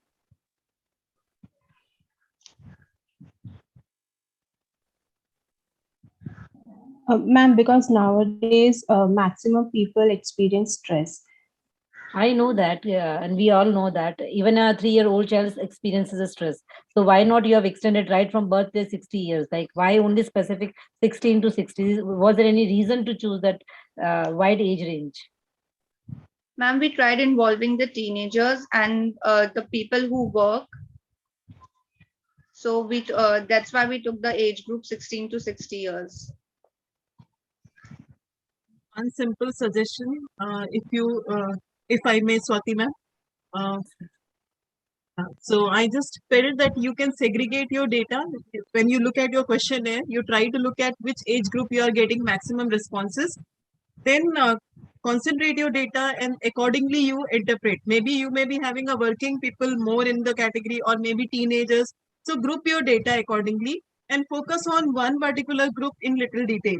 Because this, as ma'am was talking to you, that this is a very broad range of data and you cannot actually come to a concrete result which will be validated. It is not a properly validated result. So you can just try to figure on a particular age group data and then you can go ahead with your study. So that guide was also very good, but what Swati ma'am is suggesting that each and every stage has a different kind of stress. So please try to group your data so it will give you a better outcome of the results. Yeah, ma'am. Was there any validated questionnaire that you found out for this in the literature review? for your particular study, was there any validated questionnaire that was available? Can you hear me? Yes, we can hear you, Anuradha ma'am. Okay, okay. Students, ma'am is asking that while doing your study, did you find any reliable or valid questionnaire in the research, your review research, or have In you, the- yeah. That has been either used on the adult population or that has been used on an adolescent population. So something like that. Was there any questionnaire that you came across when you were looking at the literature?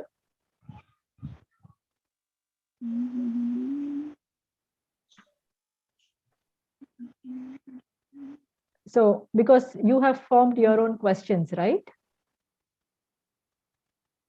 Ma'am, you're asking like particular questions for a particular age group? Yes, particular questions from particular age groups. But in the previous study, wherever you have looked at the literature when we are looking at some research papers you must have referred to, right? When you were trying to make this study. So did you see any questionnaire or any type of questions that they had used or any format of questionnaire that was used in those particular papers on this topic? Ma'am, an overall study was done. Sorry. Oh, like they must have done on a lot of the sample size must have varied, right? So many numbers would have been there. But did you get to read through any questions that were specifically asked to understand about the topic that you have chosen? Have you included those questions is what I want to ask you. From the research journals or research articles that you have seen, an existing questionnaire, from there, have you taken any questions and added on to your this thing? No. No, ma'am. No, ma'am. No. Okay. Okay. Fine. So I think other people have also given their comments on the basis of the age group, and maybe the domains you can have a look at it, because that is very important for different types of the segregation of the age group, or the strata that you can see for the various different types of age group studies. Okay. Yes, ma'am. Yeah. Thank you. Thank you. Thank you. Yeah, thank you, students. We now move on to group number 8.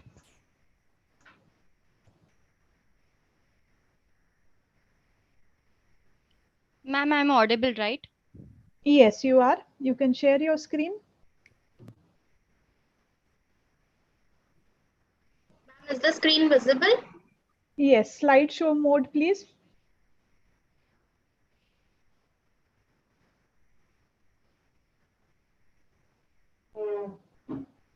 You can begin now. Good afternoon, respected judges and one and all present here. We have conducted our research on the topic perception on immunity during the pandemic.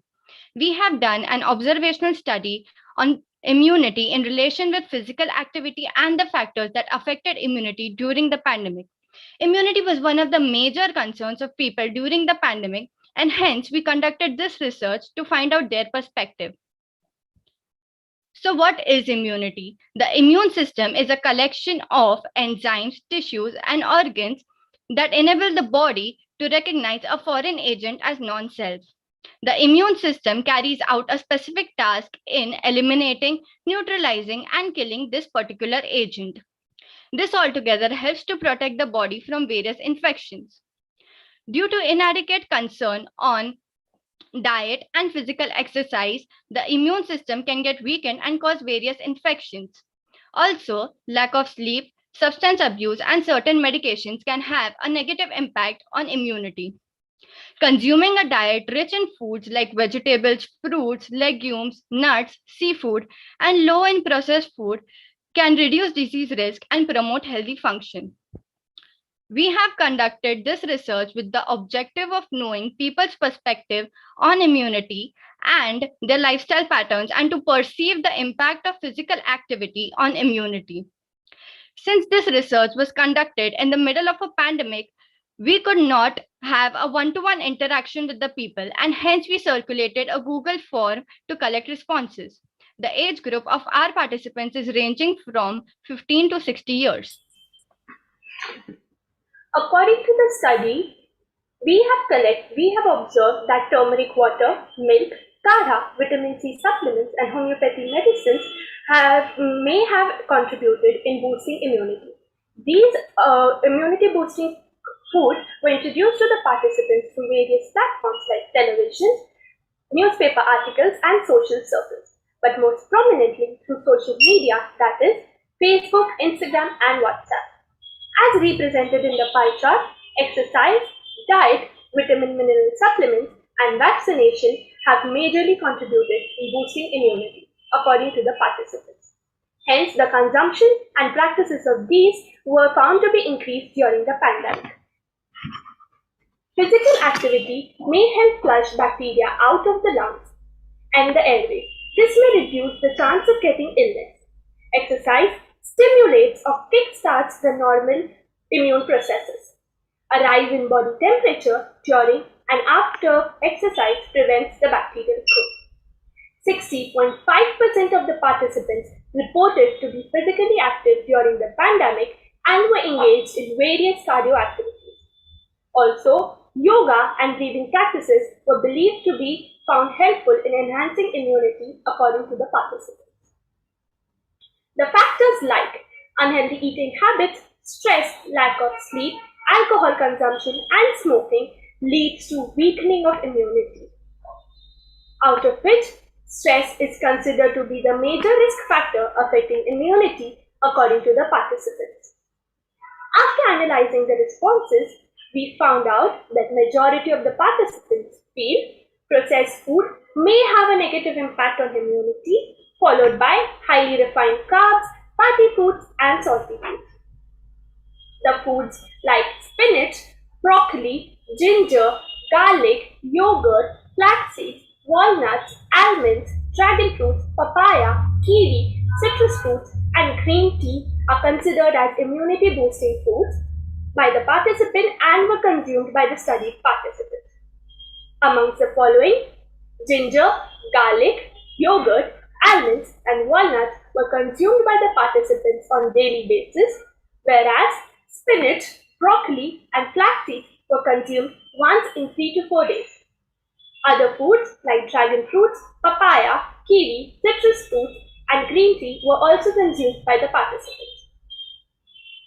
Following a general good health guidelines is the single best step that you can take towards naturally keeping your immune system working properly. Every part of your body, including the immune system, functions better by following a healthy living strategies.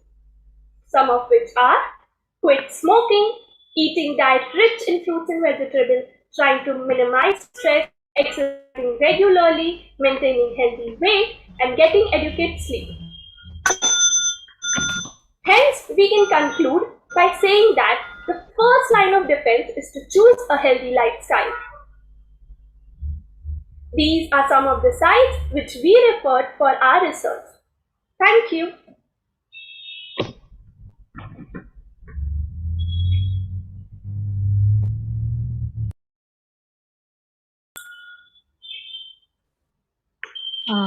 No questions from my side.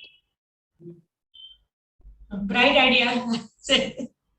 What is called as but I just got to note how many samples have we taken? What is the population? Ma'am, we have studied approximately 172 participants. Via Google form, right? Yes, ma'am, via Google form with the help of a questionnaire. No telephonic conversation or meeting. No, ma'am, not through telephonic conversation. Okay. No questions from my side. Shalini ma'am, if you can ask. No questions as of now. Yes, thank you. No questions Okay. from my side. It was clear. So You had foods per se to be identified. So when you're saying immunity boosting foods, you are also looking at physical activity levels and other things. Why was the focus on it? Why not only on foods? Ma'am, we considered physical activity also because it also majorly contributes in building of the immunity.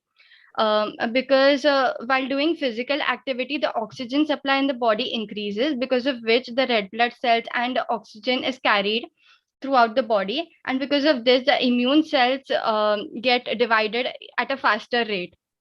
So it does contribute in boosting immunity. Did you try to find out other types of foods apart from the khada and the turmeric milk and everything? I know that you had given a list of all the fruits and vegetables that could be acting as food. So was that list supplied by you, or you asked them for their conception or their perception of the foods? Ma'am, the list provided in the PPT was the food items given by us. Okay, so the spinach and all the other types of vegetables and fruits were given by you as Yes, ma'am. and Yes. you would ask them to rate it, or you just ask them to pick out which are the immune boosting foods? Ma'am, we asked them, we also asked them about the foods in another question, but specific talking about this question, they were asked how many times did they consume these things during the pandemic. Okay, so like a frequency in a daily basis, or Yes, ma'am. It's regarding the frequency. Like, was it daily, once in a week, once in a month? We had those options. okay, fine. Thank you, girls. Thank you. Thank you so Thank much, you, ma'am. ma'am. Thank you. Thank you. We now move on to group number 9. Please present your screen.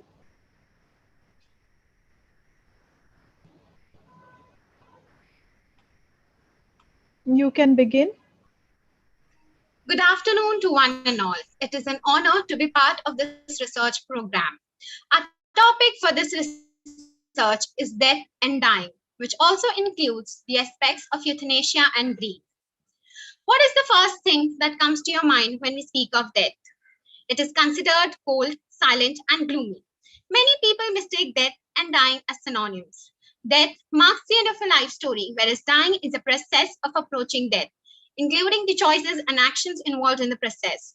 Death does not happen in a moment. It is a process. Society is notorious for being uncomfortable with death and dying as topic as a whole and has contributed to our denial of death. Unquestionably, it is a vast and a sensitive issue, but a very crucial one. Deborah Carr states that people know they should talk about death honestly and openly, but surprisingly few do. In the recent COVID years, the numbers of deaths that occurred in front of our eyes and suffering that we witnessed was exuberant.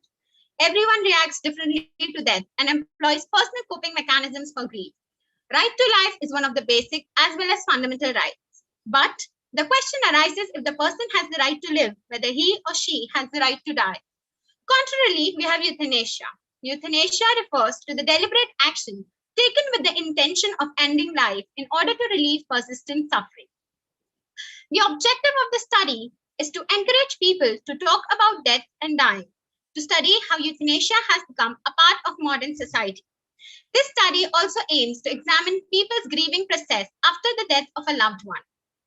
The reason we chose this topic is to create awareness and to promote acceptance of death and dying among individuals. Man has to defend himself psychologically in many ways against this increased fear of his own death. There are a lot of societal pressures that takes the rails when a person is grieving, which makes the natural grieving process difficult. The growing sentiment that terminally ill patients should have the right to control the time, place, and manner of their death.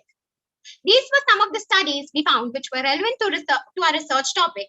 Keeping them in mind, the study was conducted among the doctors and general population of age group 18 to 30. The quantitative approaches conducted during the research and the data collection is done through interview and survey. An interview was conducted about the awareness of euthanasia. Out of 15 doctors, 12 were aware about euthanasia. Surprisingly, there were a few doctors who were unaware. There were a few contradicting statements made as it is a very subjective topic. The most common answer to reprimand is if the patient is brain dead, that is coma, it is more acceptable. Such situations conclude that certain death is better than dependent life. Passive euthanasia was legalized in India in 2018, and the factor that drew more attention was that many doctors still do not support it. The religious take has always been influencing people's opinion. Majority of the doctors say it is not an influencing element in their beliefs, but certainly does play a major ingredient in wavering the patient and family's decision.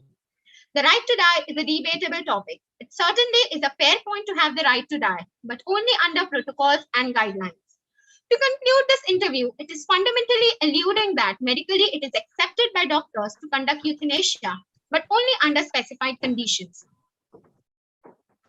We conducted a survey targeting the age group 18 to 30. With 127 responses we received, we have formulated the results as follows. 56% of the target group agreed that advancements in science and technology has fueled our fear and denial of death. Although it came up that people do think and discuss about death, but it is in a very general manner. 76.4% of the target group said that discussions of demise were not unethical anymore. And so we understand that people have become more open minded and have an unorthodox perspective about death. There were varying answers when asked about acceptance of end of life. 48% of the participants said that talking about and preparing for death helps us reduce our own suffering at the end of life, whereas another 29% was still unsure of it. A majority of 78% agreed that the thought of afterlife makes acceptance of death easier, which points towards the fact that end of life is a synonym of peace in people's eyes. COVID-19 changed the way we die. Death began to occur quickly and unexpectedly. Families were robbed of their final moments together. When asked if now was the right time to discuss end of life issues with their loved ones, 78% people agreed, which means they knew how important these discussions were. Coming to euthanasia, most of the target group was either unaware or unsure of what euthanasia meant. As surprising as it sounds, most of them think that euthanasia is an uncharted territory to make a comment on as it crosses cultural and religious boundaries.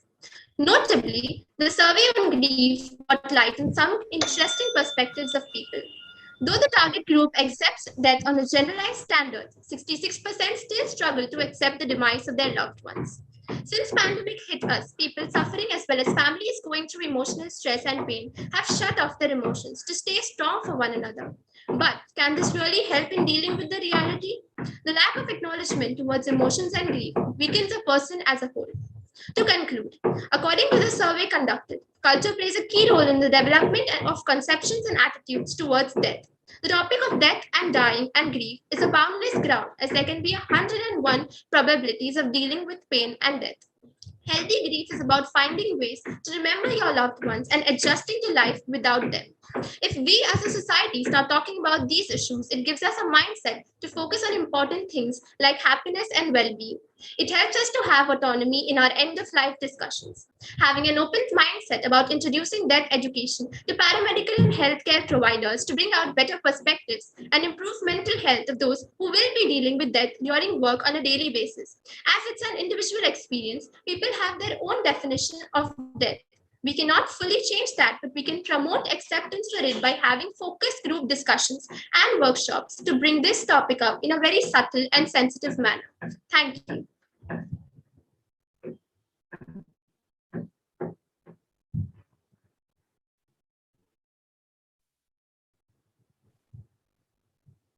Very sensitive topic. I just thought, what is your motivation for choosing this topic? What brought you here? Choose this topic. What interested you? Yeah. Ma'am, death in general is a very painful thought. It doesn't make it any easier to not share it with someone. If we can share our greatest joys and lowest sorrows, why can't we talk about things that happen after we are not around? We as a group believe that death should not be considered antagonistic to life. It's rather a ritual in human beings' the life. Actually, it is such a spiritual idea that death is temporary. You are trying to make it normalize, right? That death is just a part of, our life cycle, which goes and to another end. So definitely a very interesting topic. I just want to know who was your target audience, like the locale of your target audience, like from where you have received, because you have used Google Form, right? Yes, ma'am. Yeah, so can you give me just a glimpse of your locale of the participants? Ma'am, we targeted age groups 18 to 30. Yes, yes, that I could see, but I'm asking local in the sense, आपको data कहाँ से मिला है, मतलब कौन से part of India से data ज़्यादा मिला है? Ma'am, in Mumbai region itself. Only Mumbai region and some external areas as well. So how much percentage from Mumbai region and how much percentage from a region which does not belong to Mumbai? So if it is outside Mumbai, then is it a rural area or is it a town area? Because the perspective will be totally different. Ma'am, it was majority from Mumbai area, and whatever was from external regions, it was also from town or city areas. Okay. Okay. I just have one more thing to ask. Why have you not looked into geriatric perspective? I always thought that this is the generation which you have targeted will be having a different perspective, definitely. But if you have taken something towards geriatric management somewhere in the elderly age group, that perspective would have brought more sense to your study. This is what my opinion is. Yes, you are targeting the people who are future generation and who will be more open to discuss about. But a geriatric perspective would have helped in understanding this topic better. Just a suggestion.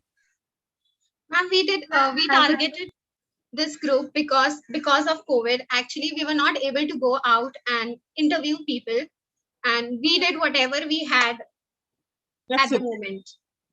Because if we would have made a Google form, most of our population does not understand English that well, and this death and dying is a very sensitive topic. So we put it in a way, we put it in the simplest way possible, and we were afraid that they might not understand our question, so we did target 18 to 30 group. See, my consent is only this a small thing that the people who are caregiver. So when you're targeting people 18 to 30, they are mostly caregivers. And when you talk about the geriatric people or geriatric health management who are elderly people, the thought process is entirely different. So the caregivers, we may find this type of thing as a different from a different perspective, but the one who are going to receive this care or who are in that age when they have to think about death, let it be easy or all, it will be a little different thing. So I just thought you may have an idea about those people also to look into this this topic or study. Thank you. Ma'am, I would like to add on that when the topic of death comes up, it's mostly associated with the older generation. Like the young generation, we don't think that we are going to witness or go through something like this so soon. So we wanted it for them to also realize that it is inevitable. All of us are going to face it, and we don't know when. So we wanted to make them understand. Understood. Thank you. Very, very nice actually, because in second wave of pandemic, we have lost many young warriors, I would say. Many young lives were been lost. So if you're in this particular generation, when we prepare, like discussion has to happen. So definitely very nicely pointed out.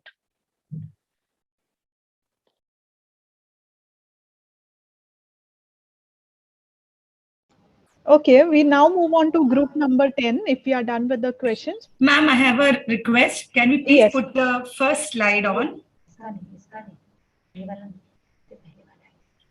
Can anybody specify what the word means? Is it Ichamaran? If anybody knows Marathi. Number 9. Yeah, by the time she moves to the slide, can you explain the word? Is that Ichamaran?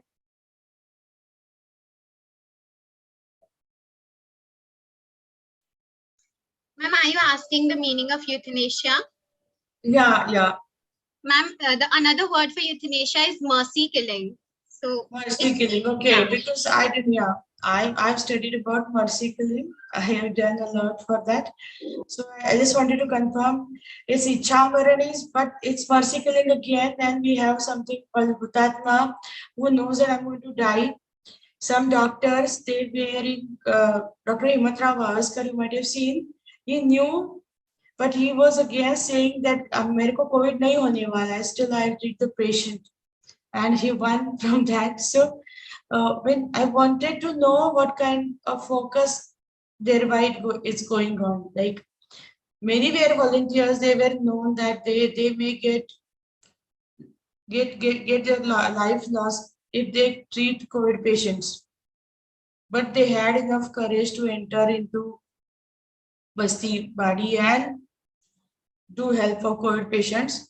कोई बच्चे ऐसे भी थे क्रिया कर्म करने वाला जिनका कोई नहीं है, डेड बॉडी उठा उठा के अपनी छोटे से 2 महीने में ये लोग 200 क्रिया कर्म कर चुके, ऐसे बच्चे भी कोई थे. So that was one motivation. Okay, I will talk sometimes. अभी टाइम नहीं कमा करते हैं. Thank you. The sentences and the questions that you had framed were yours for the questionnaire? Yes, ma'am. It was done by you? Yeah. Okay. Ethical implications? Have you thought about the ethical implications of your research?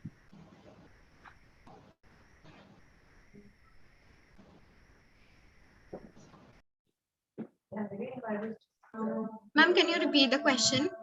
Ethical implications, because yours is touching upon a sensitive topic. So the role of ethics is also a little important, if I would like to just pinpoint in terms of the study and everything. So I think, I'm sure ethical implications would have been looked into in this matter, right? Yeah. Yes, ma'am. We try to stay away from religion, and we try to put it in the most simplest way possible, because it is a very, as said before, it is a very sensitive topic. We try to put it in the simple word form so that everyone can read it and they can answer it correctly. Okay. Thank you.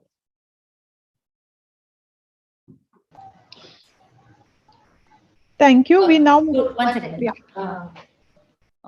Students, you had shared your first slide, right? Your title slide. Can you just share it once again?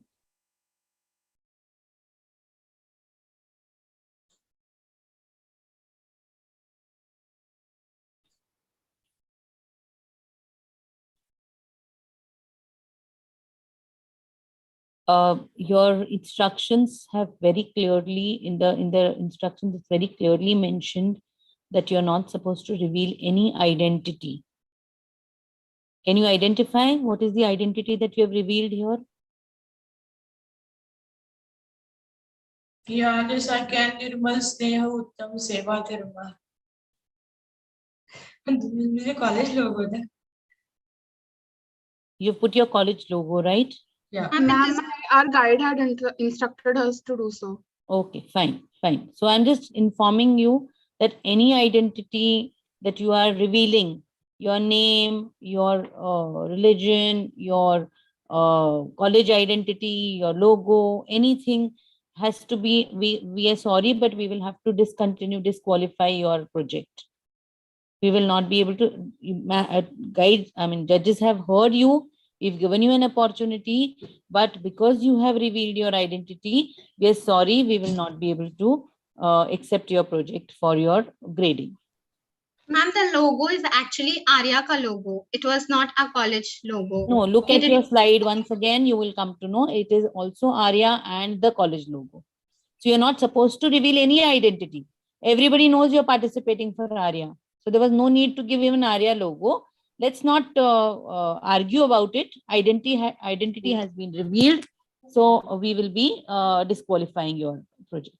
Okay. Thank you so much for participating. You can be there. You can definitely attend the other projects. But just informing you, I'm sure your guide also will be there listening to the presentation, but it has to be disqualified. Thank you very much. Thank you very much for participating. We go on to the next. Mineli ma'am, please take over to the next one. Thank you, girls. Group number 10. Yes, ma'am. Share your screen, please.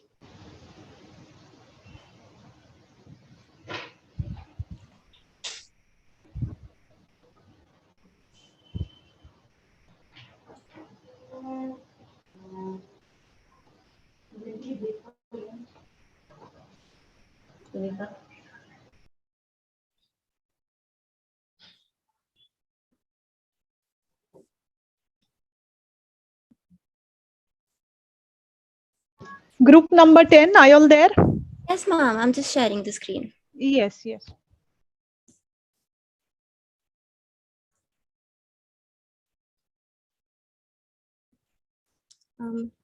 Ma'am, the screen's visible, right? Yes, it is visible. You all can start. A very good afternoon to everyone virtually present here. Let's take a quick look back to when we were 13 or 14 or 15. I'm sure we've all purchased at least one product after watching its catchy advertisement. Our research topic, Influence of Food Advertisements on 13 to 15-year adolescents, sheds light on the impact of food and drink ads on adolescents' thinking and nutritional choices. Adolescence refers to the transition period between childhood and adulthood in which individuals get a new body, personality, new mindset, and identity. The person becomes an adult with sexual, psychological, and physical development. Adolescence is a nutritionally vulnerable time when rapid physical growth increases nutrient demands. Increased intake of nutrients shown on the screen are necessary.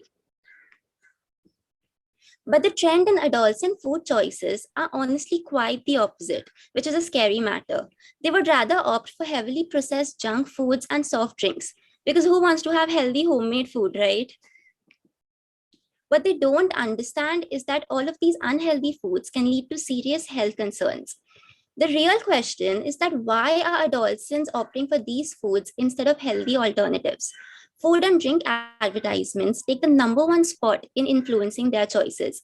Majority of these food and drink products advertised are high in sugar, fat, or sodium. But companies promote these products in a way that will make an adolescent believe that this is the product they need in their life. With these advertisements everywhere on televisions, billboards, posters around, adolescents are being exposed to a lot of unhealthy images, which in turn negatively impacts their food choices. Our goal with this research is to create an awareness about this impact, that food choices should be made by understanding nutrition, not by mindlessly misleading marketing. The main objective is to understand the effects of food advertisements and its impact on food preferences of adolescents. It's an age group that is highly influenced by anything and everything. We wanted to take a step ahead and develop our very own educational video that would show ways to avoid getting influenced by ads. We conducted an explanatory and explorative type of research in 2 phases. For the first phase, we collected primary data from 13 to 15-year-old adolescents, both boys and girls, with the help of a self-developed questionnaire and interview method. Informed consent was sought from all the participants. We interviewed them about their thoughts and eating habits with respect to 6 different food advertisements, all of different categories. For phase 2, we created a video which showed the influence of advertisements, how to reduce this influence, and opt for correct food and lifestyle choices. We asked the adolescents to watch the video, followed by a survey which questioned them about their understanding of the same. Our studies show that only 5.4% check the nutrition label before buying a product. The other 94.6% only care about the flavor and taste. 5.14% of the adolescents interviewed purchase and consume X brand of noodles because of texture and color. 35.1% because they are friends do. 29.7% are influenced by the model in its advertisement, and only 10% refer to the nutrition quotient. The most frequent snack advertisements were Kurkure, Lay's, Little Hearts. Pay attention that all of these probably might be a 10 in taste, but they're 0 in health. It's clear that these adolescents choose packaged food either because of how tasty and tempting they look or through the influence of their friend group. Chocolate ads usually have these eye-catching animations, cartoons, presentations, which ropes viewers in. Our survey proved it. A particular answer here takes my attention. Dairy milk, because from childhood I've eaten it a lot. We've all been watching dairy milk ads for years and have automatically developed this sort of brand loyalty. This is exactly what food and drink advertisements aim to do. 56.8% like the color, texture, and taste of soft drinks. 45.9% are influenced by their peers. 43.2% like the celebrity advertising it. Note that the nutritional quotient of soft drinks wasn't considered by anyone at all. When asked about milk drinks, they thought that they're very healthy and that they give them energy. Milk drink advertisements have brainwashed adolescents to believe that they will only get energy from these drinks. Adolescents had a lot of good stuff to say about cereal boxes. Most found them healthy. Traditionally, Indians never really purchased cereal boxes for breakfast. But because of ads and the celebrities in them, it's becoming an addition to our grocery list nowadays. We created an educational video and shared it with 13 to 15-year-olds. After watching the full video, adolescents learned that they should check the nutrition label and that advertisements aren't always true to their word. 40% of the viewers said they will now consider the nutritional quotient. The video rightfully helped the respondents understand that advertisements are misleading and only to sell their products. To eat healthy and look through the ads are the main messages. The 3 disciplines included in this research are nutrition, media, and human development.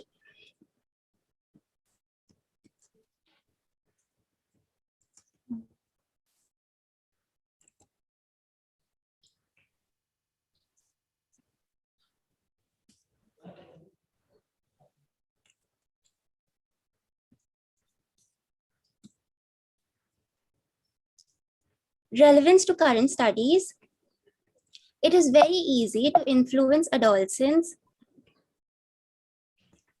It is very easy to influence adolescents in a time where they want to fit in. Food and drink companies take advantage of this and influence them via ads on so many platforms. The adolescents' food choices then sway towards these unhealthy foods, and health issues are next in line.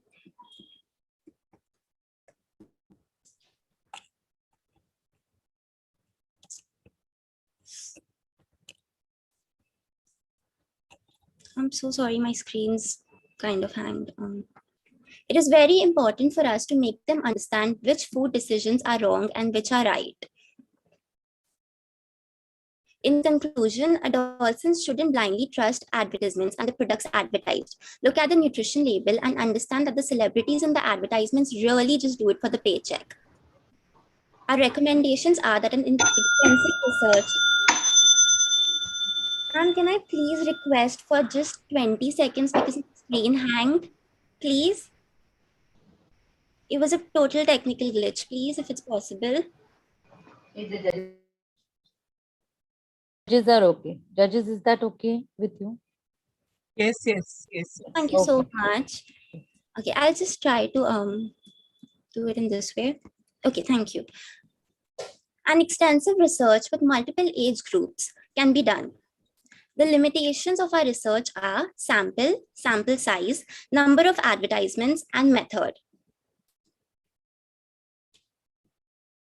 We would love to show a short snippet of our video. This is not the complete video, it's just a short snippet of the video we created. What do 13 to 15-year-olds want to be like and what is on their mind? Food advertisements play a very crucial role in impacting adolescents' food choices. Instead of consuming healthy foods, these adolescents prefer junk food. It is important to help adolescents understand that some companies lure them in by a false advertisement. What should we look at while purchasing food products? The nutrition label is definite. Thank you.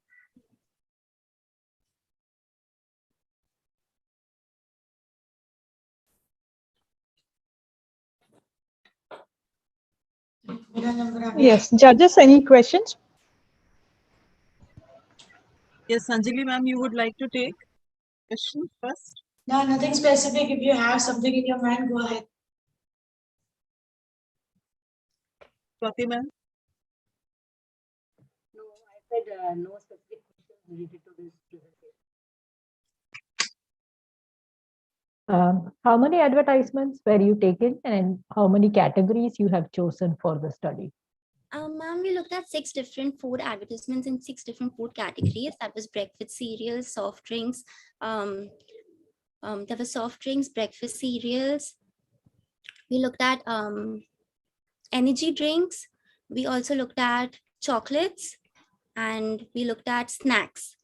Did you show a good advertisement also, as according to you, which could promote a good food? Yes, ma'am. behavior? I think we chose all the trending ones, which I'm sure everyone has been influenced by at some point.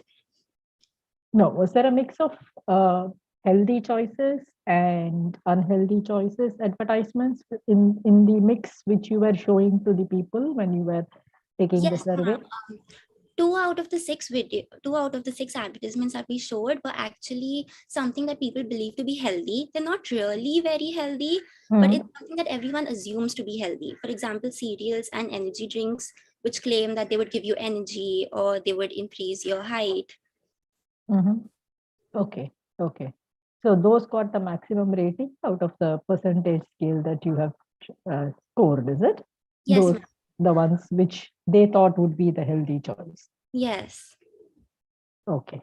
Okay. It's a good topic to create awareness among the adolescents about the food choices so that they grow on to become, make good choices for them, healthy choices at a later point of time. But yes, it's a good attempt, girls. Good attempt for the study. Yes. Thank you, ma'am. I also wish to add, ma'am, we have created a YouTube channel. I don't want to mention the name to reveal our identity in any sort of way, but we uploaded the full video that we created from scratch over there. And we asked adolescents to view it. So in case anyone wants to look at the video after the entire judging process is done, we would love to share the link because we don't want to reveal our identity right now. Thank you, girls.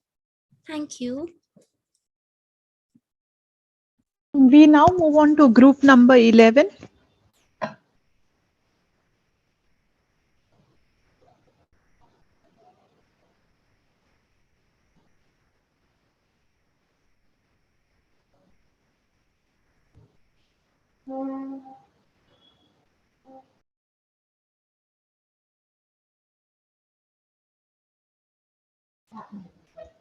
Yeah, your screen is not visible to us.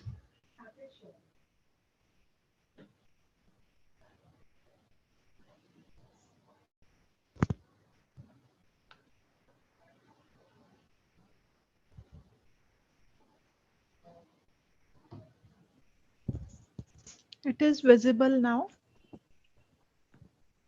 Yes, ma'am. So you all can begin with your slideshow.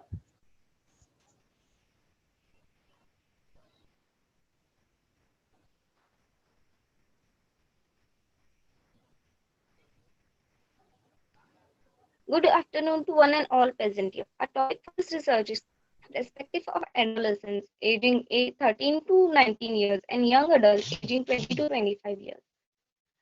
The phrase eve teasing itself seems to have emerged in the late 1950s. Eve teasing is thought to be very common with 50 to 100% women reporting victimization.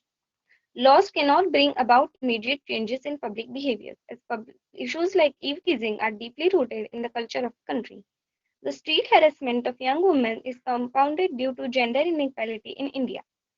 According to the report of NCRB 2019, to a total of 4 lakh plus cases were being registered, showing an increase of 7.3% over 2018 with 3 lakh plus cases. It is also considered as a growing social problem. As per Legal Services India reform, eve teasing affects every woman who dares to come out of her home in some or the other form, while gender segregation, attitude of boys, and patriarchy being the root causes. Next slide.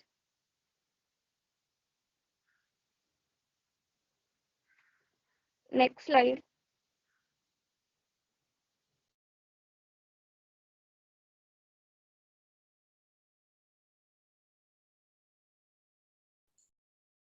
Slides are not moving here. Yes, ma'am, the slides are not moving. Just a minute. Yeah. You can stop share and reshare, then it will work. Hopefully. Just try.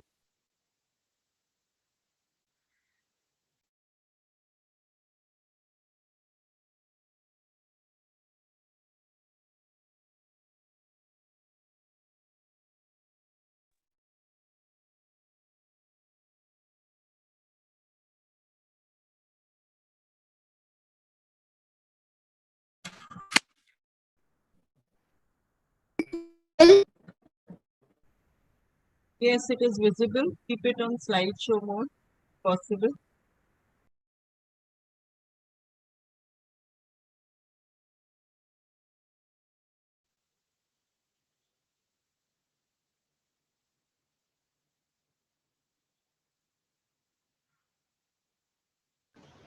Can you all please retry?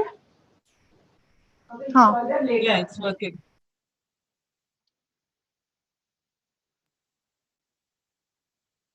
Ma'am, do we have to start it again? Yes, yes. Wherever you stopped earlier, you can go back to that slide. Okay. Just go to the objective slide, please.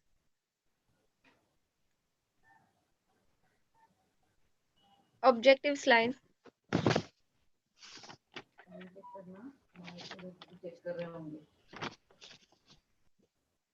Slide.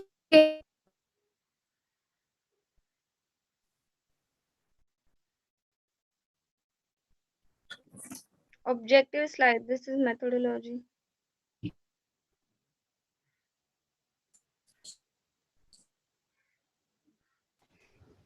Yeah. Previous slide, please. I think again that problem has been happened. Is there anybody from your group who can present?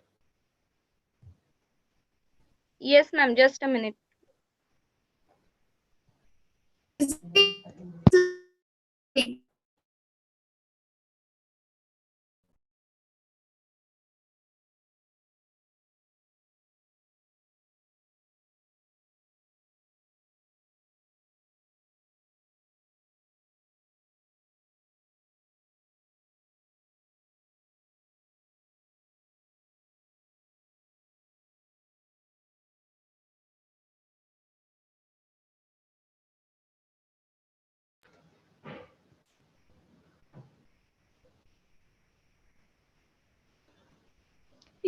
C, is your network connection poor?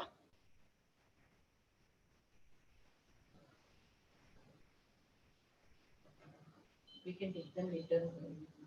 Call them later. Any 11A, do you want to take it up? Ma'am, 11C, I am facing some network issues side. So just wait. 11C. I am presenting. 1 second. 11C, if you have network issue, we can take you a little later. Let the other group go in first. Right now, we will again call you. Let the network be little more stable. Is that okay with you all? Yeah. Okay. So you can exit now. I mean, you can be there, but we can take group number 12. Group number 12. Are you ready? Yeah. Judges, please note, we do not have group number 12 presenting today. So we will move on to group number 13. 13. Yeah.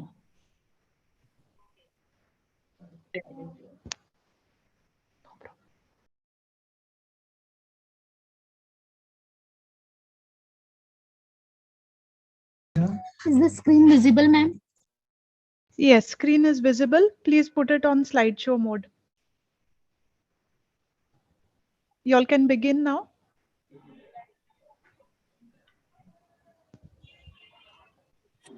Ma'am, just a second. Yes, your screen is visible. You all can start.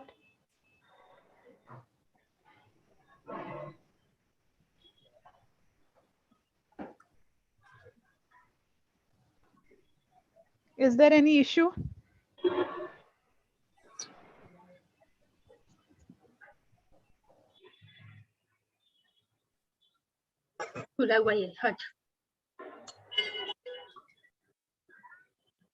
Hello, ma'am.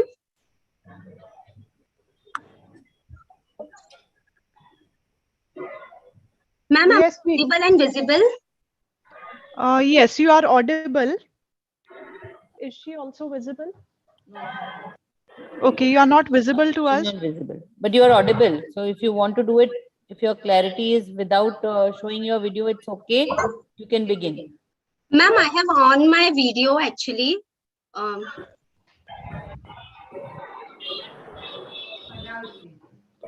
Now it's seen. Okay, start. Yes, ma'am. So good afternoon, members of the jury, respected staff members, and all my dear participants present over here. We are here today to present our research study, topic name, Snacking Consumption Pattern of School Children in Mumbai. Introducing the topic, as we all know, school-going children are very fond of appealable, palatable food or snacks, and the type of snacks that they consume, either beneficial for health or it will have adverse effect on their health and the nutritional status. Mostly, they consume ready-to-eat food, and sometimes if these frequencies are not considered, are not regulated, then it could lead to the overweight and obesity problems. Our main aim was to explore snacking pattern of the school-going children in Mumbai, ranging from 10 to 16 years old. And so our focusing objectives were to study the snacking pattern of school-going children, to conduct a market survey of packaged food and ready-to-eat food, to develop a brochure including easy-to-make plus nutritious recipes for the children. Methodology. Our complete research study was divided into 3 parts. Firstly, survey method was done to study snacking patterns using Google Forms. Because of the pandemic, it was not possible to do the research in face-to-face. Secondly, market survey was conducted to study the nutritional content of the prepared snack food, packaged snack food. Lastly, we developed recipe brochure to provide them easy and nutritious recipes. The study was done among the school children in Mumbai. We created the Google form and did pilot testing of the form and then circulated the form among the participants for our research study data collection. The consent for the same was also taken. Our questionnaire was divided into 4 sections, that is, general information, consumption of packaged snacks, consumption of ready-to-cook snacks, consumption of cooked and ready-to-eat snacks. We did market survey of the majorly and commonly consumed food package, which has nutritional value, which was noted down from the labeling of that food. Brochure with nutritious and ready-to-eat recipes was given to them for the easy they can make them. Results of the survey are as follows. 87.8% of the children prefer to eat ready-to-eat snacks in compared to the home-cooked food. The main reason behind this was easy availability of this product, convenience, taste and texture of these products. The most common food preferred in this section were chips, biscuits, chocolate, save, and namkeen. They prefer them on the daily basis. 65.3% of the children prefer to eat ready-to-cook products. The most preferred foods in this category were noodles, pasta, and frozen nuggets. They prefer them on the weekly basis. Around 85.7% of the children also bought cooked and ready-to-eat food from street vendors and restaurants. The most preferred food in this category were vada pav, dosa, mendu vada, sandwiches, pizzas, frankies, etc. They preferred them on the weekly basis. We also studied who ordered this food for them. We found that the children prefer to order them by own. It might be because their parents were working, especially their mother. Next. Surprisingly, we found that 1/4 of the children did not know the snacks sold by the vendors and restaurants are unhealthy. But we were happy to see that. Next. But we were happy to see that they did show some keen interest in making healthy food choices. Market survey results are as follows. Except from toast, bread, and cornflakes, rest all of the food products were high fats and calories. Keeping this in mind, we developed the brochure of nutritious and easy to cook recipe for the children. This was also circulated among the participants. Previous slide, please. This brochure was also circulated among the study participants. The brochure included the recipes like frozen banana Snickers, chana wrap, bhel, carrot sandwich, smoothies, etc. Conclusion.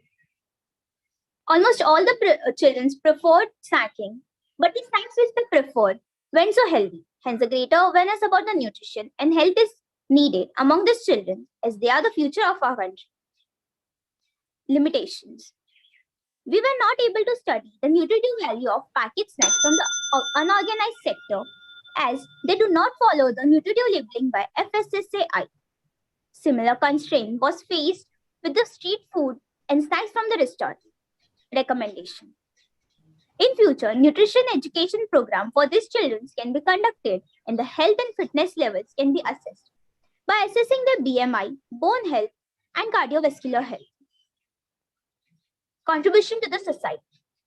The data collected by studying the food choices of the children will help to create awareness among these children and also help to modify their food choices at the habits inculcated in a young age will have a profound effect on their health and well-being throughout their life.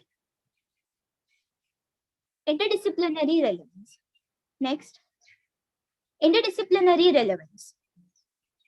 The study is important in the field of public health nutrition as it will help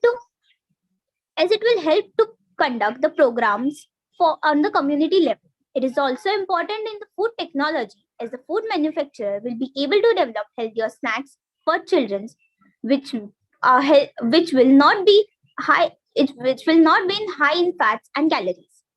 Thank you.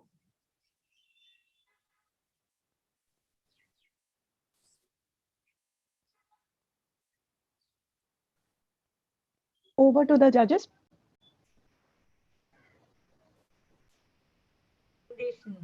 Okay, Shalini ma'am, if you want to go. Ma'am, you're not audible. Swati ma'am, your voice has gone down. Thoda. Okay. Actually, I just removed my earphones. Yes, sir. Good topic and good presentation. I would just like to have one question with you. Did you add one question that what is the preferred snack by the children? So, because you have made recipes, healthy recipes, book, brochure. So I just wanted to know, did you have any question that what will be the preferred snack by the children? Yes, ma'am. What is the preferred snack? What was your answer? Yes, ma'am. So for the packet food which are ready to eat directly, for that we got responses saying the chips, biscuits, and namkeen. That are the most preferred snacks that children prefer on the daily basis. And in ready to cook food part, we got the responses that the noodles is the thing which children prefer mostly twice a week or twice a month on the regular basis. Okay, so the brochure which you have made has those combinations also? Yes, ma'am. The brochure contains the carrot sandwich for the children, the frozen banana Snickers, as children love to eat chocolates and all. It also has the smoothie. We can't say that children does not love the milkshakes and ice cream. So it has the banana strawberry soup smoothie in the brochure. Okay, thank you. Thank you, ma'am. Thank you, ma'am.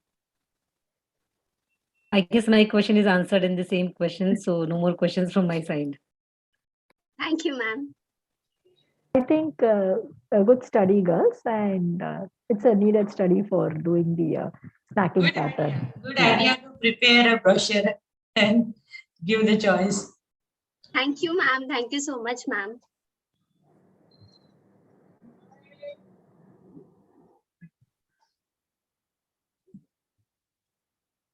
I think we will have S011 presentation now. That group is ready. They have mentioned in the chat box. Okay. Okay. So we will have group 11 presenting.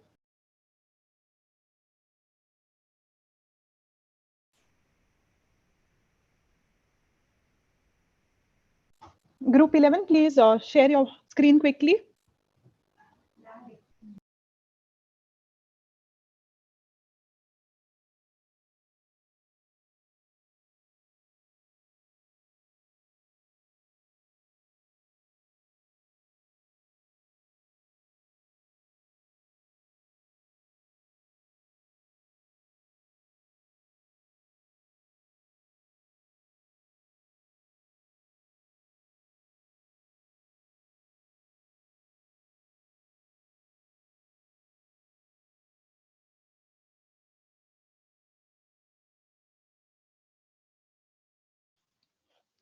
Ma'am, was the screen visible?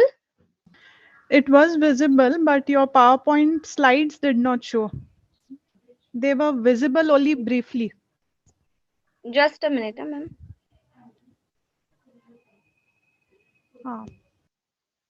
So please share it in full screen mode.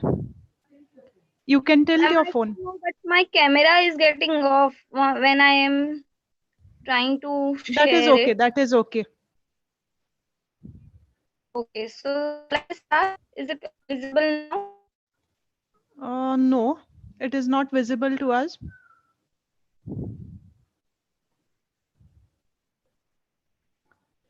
Do you want the committee to share your presentation? Okay, ma'am, no issues. Give me a second.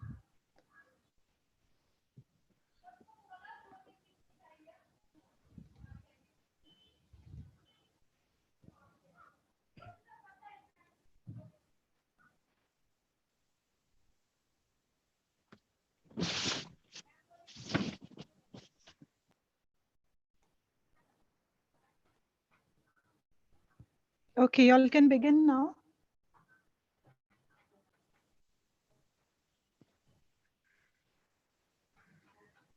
Good can start. afternoon to one and all. Yes, ma'am. Shall we start? Yes, yes. To one and all present here.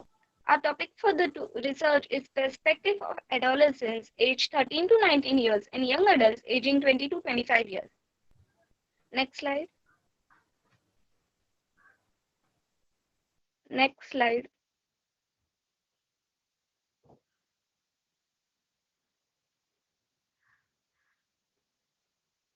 Ma'am, the Yeah, slide just is a moment. Yeah, just a moment. Slides are not visible. Huh. We will share it then.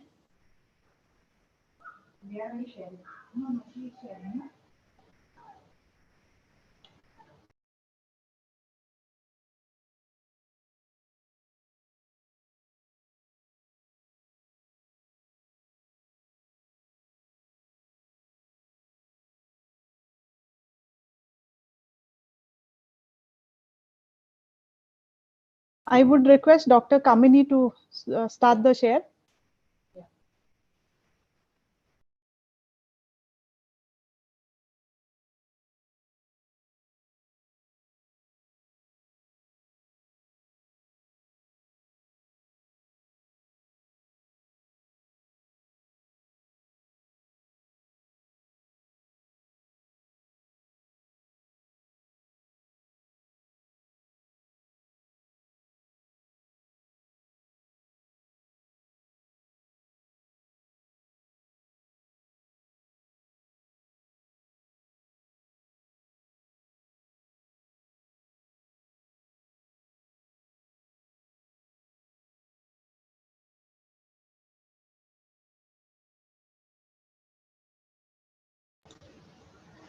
Now check whether it is.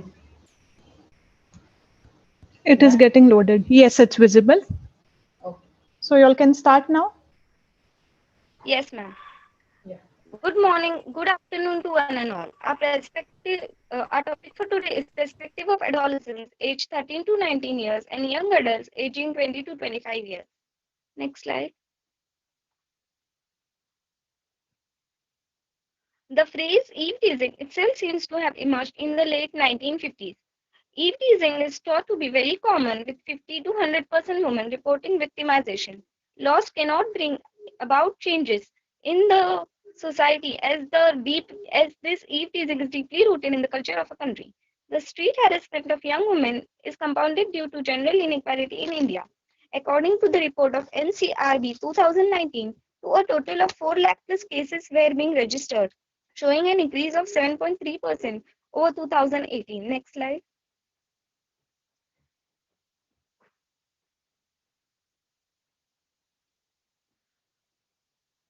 Ma'am, it is also considered as a growing social problem. As per legalservicesindia.com, eve teasing affects every woman who dares to come out of her home in some form or the other, while gender segregation, attitude of boys, and patriarchal masculinity being the causes. Next slide. Objectives of our research were to study the perspective of adolescents and young adults on eve teasing, to study the impact of eve teasing and spread awareness about eve teasing in society and among peers. Next slide.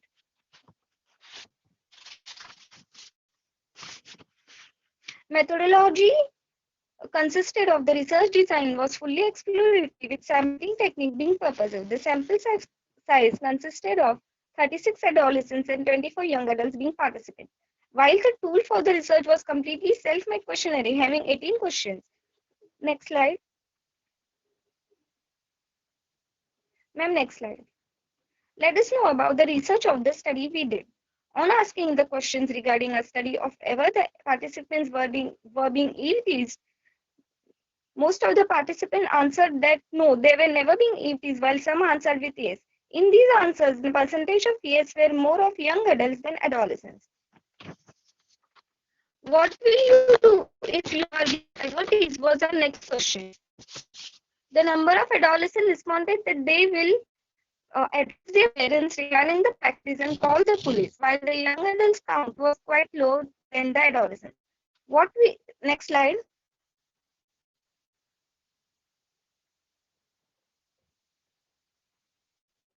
What will you do if someone is ever eat this? For this answer, the adolescents and young adults count was higher, for they won't go and help, while the police option was being chosen by adolescents and young adults. I'm asking next.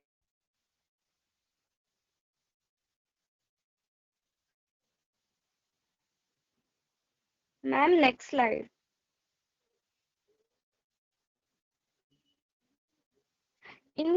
On asking about opinion that what will be done on e-teasing, opinion that of adolescent should be prohibited and children should be aware of this term is. While 50% have an opinion that the children should aware the idiots who are doing so. The young adults don't think that way. Opinion that the idiot should be silent, should be don't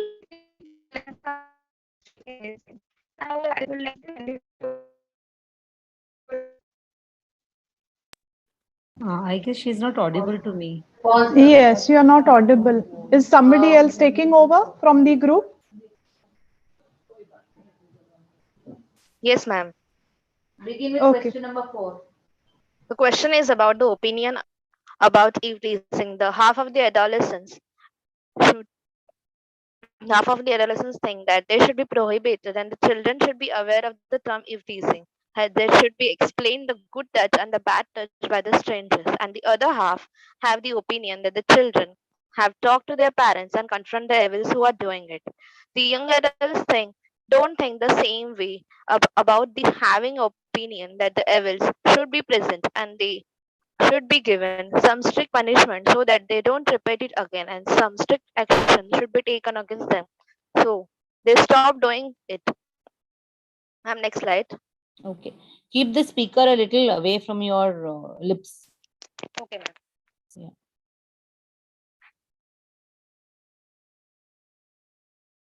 So the next question is, which age group according to you is mostly affected by eve teasing? The adolescents mentioned that the age between 15 to 20 and the age 20 to 30 faces eve teasing a lot, or 55% adults think that it happens at workplace. Next is, in which cities do you think eve teasing is prevalent? Adolescents think metropolitan cities like Delhi, UP, and Haryana it happens. Young adults think majorly it happens in commercial areas. According to you, what do you think of the mindset of such people who do eve teasing? Adolescents think that eve teasing is majorly done by men who are in older age who think that women should be dominated and they see themselves at a greater position. Young adults think that the men just do it for fun and they like when they downgrade a woman's dignity and confidence. Ma'am, next slide. So the next question is, to whom do you share about your experience? The adolescents think that the most adolescents think that they would share to parents and friends, and the other things they will not share to anyone. But most of the young adults will only share to the parents and the friends. Next slide.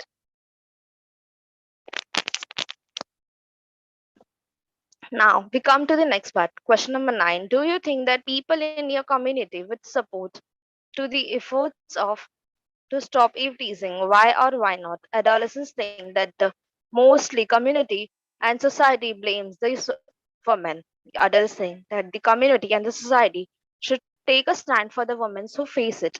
Next question. If you shared your experience about eve teasing to your parents, would your parents support you or not? If not, then what will you do? The adolescents will talk to their parents because they think that their parents will support them in any matter.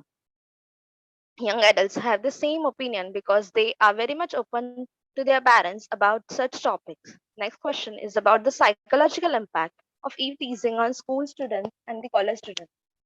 Adolescents saying that all the college students have the same opinion about it, who get traumatized and stressed and even have lack in the education. Time up, girls. Ma'am, can you please give some time for about 2 minutes because of the Yes, network ma'am. issue?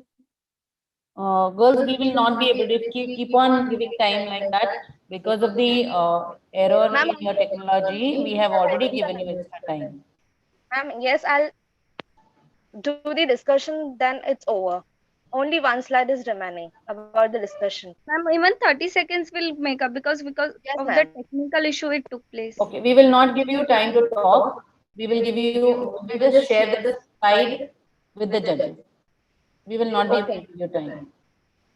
Okay. So, ma'am, so these are the categories and there's some questions about it. No, please don't say anything. Please do not say anything. Yes, ma'am. Ma'am, can I read the discussions? No.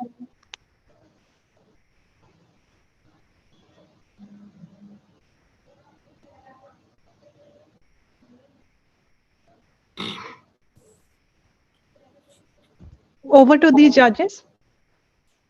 There's a last slide about the quote.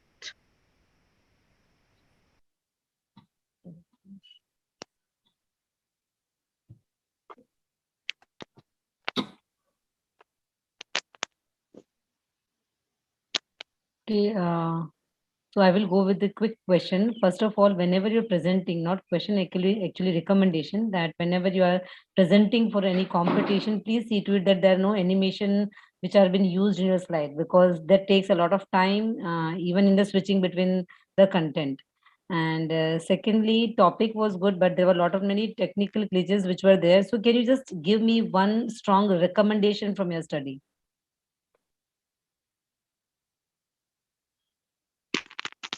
And the strong recommendation is to Ma'am, stop we and recommend spread. everyone out there.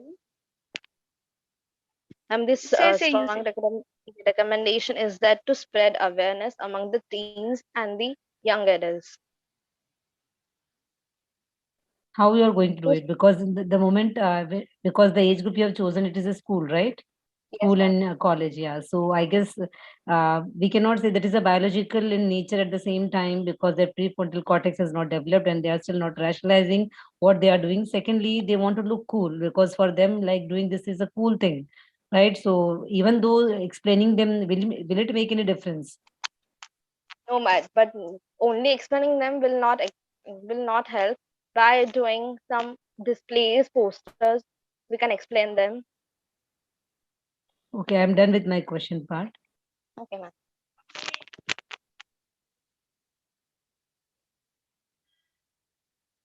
Just one quick question. Do you think that eve teasing need to be defined first of all to the children very well? What the adolescents and adult group, what exactly is a part of eve teasing? There has to be something because many a times I feel youth they do not understand what are they doing is a part of eve teasing. So some kind of awareness when you talk about those points are very important that you pinpoint that if you are doing these things, it's a part of eve teasing. People may not be having a kind of quoted terms or quoted things, but it should not be like anything and everything is not eve teasing and anything and everything can be done and generalize that it is eve teasing. So both the ways I think there is a kind of definition which needs to be made aware. This is what I felt needs to be added in your study. Yes, ma'am.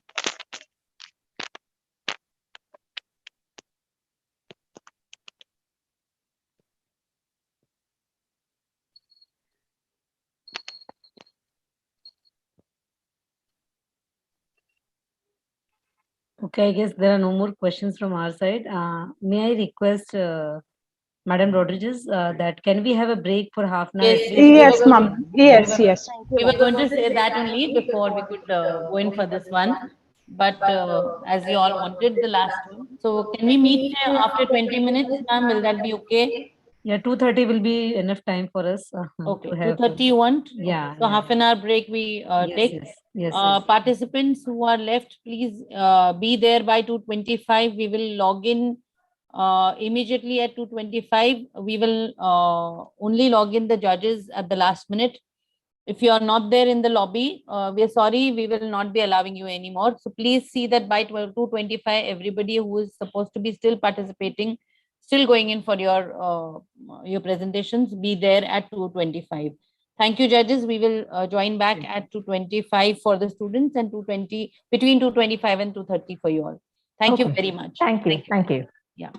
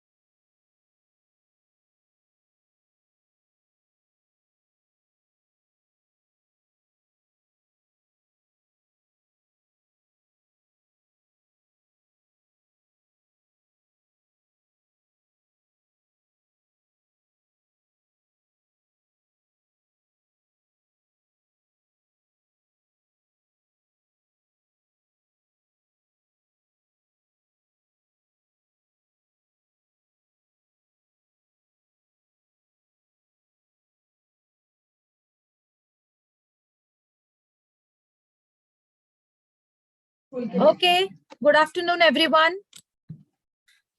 We are back after the lunch break. Good afternoon, ma'am. Yes, are all the judges there? Anjali ma'am, I can see Anjali ma'am. Yes, ma'am. Yes, ma'am. Yeah, good afternoon. Yes, good afternoon, ma'am. And I've just admitted yes, Dr. yes, Sartari. yes, I've just admitted yes, Swati, ma'am. yes. Dr. Swati is also there with us. No, I've just admitted. Okay, okay. Dr. Anuradha, Dr. Anjali, Dr. Swati is with us.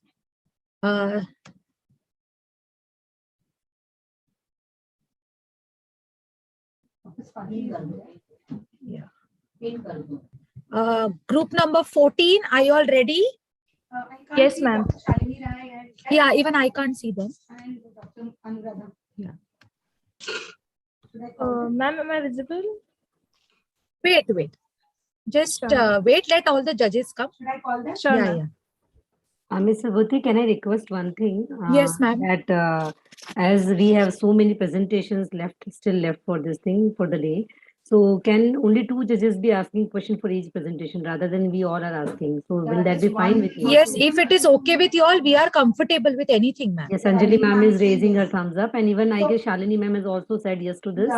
Yes. Anuradha ma'am says yes, then only 2 questions said per yes, she said participant so already. that we Great. can wind up on time. Great. So 2 can ask for one, then the next 2 can ask for the Yes, next. yes, we can do that way. Yeah. Sure. Subject experts can. Yes, sure. Anu ma'am is joining and I'm calling up Shalini ma'am. Yeah.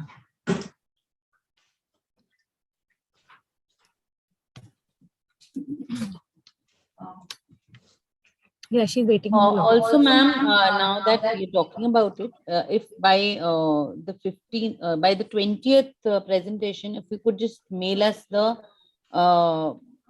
scoring sheet, whatever has been completed, and you continue on the same sheet, and then we could again take it from you after all the presentations are over, so that we can start our calculations here and start working on our processing here. Okay, so till 20th participants, right? Yeah. So as soon as we finish 20th, we will remind you once again. Yeah. We'll give you 5 minutes to upload your scoring sheets so that we receive it here on Aarya, Yeah. Aarya email. And then we could accordingly move ahead with making the calculations, and you can carry on with your presentations. Great. Yeah. Okay, I think Dr. Shalini also has entered. Yeah, and we're waiting for Dr. Anuradha now. She's coming.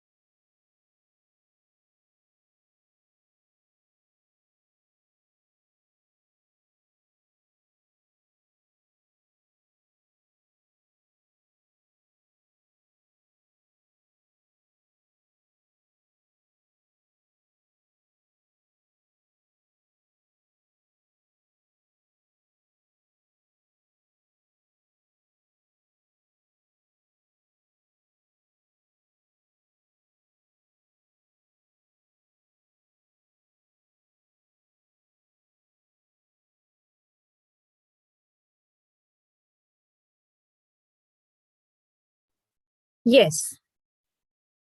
So, hello, Dr. Anuradha. Audio logging in. Connecting to audio.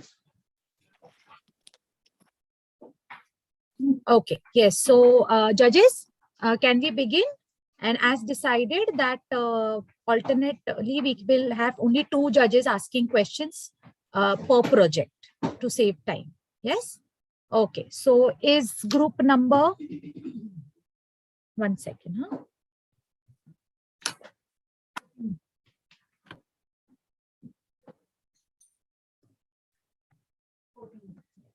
Is group number 14 ready? Yes, ma'am. Please, can you screen share? Sure, ma'am.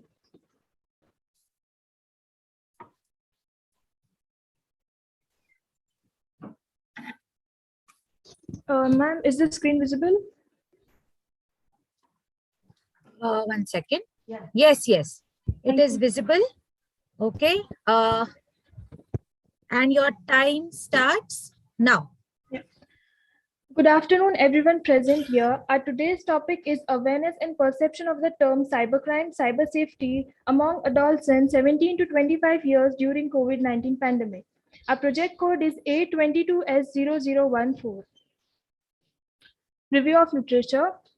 Cybercrime, also called as computer crime, the use of computer as an instrument to further illegal ends, such as committing fraud, trafficking in intellectual properties, stealing identities, or violating privacies. As stated by Agarwal 2015, that cyber criminals are taking advantage of this technology, or in other words, the fast internet speed and performing different and large criminal activities conveniently. We have selected cybercrime as our topic because as the world moves towards digitalization, the dependency of an individual on digitalization has also increased tremendously. Like every coin has 2 sides, digitalization has its own pros and cons. One of the biggest disadvantage of online mode is increase in the number of cybercrime. We wanted to know the awareness level of the participants regarding cybercrime and the perception towards cyber safety. Of the objectives of the study, I would like to give you an overview of objective of our topic. We have chosen this topic to understand the awareness level of participants of the term cybercrime, cyber safety, and coronavirus, and to know the participant usage with regards to various social media, e-commerce, and banking application. And lastly, Pardon, your screen is not changing. Is it? Yes, yes, you. Still on the title slide. Sure, ma'am. Just let me try once again.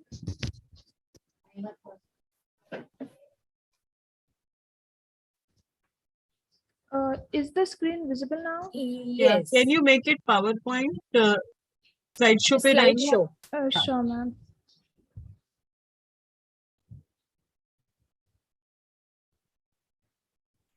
Is the screen visible? But it has not gone on slideshow. Has it gone on slideshow? No, no. That's okay if you are not able to. You can continue. I don't know what is happening. Sure, ma'am. Methodology. Inclusion criteria. As our research is based on study, only 50 participants ranging from 17 to 25 years were selected because it was observed that this age group is the most active age group using internet. And only individuals who knew English were considered because the questionnaire was in English. Selecting participants with English as a medium of instruction provided more homogeneous sample. Exclusion criteria. The self-constructed Google form was circulated using social media. Thus, any individual who was unfamiliar with Google Forms were excluded. Sample size and sampling. Let's focus on sample size and sampling. We have sample size of 50 participants, out of which 25 were male and 25 were female, ranging from 17 to 25 years were included in our study. The sampling technique used was purposive sampling and snowball technique. Procedure for data collection. Firstly, we made the review of literature, then got it finalized by our guide. Based on the review of literature, a questionnaire was made having both qualitative and quantitative question. It was then circulated using snowball technique. We got n number of responses, out of which 50 were selected based on the sample age. Plan of analysis: we have received many responses from the participants. These responses were categorized based on the theme extract for open-ended and closed-ended, and further analyzed and computed using frequency and percentage.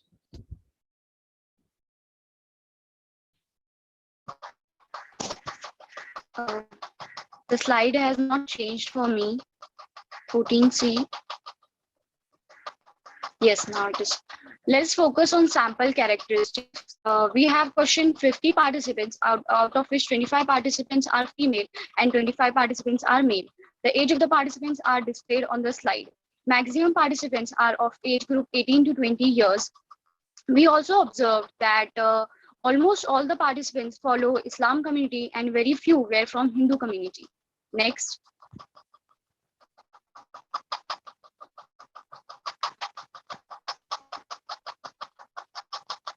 Have you changed the slide? Okay. These are the results of the survey we have conducted. We asked the participants about meaning of the term cybercrime.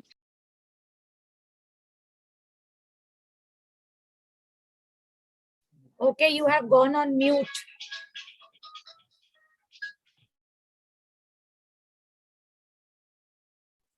014C, you've gone on mute.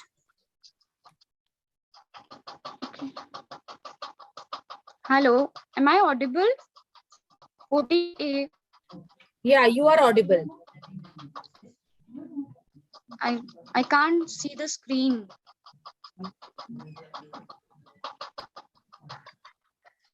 14C. Do you want to continue? Okay, I'm not. Screen visible now, Rumana?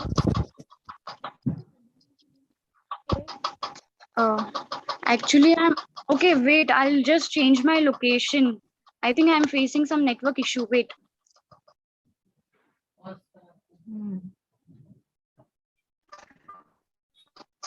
14C. Yes, now I can see. Sorry for the. Yeah, please continue. Yes, now I can see. These are the results of the survey we have conducted. We asked the participants about meaning of the term cybercrime. 66% of both the participants, male and female, answered that cybercrime is a criminal activity, while 2% didn't know the answer. Next, we asked the participants about meaning of the term coronavirus. Majority of the participants, both male and female, answered that coronavirus is an infectious disease. Next.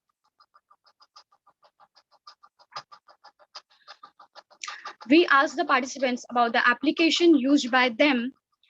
More than half of the participants, that is 80% of them, use Instagram, while 62% of them use WhatsApp, and LinkedIn and Tinder were the least used app by the participants. Next, we asked the participants about the social media application they feel unsafe of. Strangely, while WhatsApp and Instagram are the most used app by the participants, these apps are also the most unsafe app by the participants. Large majority of the participants feel unsafe in using WhatsApp and Instagram, while 80% also feel that Snapchat is as unsafe.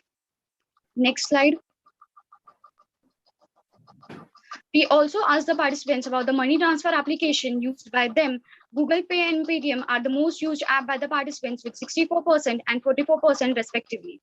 Next, we asked the participants about the shopping app used by them. 82% of the participants, both male and female, use Amazon, while 72% of them use Flipkart. Next, we asked the participant that whether they feel safe online or not. Half of them, that is 50% of them, said that they are not safe, while only 6% were very safe.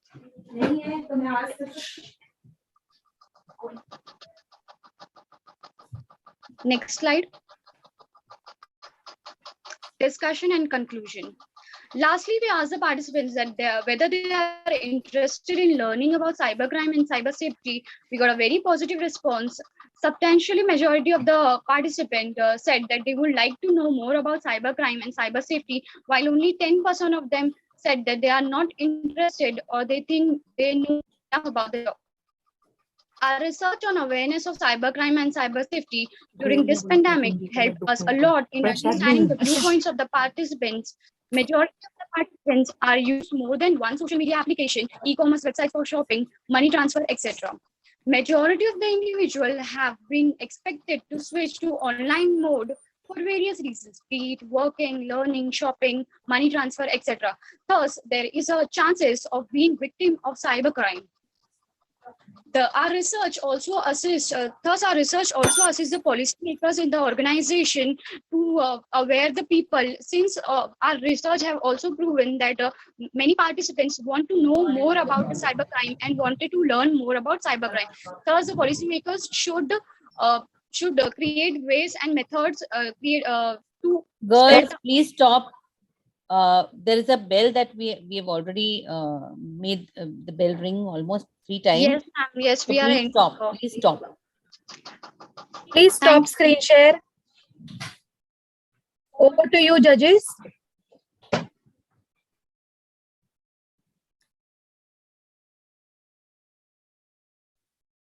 I don't have any questions right now for this particular group of presenters. Anyone else wants to go? What is the sample size for the study? 50 participants. Huh? 50 participants. 50 participants. So this, in terms of research methodology, if you have a data less than 150, 120 से कम होता है, so you cannot call it as a complete study, especially जब आप कोई भी चीज data को represent कर रहे हैं. So if you, what was the span of your study? कितने समय में आपने complete किया है ये entire work? Duration of your study? Ours is a mini study, and we started and December 22 and ended the project at February. December 22 to February 22. December 21 to February 22. Okay. So it's a quite large span. You could have collected more data because data size, आपका sample size बहुत कम है. On the basis of that, you cannot draw any conclusion. Even it is not fit for pilot study. Pilot study के लिए भी कम से कम on an average you should have 100 samples. So topic is very relevant, but outcome I cannot actually rely for. So you should have a broader range of sample. That's all. That's all from my side. Thank you. Only one question. Have you involved Aarya Setu app in your data? Have you included Aarya Setu app in your data? No. I hope my question is audible. Yes, ma'am. We have not included Aarya Setu in our research.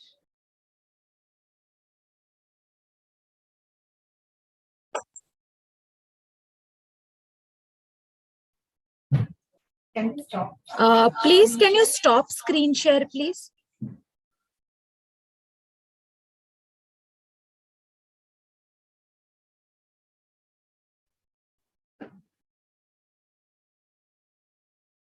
Project code 014, please stop share. Yes, ma'am, sure.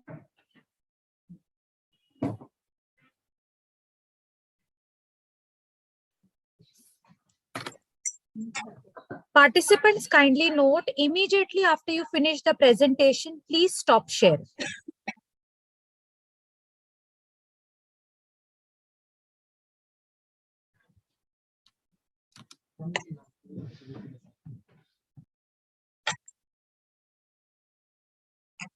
Is the screen still visible, ma'am?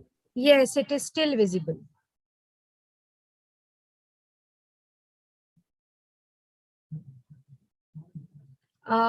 Judges, are we done with the question answer with this particular group? Okay, then 014, leave the meeting, please. Leave the meeting and rejoin. Then your screen share will stop.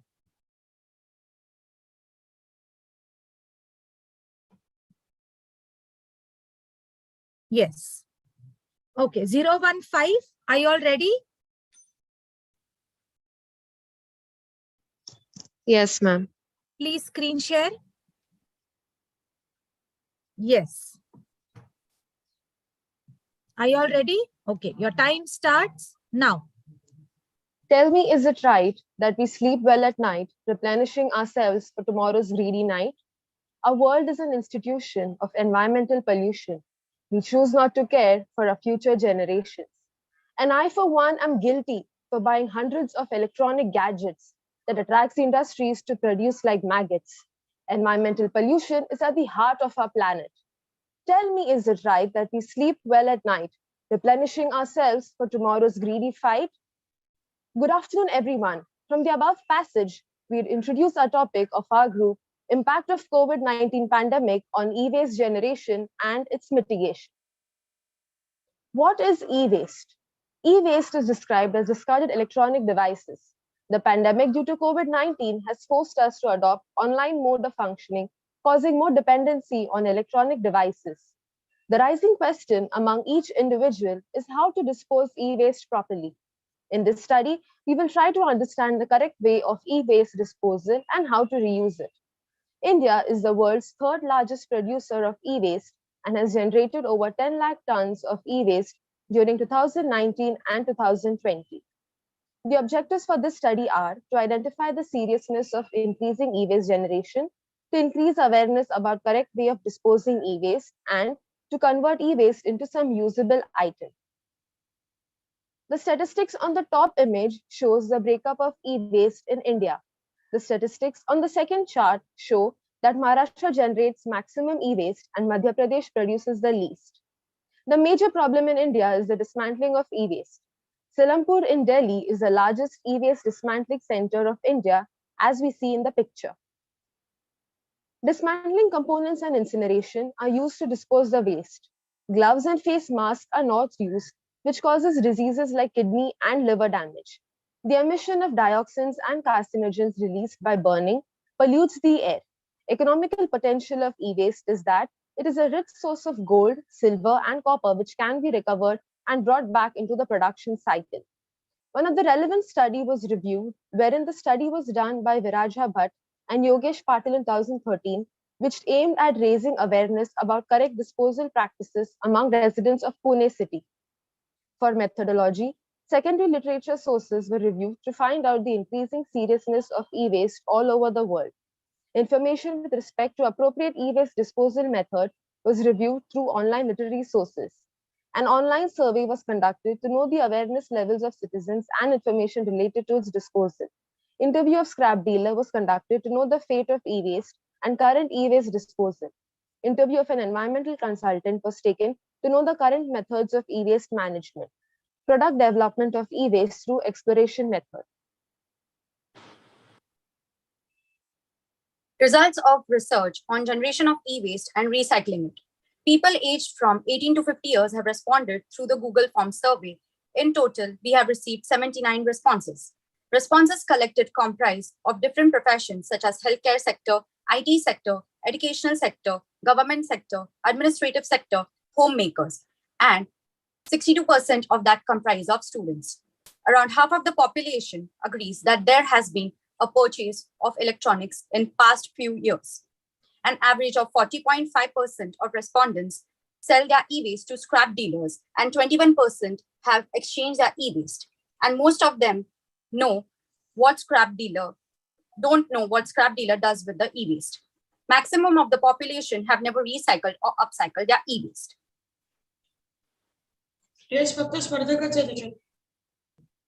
Interview of scrap dealer.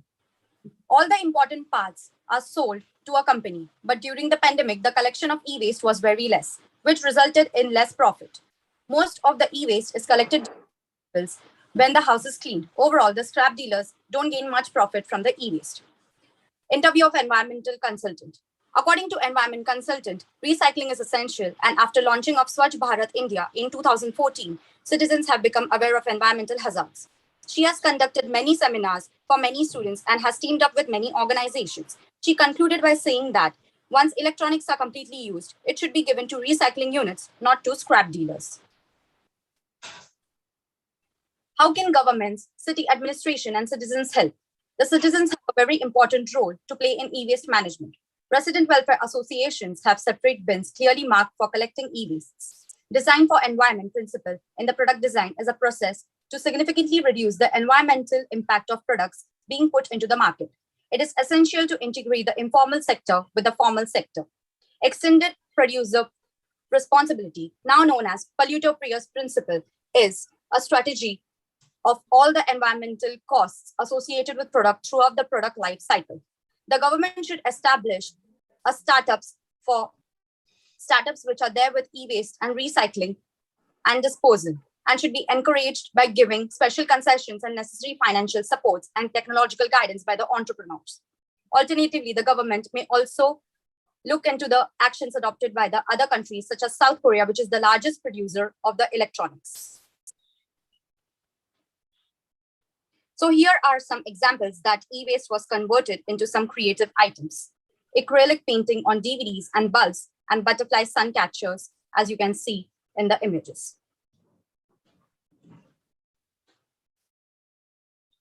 Conclusion, e-waste management is a great challenge for the government of many developing countries, such as India. This is becoming a huge public health issue. Giving away e-waste to scrap dealers should be avoided. E-waste should be given to appropriate e-waste collection center to ensure proper disposal. Limitations of our research. Number of respondents were mostly college students. Due to the pandemic, survey was conducted only through Google Forms. Limitation of time. Scope. Larger population can be covered for survey to get better picture of e-waste. Awareness campaign and e-waste collection center can be developed. Development of draft of government policies on e-waste disposal. More exploration on the creative product development using e-waste can be done. Erase your e-waste before it erases you. Thank you. Okay, please stop share.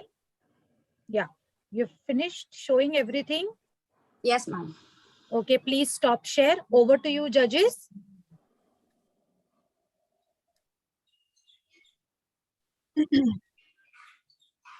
I've seen only decorative articles produced from e-waste. Is there anything useful which can be created from e-waste? Have you gone through what useful thing can be created using e-waste material? I hope you heard me. No, ma'am. Can you repeat it, please? Yeah, you've shown some decorative articles made up from e-waste.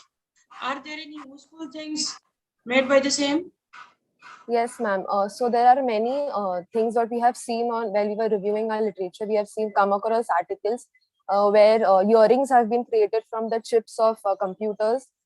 There has also been a pencil holder or pen holder which has been created from the keyboard of a computer. So I think those are the things which can be useful. And also to add on, ma'am, there are wires also which are form of e-waste. So there are bowls also created from e-waste.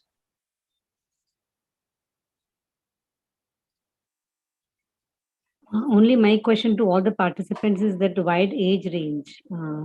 Actually, that is a threat to your validity when you are having such a huge age range. So that is, otherwise your article is well structured and you've done a very nice study in terms of how to manage e-waste. So definitely a takeaway that not disposing our medical even as good as mask to the regular dustbin rather than disposing it off in a proper, e-waste container. So this green and wet and dry waste which we are introducing, we can also include this e-waste, the dustbin system, maybe the BMC. So have you gone for such recommendations? Yes, ma'am. We definitely went through those, but we had to narrow down our research to instruments used during the pandemic. So Okay. for communication purposes, so we have taken into consideration electronic devices like laptops, keyboards, mouses, mobile phones, tablets. Okay. One simple question, if you can just let me know, do you know any centers? Can you just make us aware that there are centers for collecting e-waste in Mumbai, Maharashtra, basically Mumbai and outskirts, Thane and all. So have you made a question like, are you aware of centers available in Mumbai? Have Yes, you ma'am, made? like the recycling units, right? Yes, Yes. there are companies also who are working in this direction. So did you mention that, do you know awareness sort of thing? Yes, ma'am, there are recycling units as well. Since our study was short, we didn't mention about the recycling units. But overall in India, there are Loham Clean Tech, Cashify is also there. Then there is Banyan Nation also. In Mumbai also, the Banyan Nation is there in Mumbai. So we have researched about 3 clean recycling units. Yeah. Okay. Thank you. Thank you. Good presentation. Thank you, ma'am. Thank you, ma'am. Yes, thank you. Let's move on to project code 016. Yes, ma'am. Please screen share. Ma'am, is it okay if I don't on my camera because I'm running out of data, and also I am sharing the screen, so I don't want to face any more problems because of that. But your video had to be on, dear. It is one of the rule. If the judges are okay. Yeah, I guess that's fine with me. Okay. Sure. Okay. 016, please screen share. Yeah, ma'am.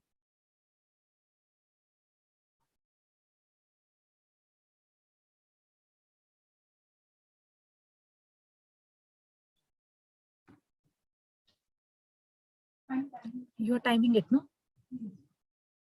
Okay. Are you ready? Yes, ma'am. Yes, ma'am. Okay, your time starts now. Good afternoon, everyone, and a very warm welcome to our presentation. First of all, let me thank you all for coming here today. As you can see on the screen, our topic today is perception and usage pattern of YouTube, an influential tool. Let's know some basic facts about YouTube first. YouTube is an American online video sharing and social media platform owned by Google. It is the second most visited website right after Google itself. My talk is particularly relevant to all of you as YouTube has itself become a search engine, even for the people who are not highly tech savvy. People love watching videos on YouTube mainly to feel entertained and to relax, as there are two sides of the same coin. Similarly, this search engine has its positive and negative effects. Like when it comes to the kids accessing the site, there are many concerns about the negative effects of YouTube. While YouTube, on the same hand, has led to the creation of jobs and income. Kids worldwide have created multi-million dollars by becoming a YouTube personality. Similarly, YouTube videos have created awareness, self-expression, and community building, whereas it has the most negative effects on sleep, body image, bullying, and fear of missing out. YouTube is not an unqualified financial winner. It is hard to imagine internet without YouTube. Buying the video site was the smartest decision Google ever made. Some people do earn a good living from their creations, but many are constantly hustling for peanuts and burning out. So as you all can see, for every potential positive, there could be a related negative. As there is an increase in the use of social media, online teaching and learning, and to comprehend whether it is an acceptable platform for various users of different age groups and genders, we have conducted surveys via Google Form, sharing it through different social media platforms using convenient sampling techniques. The aim of our study was to understand the usage pattern and perception of YouTube across different age groups and gender, and to ascertain its impact on developmental lifespan. And the objectives of the study are to find out the usage pattern of YouTube of the participants based on age and gender with regards to number of hours spent, type of content viewed, purpose of viewing content, types of channels subscribed, and to examine whether the usage pattern of YouTube has changed in the COVID times. This presentation is structured as follows. It is exploratory and flexible by nature. If anyone over the age of 10 years and consents to be the part of the study, participants have been included irrespective of their religion, education, and income levels. Survey 1 is based on usage pattern of YouTube. It consists of 14 open-ended questions and 1 close-ended question. We had received a total of 129 responses. Survey 2 is based on perception of YouTube among the participants. It has 10 close-ended questions. And we have received total of 97 responses. As mentioned earlier, our first survey is based on viewing behavior of YouTube and its impact. The data is segregated on the basis of male, female, youth, and adults. The collected data tells us that participants do watch, enjoy, and subscribe to YouTube channels. They watch YouTube for entertainment and to learn something new. Some of them have their own YouTube channel based on different topics, and that it can be considered as a career option with good source of income. Youth uses more of Instagram, Snapchat other than YouTube, while Facebook is more common in adults. Also, there is a change in their viewing pattern during pandemic. The second survey is on perception of YouTube among active users. The data collected tells us that there are different advantages and disadvantages as well as positives and negatives about YouTube. Not all think that YouTube is age appropriate. They also feel that YouTube is addicting, time consuming, and is affecting productivity. So, as you all can see, the result of this survey concludes that the viewing pattern in this pandemic has changed as comparatively it used to before the pandemic. People watch YouTube to learn something new and to get entertained. Most of the participants think YouTube has more positive impacts than negative. The interdisciplinary approach of our study was that people, irrespective of their ages, education, background, religion, socioeconomic status, all watch YouTube. It is affecting the young and the old, the rich and the poor, which means YouTube affects everyone in their day-to-day life. And the relevance to the current situation is that a platform like YouTube, which offers a diversity of creations and a wide array of content, allows for constant innovation and adaptation to viewers' needs. The limitations of the studies are language barrier, uneven sampling distribution among age and gender, participants not sharing correct information. The future scope can be, the study can conclude many more parameters on emotional and psychological impact of YouTube, can find out the impacts of other social media apps, and forms can be multilingual. I would like to end my presentation with a famous quote. Netflix doesn't cost rupees 499, it costs you your time. Coke doesn't cost rupees 30, it costs you your health. Social media isn't free, it costs you your focus. There is always a hidden cost. Remember, if something is free, you are the product. These are some of the references we used while doing the research. We are happy to answer your questions now. Thank you. Nice study, huh, girls? So, Please stop share. Please stop share. Yes. Yes. Over to you, judges. Yes.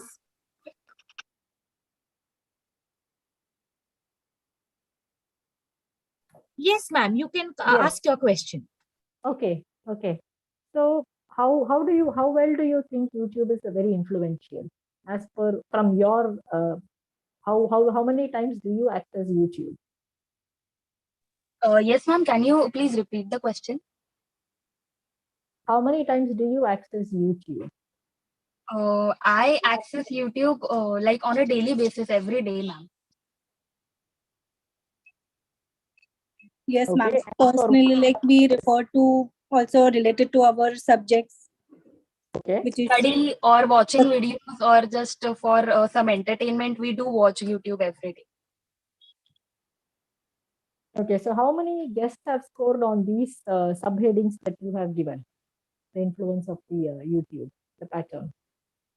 Ma'am, actually your voice is a little low. I can't hear the question properly. Yes, ma'am. Oh, okay. Can you hear me now? Is it okay? Better? Yes, ma'am. Now better, ma'am. Okay. So the sample that you have taken, the samples, so what is the highest usage pattern that you have seen? Percentage of usage pattern from among the samples? For entertainment, ma'am. For entertainment? Yeah, for entertainment and to learn something new. For comedy also, ma'am. Okay, so more for entertainment. Yeah, more for entertainment. Okay, okay. So you think YouTube is a good tool for youngsters as well as for people of all walks of life? Ma'am, it depends how we use YouTube. Actually, it depends on us if it have to be a good tool or not. Because if we are just wasting time on YouTube, then it's not a good tool for us. But if we're actually using it for a purpose which will help you, then it is an influential tool. Okay. Thank you, girls. Thank you. Thank you, ma'am. Yeah, okay. Did you encounter anybody who has earned from YouTube, right? From a common student, common person, I would say. Ma'am, can't hear you properly. Sorry. Yeah, so have you encountered with a person, a student who has really earned from YouTube? Who's observing YouTube as a earning source? No, ma'am, but I personally do have friends who have their own YouTube channels.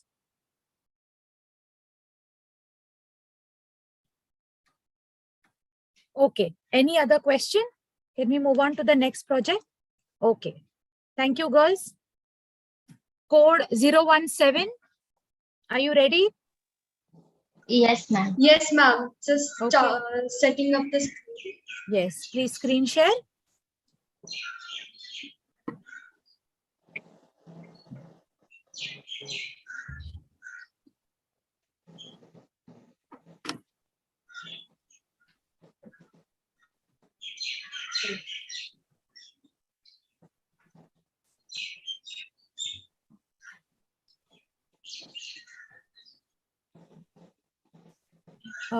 We can't see your screen. As in, Now, we can't see your presentation. We can see your screen, but not the presentation.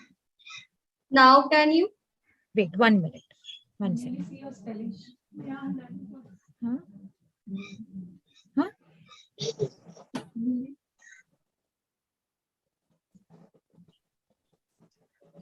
Wait a minute, ma'am.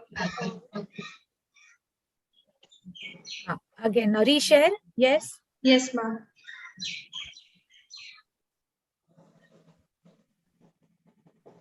Now, can you see the screen, ma'am? 1 second. It is loading. Yes, we can see it. Okay. Are you ready? Yes, ma'am. Yes. Your time starts now. Yes, ma'am. Good afternoon, everyone. Our project code is A22S0017. Our topic is eco-fashion and traditional textiles versus millennials' cultural knowledge. So let's begin. Indian textile industry exhibits a rich cultural heritage of India with wide varieties of hues, fabrics, and techniques. It is one of the oldest industries of India. Due to adverse environmental impact, there has been an increase in the demand for sustainable and eco-fashion clothing. The slide is not visible.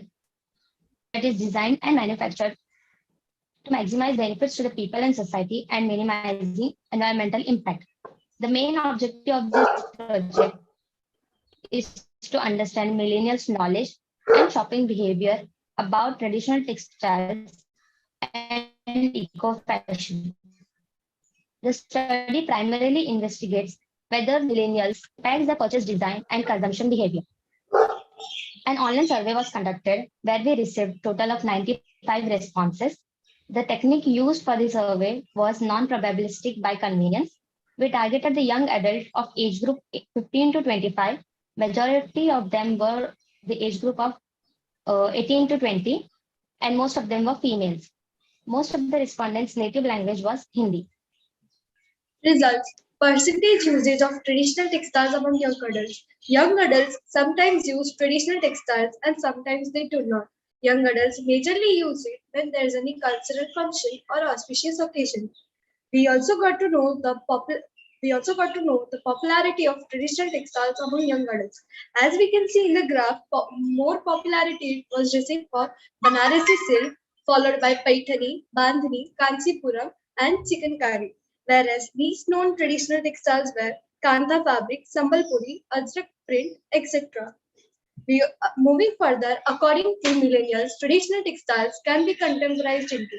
Millennials were interested in contemporized products like dresses, pants, accessories, and home decor. We also tried to understand that while shopping for traditional textiles, consumers gave more attention to quality and price of the product. Moving further, it was found out the reasons for not purchasing and not knowing brands that cater to traditional textiles is many of the consumers find them costly, and most of them are not aware of traditional textiles and brands that cater to traditional textiles. The result, the result also indicated that the result also indicated that 81.9% respondents knew about eco-fashion and they also supported eco-fashion, whereas 13.8% were not sure and 10% of respondents were and 10% of respondents did not knew about eco-fashion. Moving further, these young adults, or these young adults, or these young adults, sorry, moving further, according to these young adults, environmental friendly and sustainable fibers are organic cotton, wool, organic hemp, and organic jute. So we can conclude that young adults are aware of natural fibers. Lastly, percentage of people who will buy eco-fashion dress, even if it's above their budget, are majority of people chose that they would at least buy one eco-fashion dress if it does fit in their budget or a little over their budget. Implications. To promote traditional textiles, a combination of traditional motifs and colors can be used in trendy clothes and other accessories. Eco-fashion clothing can be promoted among millennials through college workshops in order to make them aware of eco-fashion. The factors such as premium prices, product-related attributes, and store-related attributes can be improved. Illustrations. Through the survey we conducted, we came to know that millennials do know some of the traditional textiles and about eco-fashion. The answer we have got to know that people want something unique, and we developed a combination of two different art forms of traditional textiles belonging to different state and culture. Here are some of our own ideas. The very first one being a tablecloth. We incorporated Chamba Rumal motif as borders with Kantha embroidery in the center. Chamba Rumal motif is popular in the state of Himachal Pradesh, whereas Kantha embroidery is famous in the state of Karnataka. The second one being plazo or wide leg pants. This Paithani wide leg pants is inspired by Swapnil Shinde's work.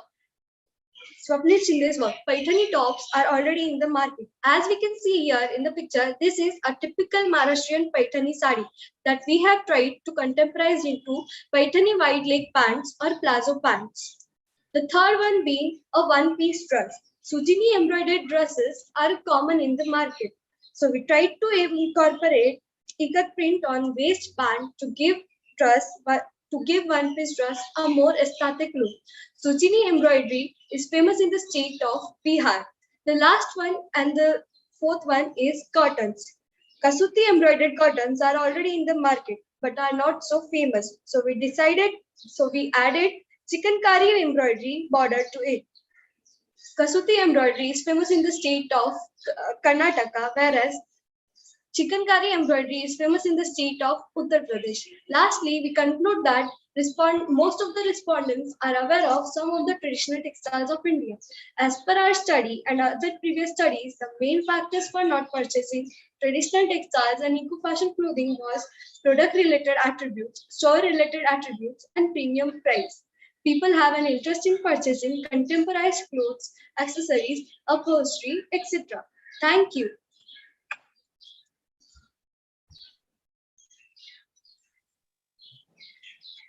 Okay, please stop share. Yeah. Over to you, judges.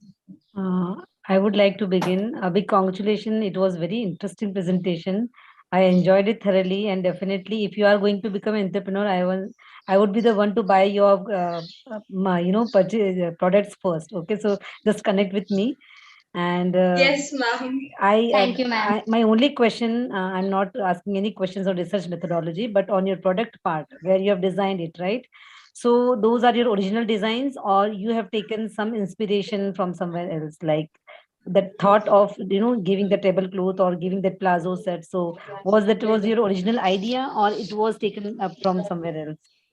Actually, it was our own idea. We just had references, or we tried to imagine our own ideas, and one of our groupmates drawed it. Yeah, one of our groupmates drawed it, and we all gave our own ideas. And then we selected our best 4 ideas, and our teacher mentor also liked it. So we selected only 4 ideas as of now. Great.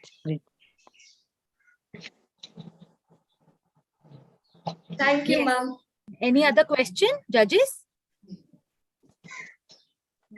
No questions from my side. Thank you so much. Thank you, ma'am. Yes. Thank you, ma'am. Thank you. And thank you, judges. Code 018.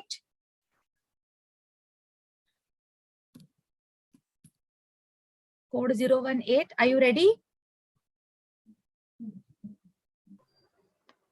Yes, ma'am. Yes. Okay. I hope you have screen shared. Okay. Your time. Are you ready? Yeah. Your time starts now. With the kind permission of the jury, we would like to start.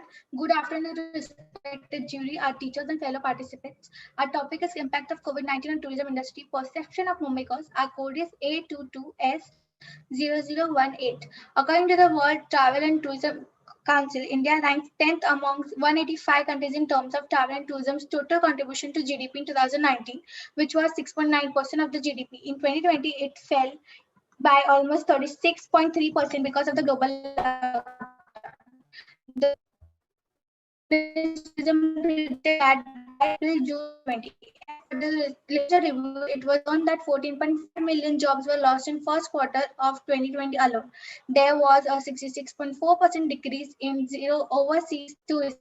This made us ponder as a group, will the situation ever get back to normalcy again? How does this national-wide 18-month lockdown affect the tour operators?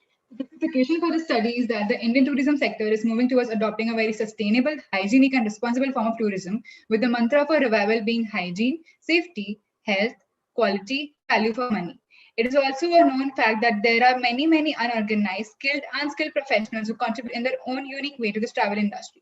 Just to quote a news article which was reported that 75% of 400 photographers in Mumbai city alone have returned to their hometown and have become a local vendor because there were no jobs in this industry anymore. But now these photographers are possibly doing something that anybody could do instead of them being professionally trained. The Indian government has also paved its way in surprisingly meaningful innovation and transformation to revive the industry. Hotels, airlines, aviation, road, rail, transport all have brought innovations and new technologies to assure travelers making their travel plans. Sterilization at every point, keyless and contactless entry, online check-ins, checkouts, RFID tags, smart security solution, Digi Yatra, copper-coded handrails, etc. in the railway coaches are being involved. But the question still remains, are the travelers, especially the fun-loving travel enthusiasts, Mumbaikars, convinced? Hence, a study was conducted with the following points. During August and December 2021. To achieve these objectives, the research methodology adopted was an exploratory study. 283 travel enthusiasts and 15 travel operators and agents were interviewed. First-hand data was collected by inducting a self-constructed and validated questionnaire. As the study period was during the second lockdown, a Google form was circulated. When we did not get a satisfactory answer to the Google form, we initiated a face-to-face interview with the respondents who were randomly selected. Telephonic and face-to-face interviews was the method used to elicit information from the 15 travel operators and agents. The main exclusion criteria was refusal to sign in the informed consent form. We did not face many problems with the travel enthusiasts, but we did struggle with the travel agents, but we still managed to get 15 of the travel operators and agents.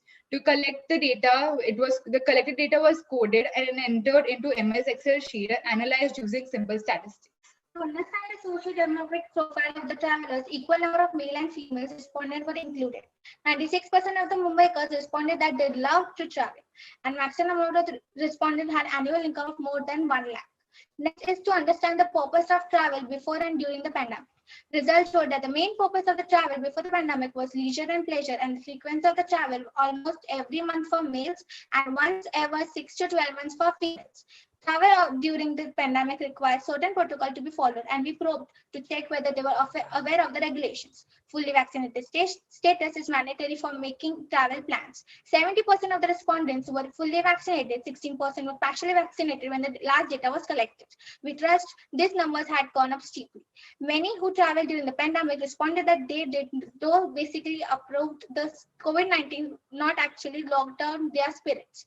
When inquired about the adherence of the travel protocols, many talked about the norms of social distancing, sanitization at every point, carrying a negative RT-PCR test report, compulsory use of mask, active login in the Aarya Setu app, etc. When asked if they complied with the protocols, almost 50% responded they did not follow the rules, and few also didn't want to share their compliances. Next is the study of fears of the travel. 86% of the respondents replied that though they had traveled a couple of times during the pandemic, they did not have fears after catching the infection. 14% confessed that the main anxiety was during COVID because they were unsure that the people around them were following COVID-19 safety rules or not. Mainly, the travel interests were nightlife 76%, nature 94%, and religious motive 34% among the females. And among the male respondents, it was adventure sports activities 73% and nightlife 34%. Fourth, to understand how the COVID-19 had actually shaped the travel behavior among the Mumbaikars, the travel agents and tour operators were interviewed. 80% of the tour operators had 10 plus of years experience, which made us answer valid and strong.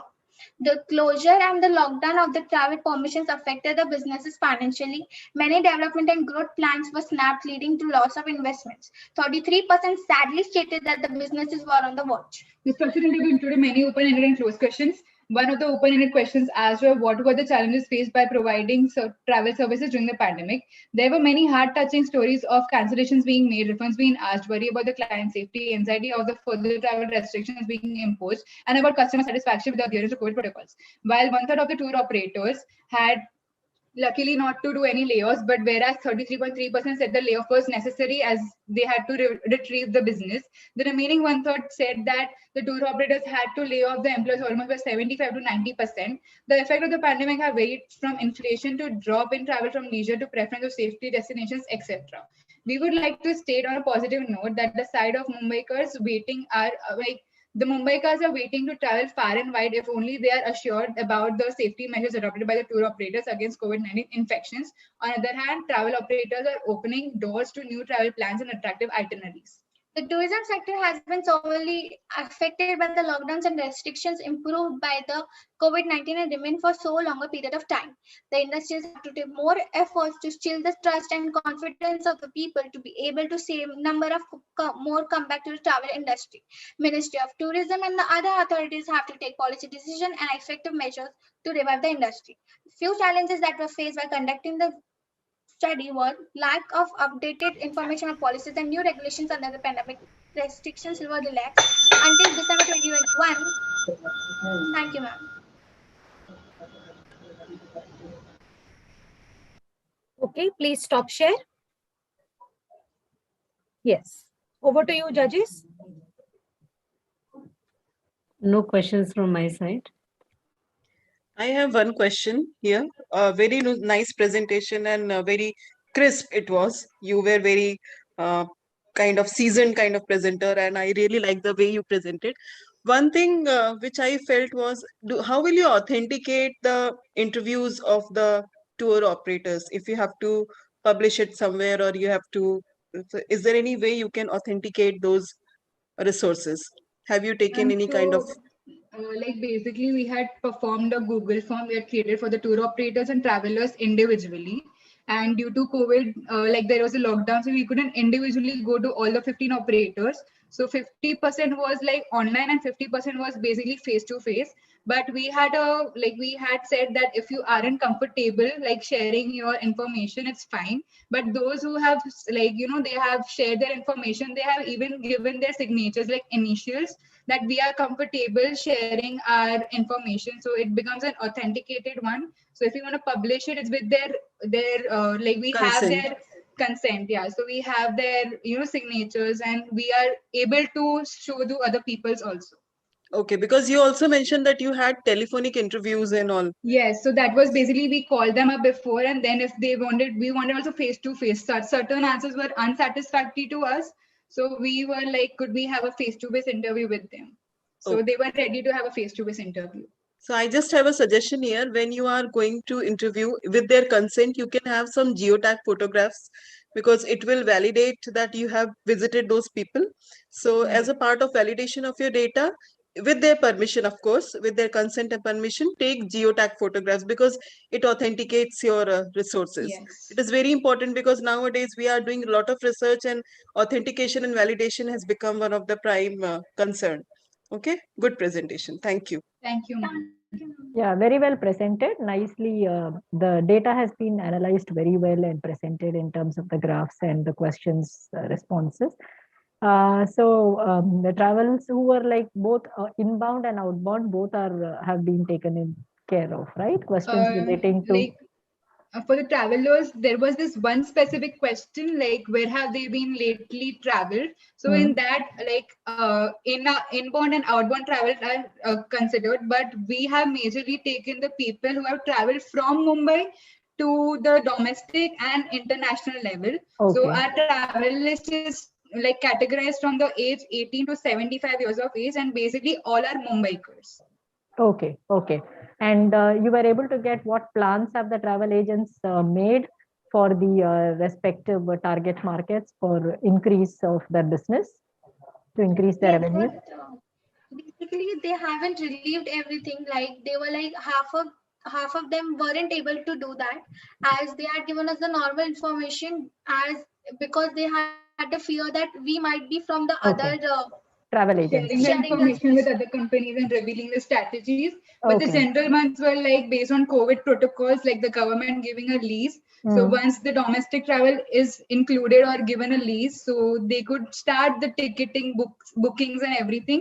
So with all the safety measures, the assurance they had given that you'll be assuring them with the sanitization, the PP, all the basic COVID protocols that the government had given. So those were considered in for revealing the new COVID protocols for the traveling thing.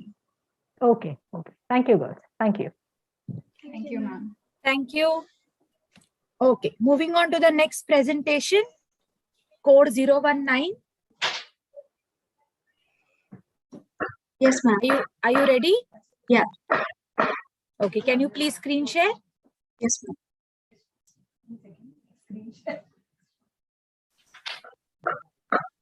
Okay. Are you ready? Yeah, just a second. I'll just do the slideshow. Yes. Go to full screen. Yeah. It's not happening. Go down. You must be seeing a small icon down. From beginning. You can click from beginning on the top left.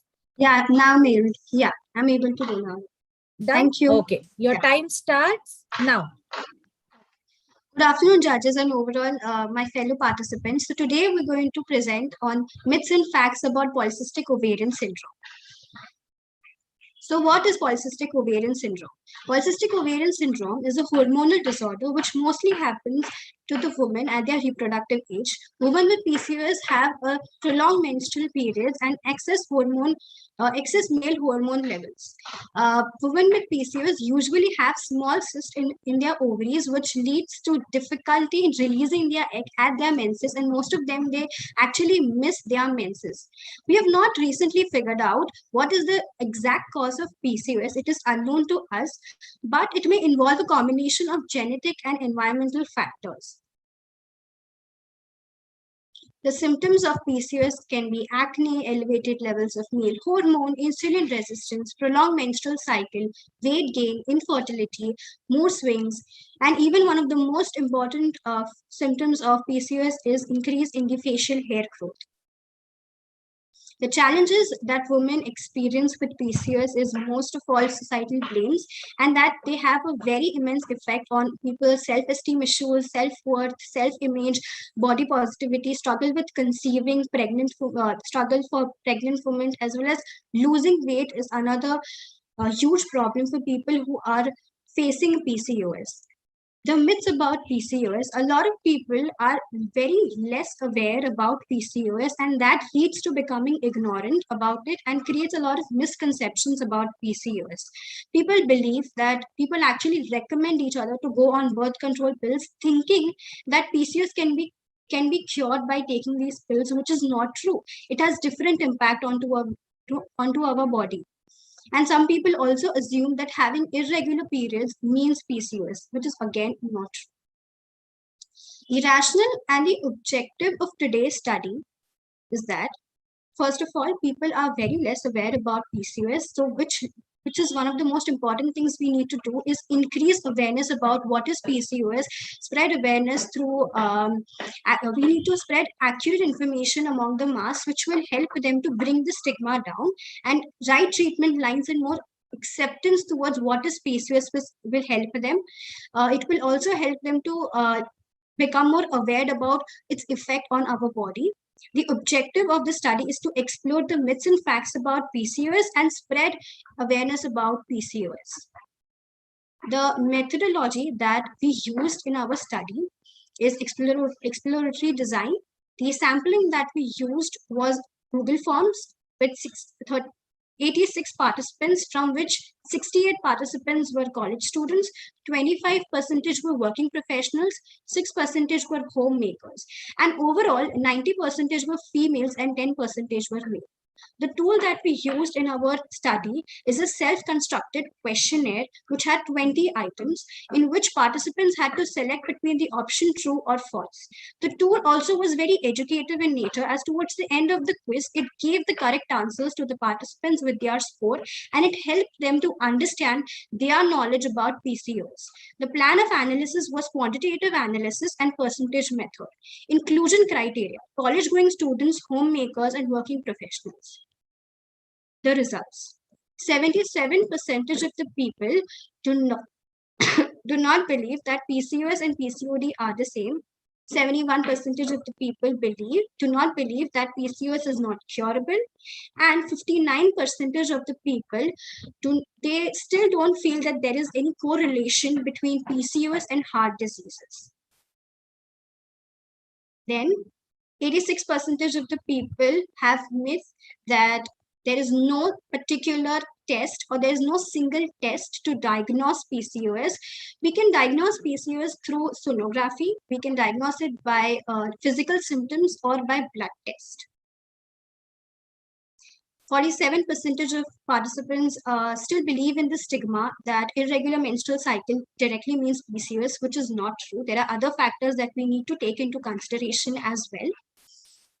These are the few responses that we got from our survey, where people felt that it was a great initiative to spread awareness about PCOS. They felt the questions were interesting and they got to know more knowledge about the topic. We actually interviewed a nutritionist, Mr. A.K. Sayed. He gave us information that PCOS is an incurable condition, but can be managed by lifestyle modifications, like including a 30-minute morning walk, avoiding processed food, high glycemic food, sugary food, or refined foods as well. He actually insisted us to have a very high fiber diet, rich food that we should eat.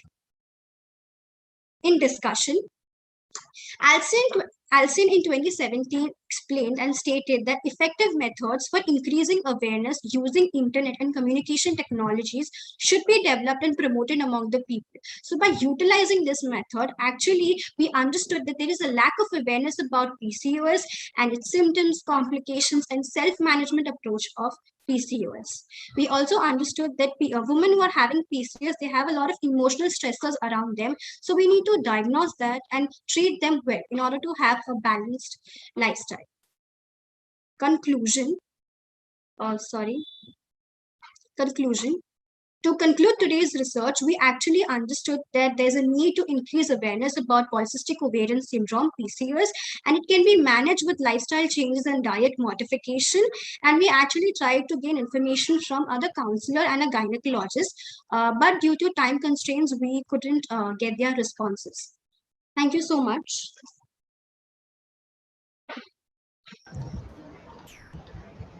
Over to the jury.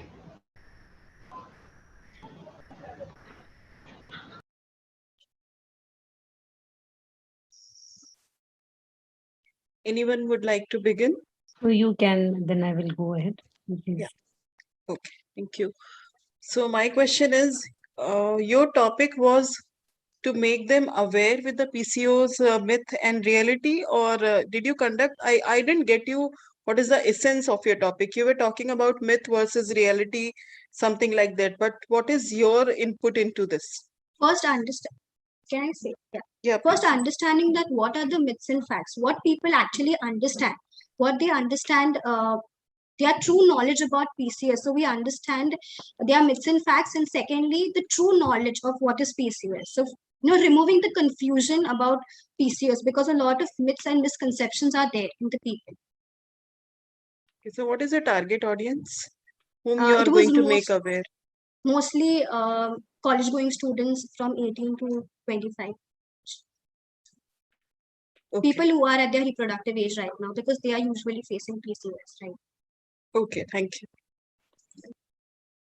Okay, my question again will not be based on the research methodology, but it will be based on it's actually a very significant issue which you have raised and very important, which is because of the changing in the lifestyle. This particular, we can say, cause of concern is raising. Okay, and Yes. specifically, as you said, in the girls, it's raising at an alarming rate. What kind of recommendation do you make? Like, and an immediate recommendation can you make for making people aware, specifically these girls, young girls, aware about this thing? Because as you said, you have stated lot many facts and the myths about this particular disease, right? And you have also said that managing the lifestyle and managing all those things. And since morning we are listening to the lifestyle changing and lot many presentations on the nutrition aspect. So do you think that is it manageable, and the adolescent will give importance to what you are saying? So, ma'am, can I? Ma'am, I feel that all this should start from very start. Like today, all the girls are having their menstruation at the age of 10. So, if possible, we can implement all these things at when a child is in their first standard, third standard. First, start educating their parents, keeping seminars about all these things, and explain them that they have to start explaining the girls about what periods are, how menstrual cycle goes, and then keeping seminars on with girls and along with boys also. Like when you're teaching sex education, it's necessary to teach the whole how the body works and how our hormones work. So this combined at a very young age, explaining them and not making them shy about a thing that about their sex organs and about their hormones and how the way they think and how the body works. So making parents also and students both educating them at the same time at a very young stage can avoid all these problems. I guess rural area is still a big, I would say, Challenge. Yeah, challenge for that. Okay. And I think I just felt that when you're talking about awareness, myth and awareness is fine.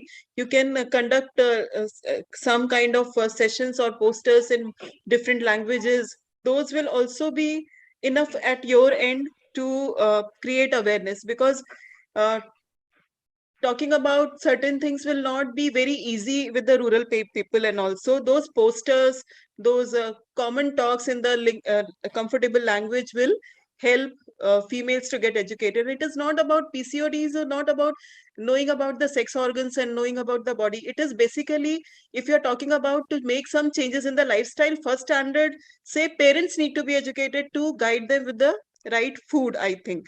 So rather than starting with a very hard, on a very serious note, start with some kind of nutritional changes which we can make at a basic level. This is just, I thought you can think of making it a part of your awareness thing. Yes, Mostly we copy urban area. So once awareness in urban area takes place, it will continue percolate to village area. Yes, yes. Thank you.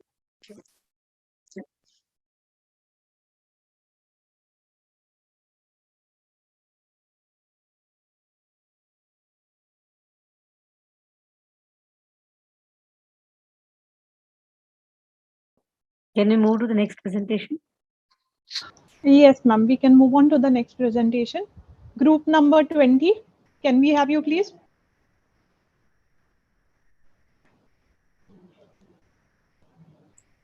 Yes, ma'am. Please share your slides.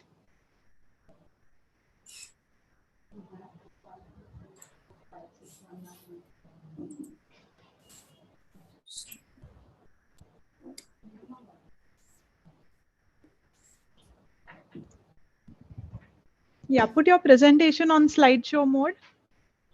Yes, ma'am. It is on slideshow mode. Okay, you can start. Good afternoon, everyone. Our project code is A22S0020, and our topic name is preparation of TiO2 nanoparticles and chitosan film for increasing the shelf life of papaya fruit. Regional gap. As we all know, food industry, especially the fresh food industry, the two most important challenges are packaging and preventing post-harvest deterioration caused by respiration, ripening, ethylene production, and senescence. To overcome such problem, plastic has been introduced a long time ago, but it is not a sustainable implication. To to avoid plastic, we have used a biodegradable film which is prepared from chitosan, as it decreases the environmental pollution and also helps to decrease the microbial spoilage. Chitosan is proven to be used as biological preservative film as it has the ability of antimicrobial property, biodegradability, and film forming capacity.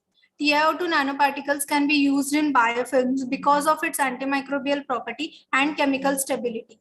The nano titanium dioxide is safe, non-toxic, has high rigidity and strength with a white color, and it can be colored with all colors to suit all food products. Aims and objectives. Our aims and objectives. Yeah, just a second. We are unable to see your slide change.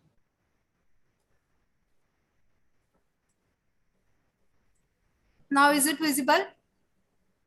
No, we are still at the first slide. Can you take it to the next one? Yes, yes. Continue. Aims and objectives. Our aims and objectives consist of preparation of chitosan using prawn shell, estimation of degree of deacetylation of synthesized chitosan, preparation of chitosan and chitosan TiO2 nanoparticles, film coating, physical characterization, chemical characterization, sensory analysis for evaluating fruit quality, and then estimation of pectin by gravimetric method. Now, preparation of chitosan. For preparation of chitosan, we have followed Singh et al. 2021 method, where we have taken prawn shell, which was somewhere around 250 grams. Then it underwent demineralization, deproteinization, and deacetylation. I have to interrupt you again, but we do not see the slide change here. Yes. Go ahead. To get our final product, which is chitosan. So the yield which we got was around 12.25 grams. Estimation of degree of deacetylation of obtained chitosan by acid-based titration method. Now this is done to check the quality of chitosan. Degree of deacetylation should be more than 50%, so that it is assimilated in different solvent. Our degree of deacetylation was 74.04%. For the preparation of chitosan film, acetic acid is being used. Approximately 2% of chitosan solution was made. For chitosan and TiO2 film, 2% chitosan solution was used, and 0.5 gram of TiO2 was added and mixed with magnetic stirrer. Now the films were made, and and here comes the application of films on papaya fruit. The fresh fruits were completely dipped into the coating solution at room temperature for 15 minutes. They were allowed to drain and then dried at room temperature using a forced air dryer, so that the thin layer is formed on the fruits. 3 fruits were used for each coating solution. Fruits were stored for and they were stored for 10 days. Here you can see chitosan film and chitosan TiO2 film has a shiny layer on it, but control has a matte finish. Now the physical chemical characterization, sensory analysis, and estimation of pectin of fruits after 0 day, 5 days, and 10 days. For physiological loss in weight, we have used Marpudi et al. 2011 paper. For titrable acidity, S. Rangana 1995. Sensory analysis for evaluating fruit quality, hedonic scales, estimation of pectin, gravimetric method was used. Now here comes results and discussion. These are the images of fruits after 5th and 10th day. As on the 5th day, only the control fruit was having microbial spoilage, whereas other 2 fruits having coating do not show any microbial spoilage. This result is being carried till 10th day. Control has deteriorated completely, whereas the other both, the papaya with still survive. Titrable acidity and pH of fruit is an important parameter for fruit maturity. Titrable acidity gradually decreases during ripening process. Organic acids usually decline during ripening as they are respired or converted to sugars. Moreover, increased pH attributed to more palatable fruit with less acidity. So in the graph, pH of 0 day was 5.3. These readings are mean value, and in the control, pH has increased whereas in both the coated fruit, pH was still less than control. As the fruit ripens, titrable acidity decreases in control. Due to over ripening, the titrable acidity was decreased to 0.17, whereas it is still high in other fruits which were coated with chitosan and chitosan TiO2 film. Physiological loss in weight. Abnormal loss of firmness due to over ripening and pitting of the skin causes change in the weight and size of fruit. As it occurs due to loss of water, so as the coated papaya show less loss of physiological weight, as it could be due to the layer formed which has decreased to respiration process. Pectin content, polygalactonase acid is responsible for pectin solubilization and depolymerization in the late stage of ripening. As by 10th day in control, the polygalactonase enzyme activity was too high as the papaya was overripe. The pectin content was low as compared to chitosan coated film and chitosan TiO2 film. Sensory analysis, the result what we got was in 0 day was found that the taste, peel, color and firmness was equal for all the three fruits, but as the day increases, the control peel color was somewhere around more yellow than other two fruits, and the firmness has also reduced and the taste was okay. It was moderately sweet, but as the 10th day increases, we can't taste the control. Yeah, please stop. You have crossed the time. Ma'am, can you please give me 2 minutes? No, not 2 minutes. Yeah, maybe another 20 seconds. Quickly. Okay, ma'am. The chitosan film coated papaya has done a good work as compared to chitosan TiO2, where the firmness was equally maintained in both the films. Here are some benefits to society. Use of chitosan TiO2 nanoparticle biofilm could be helpful for reduction of post-harvest loss, which will be beneficial for farmers. Chitosan prepared from crustacean shells could be helpful in reduction and water pollution caused by the waste of these shells. Both chitosan and TiO2 nanoparticles preparation is cost effective. Biofilm formation. Okay, you can stop now. You can just flash the remaining slides. Yes, ma'am. These are the reference which we have followed. Okay, you can stop share now. Judges, we can move over to the questions. Yes, maybe Anjali ma'am is asking question, or may I go ahead? Have you tested carcinogenity of TiO2 nanoparticles? Yes. It was in a pure form. No, it's not carcinogenic, I believe. No, yes, please stop screen share. You can exit and rejoin. Okay, it has stopped now.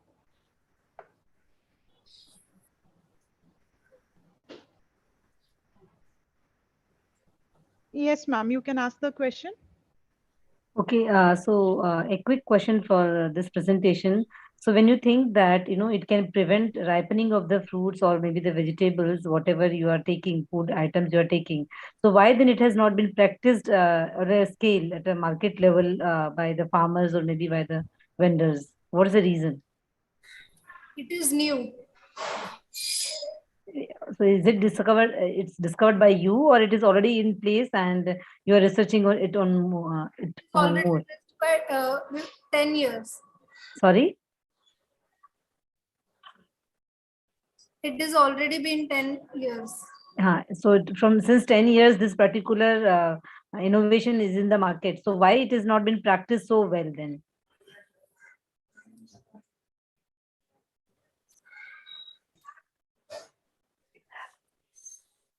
I hope I am audible. Your voice is not audible. Can you please repeat? No, I can hear her well. I think there's some network problem at students' end.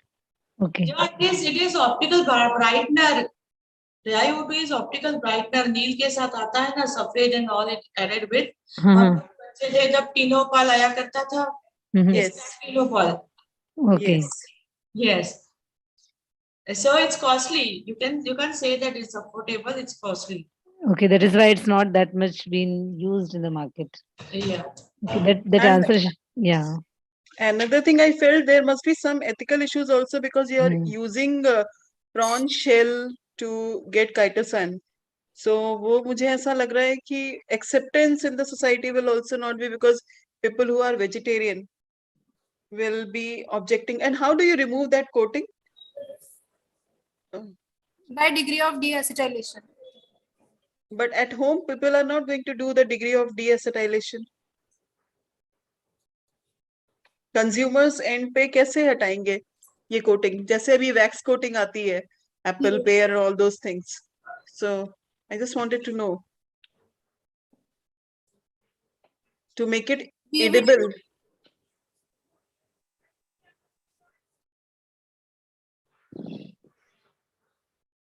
We can't hear you.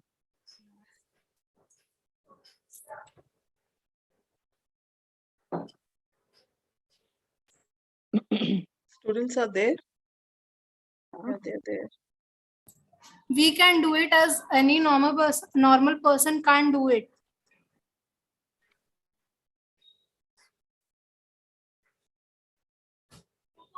Okay. Okay, it's fine.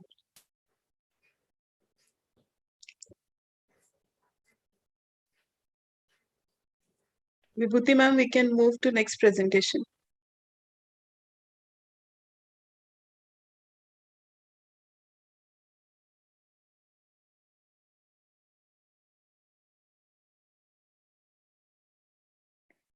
Can we move ahead with the next presentation?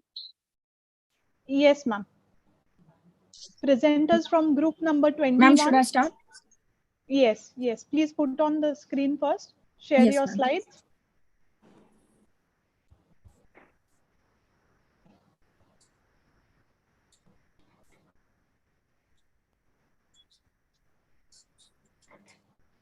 Good afternoon, everyone. I am A22S0021, and I'll be presenting on Pandemics, a Study for Survival. Now, when the catastrophic COVID-19 pandemic began in the year 2020, there was a panic faced in every country. Many claim that they have never seen something like this ever before. So, this analytical study of secondary data revealed that, in fact, there are about 250 major outbreaks known to humans, the first of which is the Plague of Megiddo, 1350 BC. Here are 5 of the most deadliest of those outbreaks. The Plague of Justinian, Black Death, and Spanish flu began and ended in 6th, 14th, and 20th centuries, respectively. Anjali Sorry, ma'am, ma'am? can you hear? Yes, Ma'am, can you we hear can me? hear. Yes, yes. Yes, yes, we can hear. We can hear. Yes. Here, but it's too fast. Like it's Okay, okay, yes, yes. Now, Okay. yeah, just clear. yeah. Thank you so May I much. start? Yeah. Here are the 5 of the most deadliest of those.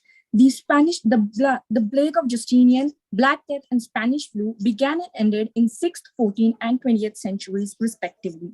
The HIV/AIDS and COVID-19 pandemics are still in prevalence. Here are, let's see some of the most recent outbreaks. SARS, swine flu, and MERS began in the early 2000s and 2010s. The Ebola and Zika epidemics were prevalent in the early and mid-2010s. The first cases of coronavirus disease, COVID-19, caused by severe acute respiratory syndrome, coronavirus 2, SARS-CoV-2, were found in Wuhan, China. It is emerged from backbone virus and is the successor to SARS-CoV-1. It is contagious in humans and spreads from human to human. Now, witnessing the last 2 years, we can say that we failed the battle against the coronavirus. Here's why. Initially, China suppressed information about the virus, due to which Dr. Zhang Yongzhen shared the genome of the virus with the world against official orders. Dr. Ai Fen shared a patient's report with an unidentified pneumonia resembling SARS to her doctor friend, following which 8 doctors were called in by Wuhan police in early January of 2020 for spreading rumors. Many such articles were deleted from the internet by China. Many countries were slow to recognize the seriousness of the pandemic, due to which they failed to take early measures. According to the independent panel's report, the WHO was too cautious while sharing the risks of COVID-19. News reveals that many countries, governments, and people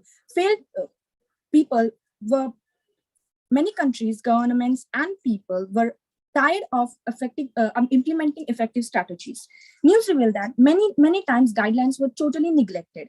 For example, the political rallies that took place in India last year and early this year had people participating with no mask and no social distancing at all.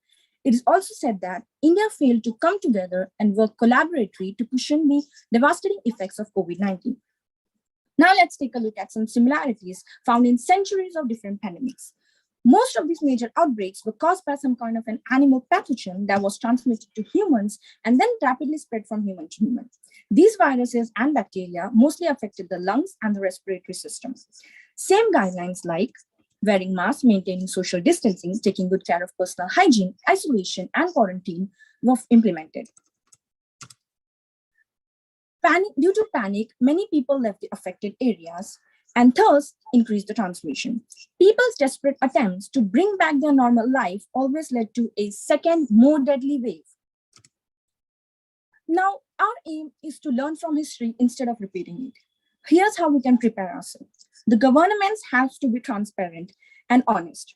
Lying in hiding will only worsen the situation. If an outbreak is declared fake, lockdown must be implemented. The officials must clearly address the public. They have to give assurance with risks and threats. We have to give a heed to the expert who warn us against such outbreaks and improve the ways by which we deal with them. People with mild to severe symptoms must isolate themselves. Panic will not be an option if we are honestly addressed by the officials. Practicing work from home and online studies under regular circumstances will prove beneficial during pandemics. There has to be an active genomic surveillance and sequencing of data to react to the pandemics effectively. There has to be an increase in the production of vaccines and antiviral drugs during pandemics. Containment facilities that have deadly diseases must establish procedures that will destroy them if production is compromised. Scientists suggest shutting down wet markets to reduce the outbreaks, zoonotic outbreaks. Now, here's a quick question. How is it that when WHO declared a pandemic for the whole world, it marked the ending of the same pandemic in China? Here's why. China acted quickly and their vaccine testing began as early as February 29, 2020. The Chinese government provided scientists with lands, laboratories, and supplies for their research and invention of vaccines. Isolation and hygiene and analysis of mobility statistics offered a precise record of the spread of the virus, and this played a great role in China's success. An article read, and I quote, China needed to erect entire towns of prefabricated housing to quarantine people. Bold, blunt, rash, yet effective. Apart from China, countries like Taiwan, Liberia, South Korea, Senegal, Uganda, New Zealand, South Africa, Germany, Finland, Denmark, European Union, and Australia, along with Seattle and American Samoa, the only two places in America, were successful against the coronavirus.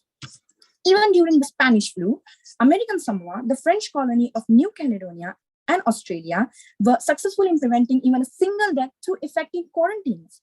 Iceland, the island of Marajo, and St. Helena reported no deaths. To conclude, it is possible to turn tables on such pandemics and epidemics at any given time with correct analysis and effective strategies. Suffering in such time without learning a lesson is of no use. Now is the time to realize how necessary it is to prepare ourselves for future outbreaks. We are privileged in terms of technology, information, intelligence, and resources. What use is this if we keep making the same mistakes over and over again? Thank you.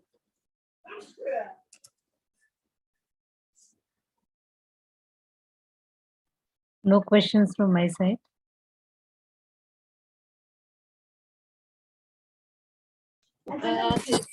Judges, yeah. Yes, girls. Was there any review article, as in, like, since you're doing a review study, exploratory review study, so you could see anything on the way of preventing, as in, like, how to find out whether the pandemic will come in terms of predicting anything or any of those aspects, any technological scientific ways of predicting, or something like that? Is there any technology assist based or something that you were able to look at it from the yes, ma'am. Yeah. Ma'am, in in America, in Seattle, there was in 2019, they were actually doing a survey with respect to respiratory diseases. So it was at the end of the 2019, before the COVID-19 pandemic came in. So when they were doing the testings, they were actually prepared with the people in the Seattle actually. So they were doing it on them. So there were so many people. They took their first time the testings with the nozzle, the one we do for the COVID-19 testing. We put that stab in the nose. So that was been done. So because of that, they were actually prepared, and because of that, the COVID-19 did not exactly affected Seattle that much. And in terms of predicting these, there are scientists who do researches on these. So a lot of the times, scientists have already have the animals and the animals from which the zoonotic diseases come out. So they have the animals in their containment facilities. They do tests on them. So with this, they have the records of what actually the genome of the virus. So if they see the similarities in some outbreaks that have occurred in the world, so they will come to know that this is emerged from this animal or so, and with the help of that, they will be able to prepare vaccines and antibiotics early. Okay. Okay. Thank you, girl. Thank you. Thank you, ma'am. Do we have any more questions from the judges? Not from my side. Okay, No. if there are no questions, yes, ma'am. No, not really. Okay, so we can take a quick 2-minute break so that our members of the jury can email us the evaluation conducted so far. I have already mailed while Okay, this ma'am. presentation was like question Yes, answer round was going yes. on. Okay. So we will wait for the remaining members to send us. So just a quick 2-minute break.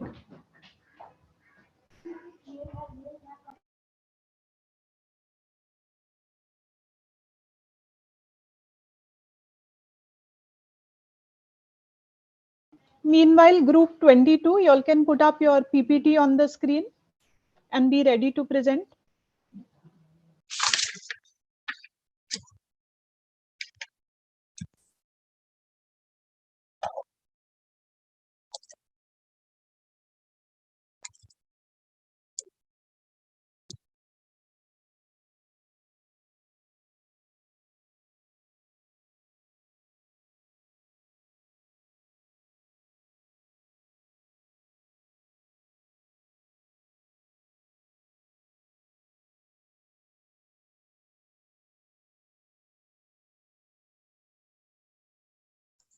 I have sent her. Please check mail if I put up.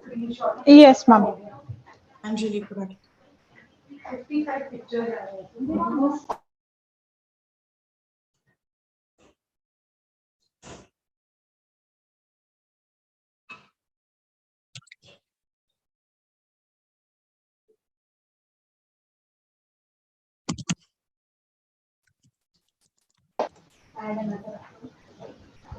Okay, can we resume?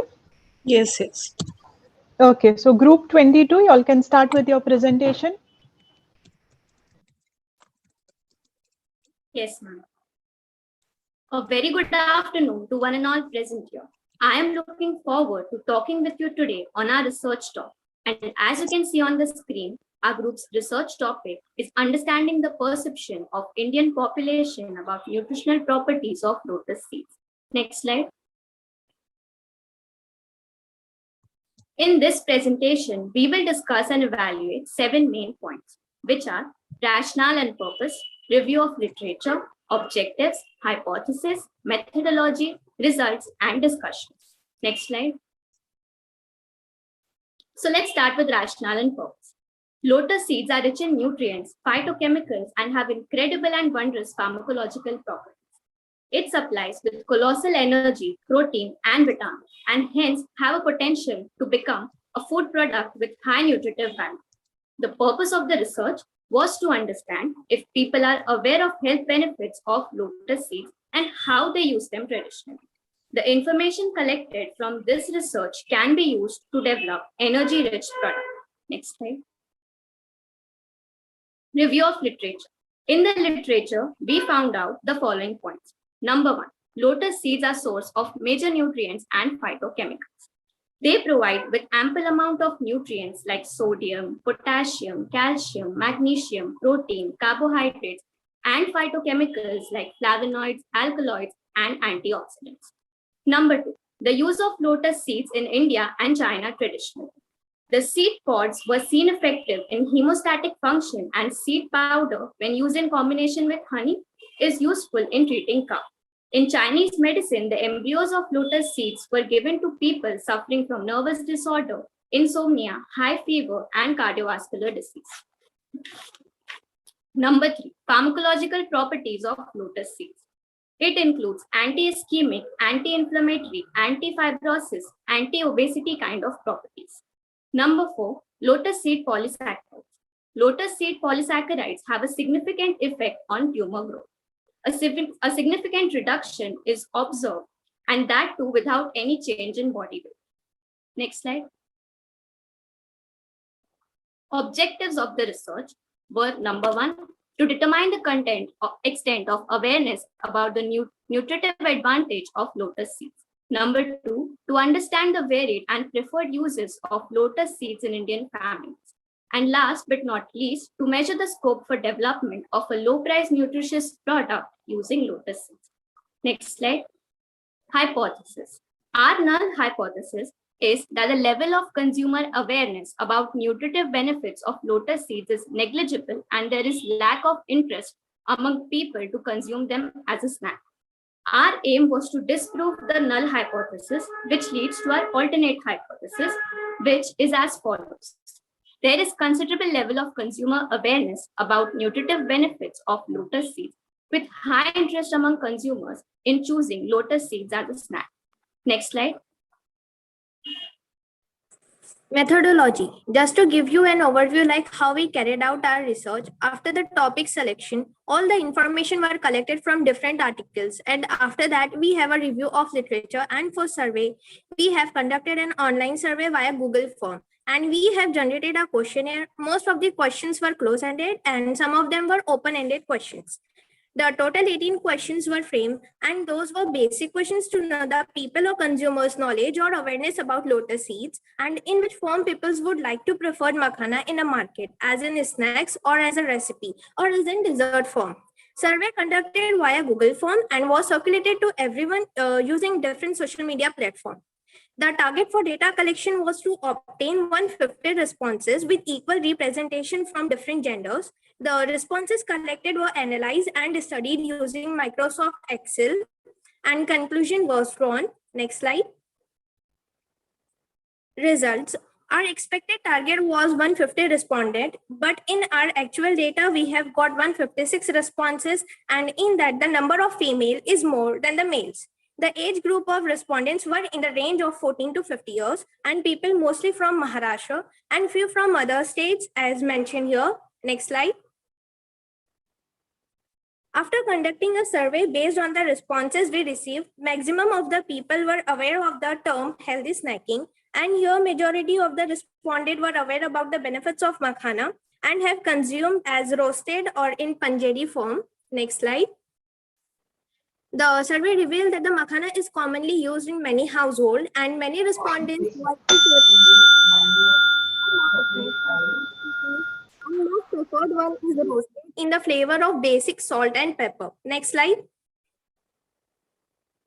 Known for its miraculous benefits, makhana is seen as an elixir of life, has significant calorie value, and are a powerhouse of nutrient and possesses medicinal properties. Besides being consumed as a food, it possesses positive effect on human health, as it's rich in antioxidant and micronutrients may help slow sign of aging, supports heart health, blood sugar level, etc. It's a versatile food and one can enjoy it in many ways. The interdisciplinary scope is that this study can be used for community outreach by merging elements of food science, nutrition, extension education, product development, and sociology and information technology. The limitation of research is that we can conduct a study on a larger platform and can get a proper data and the demand of type of makhana-based product in a market by consumers, and to understand the sensory acceptance of suitable makhana-based snacks, and we can develop a better and new food products with better qualities and safeties. Thank you.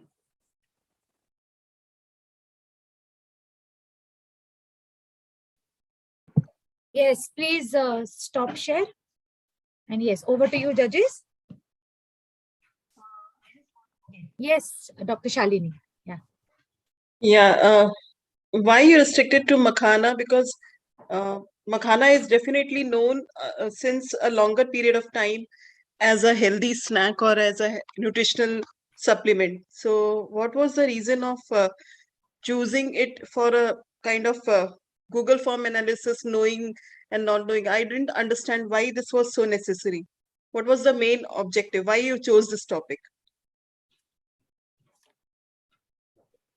Ma'am, the main aim or the main objective was to use the outcomings of this research to produce a product which is low cost and can be used in community nutrition. So the other people which are from economically weaker section of the society can also have access to it, as it has amazing benefits. That's Okay, so it was a part of your study, a very small part of your study. So you will be, I just have a suggestion. What you can do is, जो भी nutritional values है, at first end you do wet lab study and try to find out the nutritional values at your end. Then snacking के लिए जितने भी forms बन रहे हैं, उनका आप because the core value should not get destroyed when you are converting it into a snack or something. So whatever you are trying to prepare, just try to find out the nutritional value of those and then go ahead, because I didn't get any kind of extraction from your topic, if you ask me frankly.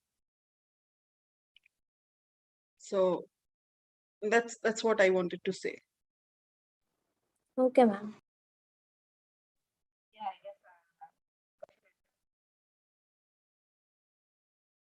Dr. Swati, I think you are on mute.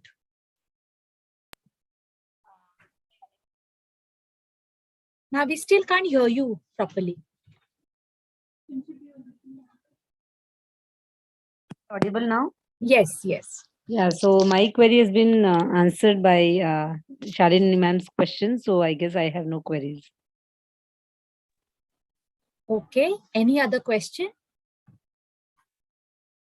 Okay, thank you. Moving on to the next group. 023. Yes, ma'am. Please screen share. 23B. That's okay. 23B is presenting. Yes. If you can, yeah. Yes. Are you ready? Yes, ma'am. Yes. Okay. Your time starts now. A very warm good evening to everyone. The topic of our undergraduate research study is awareness and perception among youth and middle adults ranging from 20 to 40 years of age about child abuse. The code of our group is A22S0023. We selected the topic child abuse because the issue is overlooked by many while still being a very prominent problem faced in India in even today's time. To understand the issue more, we reviewed online research papers from journals, book chapters, even news article, and found that topic is quite wide and has an ample of scope for betterment of the society.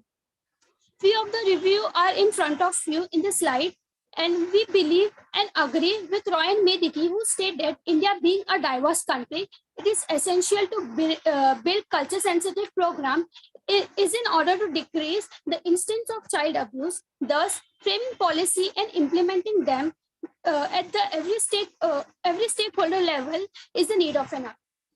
Next slide. We also selected child abuse as a topic since it's an issue faced globally, which is often neglected or goes unnoticed simply because children facing the abuse barely understand what's happening to them. With this research, people can understand the severity and harmfulness of the effect on abuse on children. The objective of the research were to know the awareness level of participants regarding the child abuse, to know the causes of child abuse, to know according to the participant who could be a perpetrator, and the gender difference in child abuse, and majorly to learn the preventative guidelines against the problem. Next slide. or was an experimental research mini-study. Thus, the sample size of a participant was 50, included 25 male and 25 female participants. The age group was selected keeping in mind that this age group might themselves have experienced it at some point in their life, or at least have an understanding of this topic. If not, then as to educate the young and the middle age of our society, so they are also aware of the issue and its effect. Since our questionnaire was in English, only those participants who could read English well and were familiar with Google Forms were included, and the other was excluded. Next slide. After the review of literature was collected and paraphrased, it was given to the guide for scrutinizing, and once it was approved, a questionnaire of both qualitative and quantitative set was prepared and circulated through Google Form. Using different social media platform, each participant took about 10 to 15 minutes to answer the question. As novel sampling, our data was collected and then was analyzed using theme frequency and later summarized. Sample characteristics. Age and gender of the participants. Total number of participants were 50, out of which male were 25 and 25 were female. Majority of the participants, that is 64%, were from the age group 20 to 25 years, and a very few from the 31 to 40-year age group, which is 8%. Substantial majority of the participants were Muslim community, that is 94%, and very few from Hindu community. Next slide. When the participants were asked if they were aware about the term child abuse, then on the basis of results, all the participants were aware about the term child abuse. Causes of child abuse. A little more than half of the participants said that drugs or alcohol is the major cause of child abuse, whereas a little less than half of the participants said that parenting skill and financial problem is the issue, and less than 1/3 of the participants stated that community violence, illness, and poverty are the causes. Next slide. Gender difference in child abuse. When the participants were asked which gender is more affected by child abuse, the large majority of the participants said that both the genders are equally affected. Further, when asked who could be possibly the child preparators, then majority of the male participants said that caregivers are the preparators, whereas surprisingly, same percentage of female participants said that women themselves are the preparators. Next slide. Reporting to authorities. When asked should the child abuse be reported, a large majority, 72% of the participants think that one should definitely report to the authorities, whereas surprisingly, 28% thinks it is not compulsory to report to all cases. Ways to create awareness. Though the participants in the beginning stated that they were aware of the term child abuse, but when asked would they like to know more about the term child abuse, then they were interested to know about the issues, safeguarding strategy, and in which ways to create awareness. And in ways to create awareness, participants said that it can be achieved by conducting special classes, seminars, workshops, and free counseling. Next. This research helped us understanding the perception of the participants. As we saw the result, the participants were aware about the term child abuse and knew the consequences about the same. Our research will also assist the people to conduct the variety of program for awareness of child abuse. Our main motto of the research is to break the chain and safeguard the children. Next. Thank you for listening to us attentively, and we are open to any doubts that were to be resolved.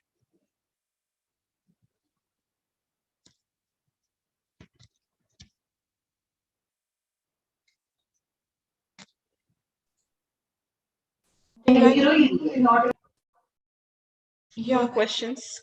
No questions from my side.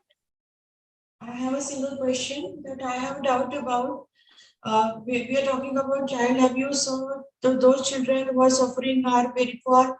They don't know English, they don't know how to fill Google Forms. And the questions are not asked to them, they are asked to somebody else who know English, who have mobile, who know how to fill Google Form. That is something surprising. Is it a test or it's just? I mean, I didn't get. Is it a genuine survey? That is a big question I have in my mind. Because our main motto was the people who are abusing the children. To Will they really tell you that they are abusing children? Sorry. Who are the people to answer your survey? They are not the children who are suffering. And then who are they? Are you saying that the people whom you ask these questions are themselves abusing children? No, they are not abusing children, but in some cases that age group or that people are from that category. So if these people can create the awareness program and conduct such a variety of programs in order to create the awareness, then this can be lessened down. That is true, but I'm doubtful about the authenticity of the survey. Like, questions should be asked to those who are directly concerned with that, either the children or the child abusers, or the best is any NGO who was related to this issue. Am I right? Yes, ma'am. But actually, our study was from December to Feb. In mid, we were having exams, so we couldn't reach through NGOs and other people who know more about this. Anyway, it's a Google survey, so you need not travel anywhere.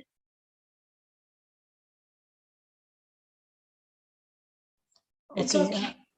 Yeah, so actually, there are other two concerns which I found with this presentation. First thing is ethical concern, because when you say that you are going to do this survey, we cannot do it on Google, because you can understand that suppose if I have been suffered through any kind of abuse, and if you ask me certain questions, I need to relive that whole experience all over again. Okay, and that is a very, very ethical issue. So I don't know how you have addressed that. Second thing is that most of your data has been from one community, one religion. I'm so sorry. It was from Muslim religion. So I don't know. Again, your data is skewed, but you cannot divide it and study it on the basis of two parameters. And third thing is that when you say in the beginning of presentation, you said that there were not much studies. I don't think so, because POSCO has clearly mentioned lot many things on the guidelines, and there are lot many websites, lot many NGOs who are working. In fact, my one student who won Avishkar Prize for this particular project of child sexual abuse, because we developed an mobile app to prevent child sexual abuse. So I don't think that there is a scarcity of data. In fact, there is a lot of data which is available for secondary resources. And as Anjali ma'am has said, that authenticity of data has been a question. So I have the same concern. Okay. Okay. All the best. Anything you want to comment on that?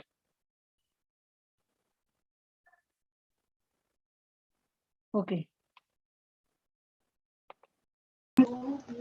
We now move on to project number 24.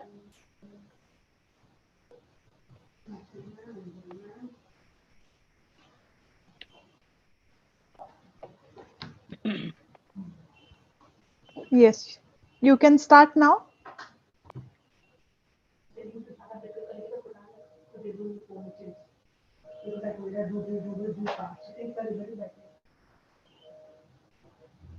Presenter, group 24.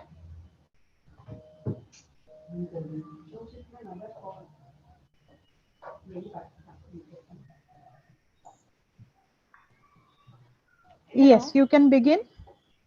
Group 24. Ma'am, am I Yes, yes, you audible? can be heard by all of us. So you can start now.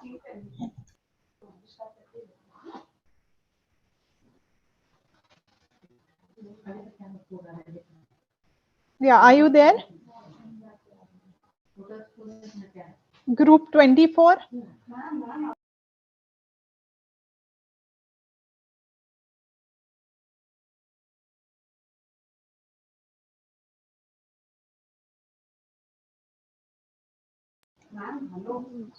Group 24. Yes, ma'am, we are there. I think she's facing some network issue. Okay, so can somebody else from the group take over? Yes, ma'am.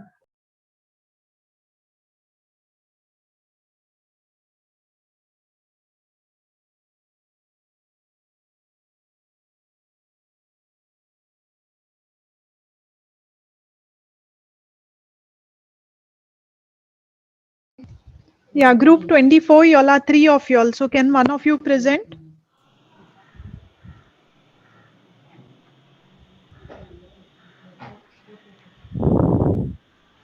Do we have 24A, B and C? Just 1 second. Yes.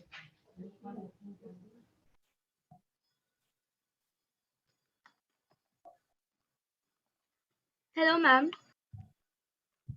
Yes, we can hear you. Please start.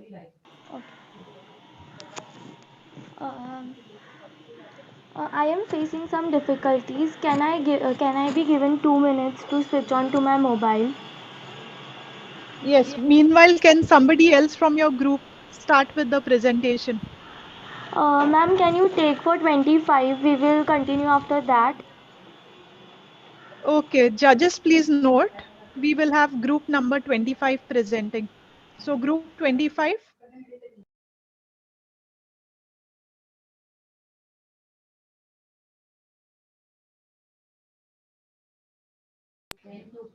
Group 25, you all can present your slides. Yes. We can see your slides. Start the slideshow.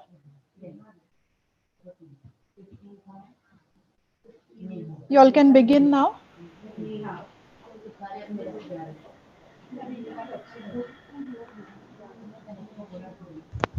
Group Ma'am, am I 25. audible? Yes, you are. Please Yes. start. Yes. Good evening, respected judges, professors, and my fellow participants. We, the members of Group A22S0025, are here to present our project on the topic comparative analysis of expired and unexpired mupirocin on bacterial species.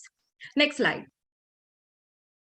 Mupirocin is a topical antibiotic that is employed in treating skin infections, and it is currently formulated under the name Bactroban. It was isolated from Pseudomonas fluorescens, and pseudomonic acid is the major component in mupirocin. It works by reversibly inhibiting the activity of isoleucine tRNA synthetase, which is an enzyme that is involved in bacterial protein synthesis. Due to this inhibition, the protein synthesis is blocked and the bacteria eventually dies. When the antibiotics expire, their effectiveness reduces, and this may support the growth of many potentially harmful microbes. Next slide. The skin is an excellent host to a plethora of microbes which may vary with age, nutrition, and other developmental factors. These microbes are usually commensals, but under certain conditions, they turn opportunistic and cause dermal infections like impetigo. These dermal infections are usually cured by the application of topical ointments, of which mupirocin is an example.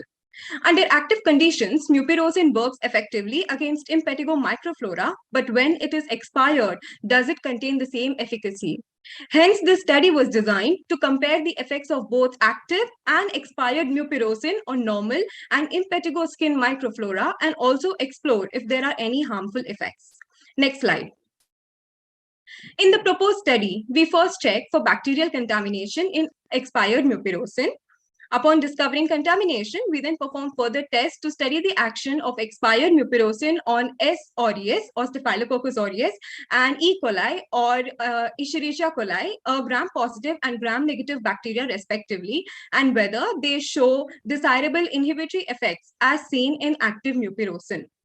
A reduced efficacy of expired mupirocin can also be expected, along with it playing a host to opportunistic pathogenic microbes which were otherwise a part of the normal skin microflora. Next slide. We come to the objectives now. As you can see, there are three major objectives of this study. The first one being to test for presence of bacterial species in expired and unexpired mupirocin. The second being to assess the effect of active and expired mupirocin on S. aureus and E. coli, and finally to detect minimum inhibitory concentration by endpoint assay. Next slide. Coming on to research methodology, our research methodology, we use 3 steps. Step 1 involves testing the presence of bacterial species using streak plate technique. The solution was streaked on nutrient agar and incubated to observe the growth of bacterial species. Next slide. Step 2 involves assessing the effect of active and expired mupirocin on S. aureus and E. coli. Nutrient agar plates were inoculated and this diffusion was performed. The plates were incubated to measure the zone of inhibition. Next slide. Step 3 involves detecting the minimum inhibitory constant, where S. aureus was inoculated in nutrient broth having different concentrations of mupirocin and observed for growth. The same protocol was followed for E. coli. Next slide. Results and discussion of streak plate. Plate 1 and 2 streaked with unexpired mupirocin. Plate 3 was streaked with pure culture of S. aureus, and plate 4 was streaked with pure culture of E. coli. Hence, we conclude that E. coli and S. aureus did grow on nutrient agar, whereas unexpired mupirocin confirmed the absence of bacterial species. Next slide. Results of disk diffusion.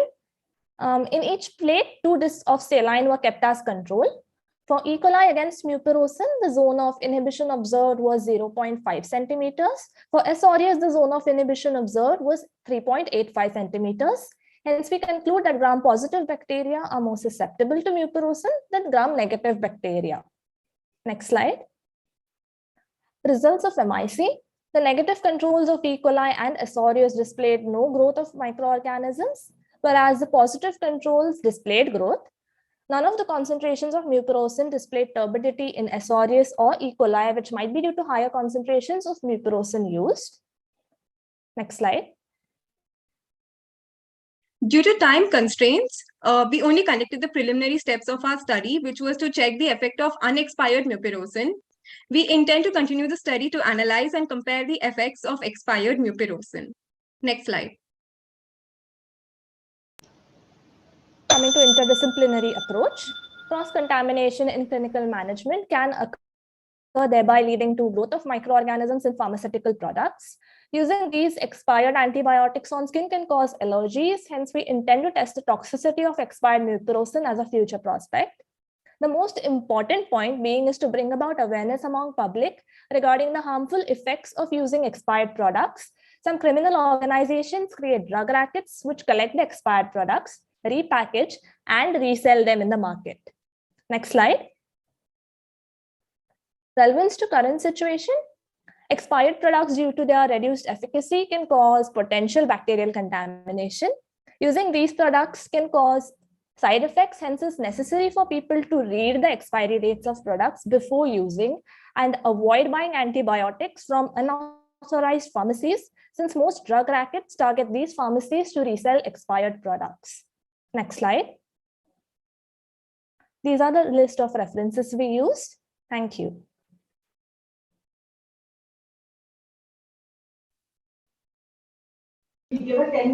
Over to you, judges. I don't have any questions for this presentation. I have a question here. First of all, it is very scientifically presented. It's a scientific data, a wet lab experiment here. So that is why I appreciate the way it is being presented. But there is one concern. The moment we know there is something expired, before like a responsible person in the family, anyone for that matter, will be looking into the expiry date on any of the medicine when we are buying, and at the same time when we are using it. So what bring you to this topic that you should be comparing an expired one and a non-expired one? So any literate person will not be using any expired medicine. So iska purpose kya hai? What is the purpose of your study? You stated certain things that people will be more aware, all these things, but ऐसा कोई study क्यों करेगा? Expired का मतलब ही expired है. It's not going to work on. So microbial growth and all, whatever methodology, disk diffusion or streak plate, whichever method you are going to use is going to show the similar results because that has already been tested in the laboratory. So why are you aiming on this? We're testing, first of all, we're using mupirocin because the fact that mupirocin ointment expires in 10 days after opening, whereas when we check other creams, they usually last for, mostly in a common general phenomena, they last for 6 months to 1 year. So some people might as well ignore the fact that it is just some common ointment, leave it aside, and then after say 1 month or 2 months, if they have any skin disease, try to use it without looking at the date. Or else there might be a situation where some people is living in a remote area where say the pharmacies are closed down and you don't have anything available and you need something urgently. So for that you can, like, they might use the expired mupirocin. I don't agree with you because expired means it is expired. So I am not convinced with this thing. And mucus, any medicine which is a kind of eye ointment or skin ointment, doctor strictly recommend that you have to use it within this time frame. So I don't agree with this idea that people will be using it without looking at the expiry date. Yes, people do look at the expiry date many a times. Maybe they are not you as per your this thing, but I am not convinced with this idea. So I will rather say you can do this type of study on any other cosmetic product that will be more useful, because all the drugs or all the medicines, they have a certified time tenure and they always have an expiry date, and people do abide those facts. So this is my concern. So you should be, rather than looking into a thing which has already been said that this is to be concerned. The reason why we were talking about this expiry thing, because while coming up with the research proposal, we discussed it with our team members, and then we realized that there were instances in each of our lives where we have at one point used some expired antibiotic. So that's Is the it? reason. Yes. So that's the reason. Then we came up. literacy is at stake. I must say, literacy is at stake in this case. Thank you. Do we have questions from the other judges?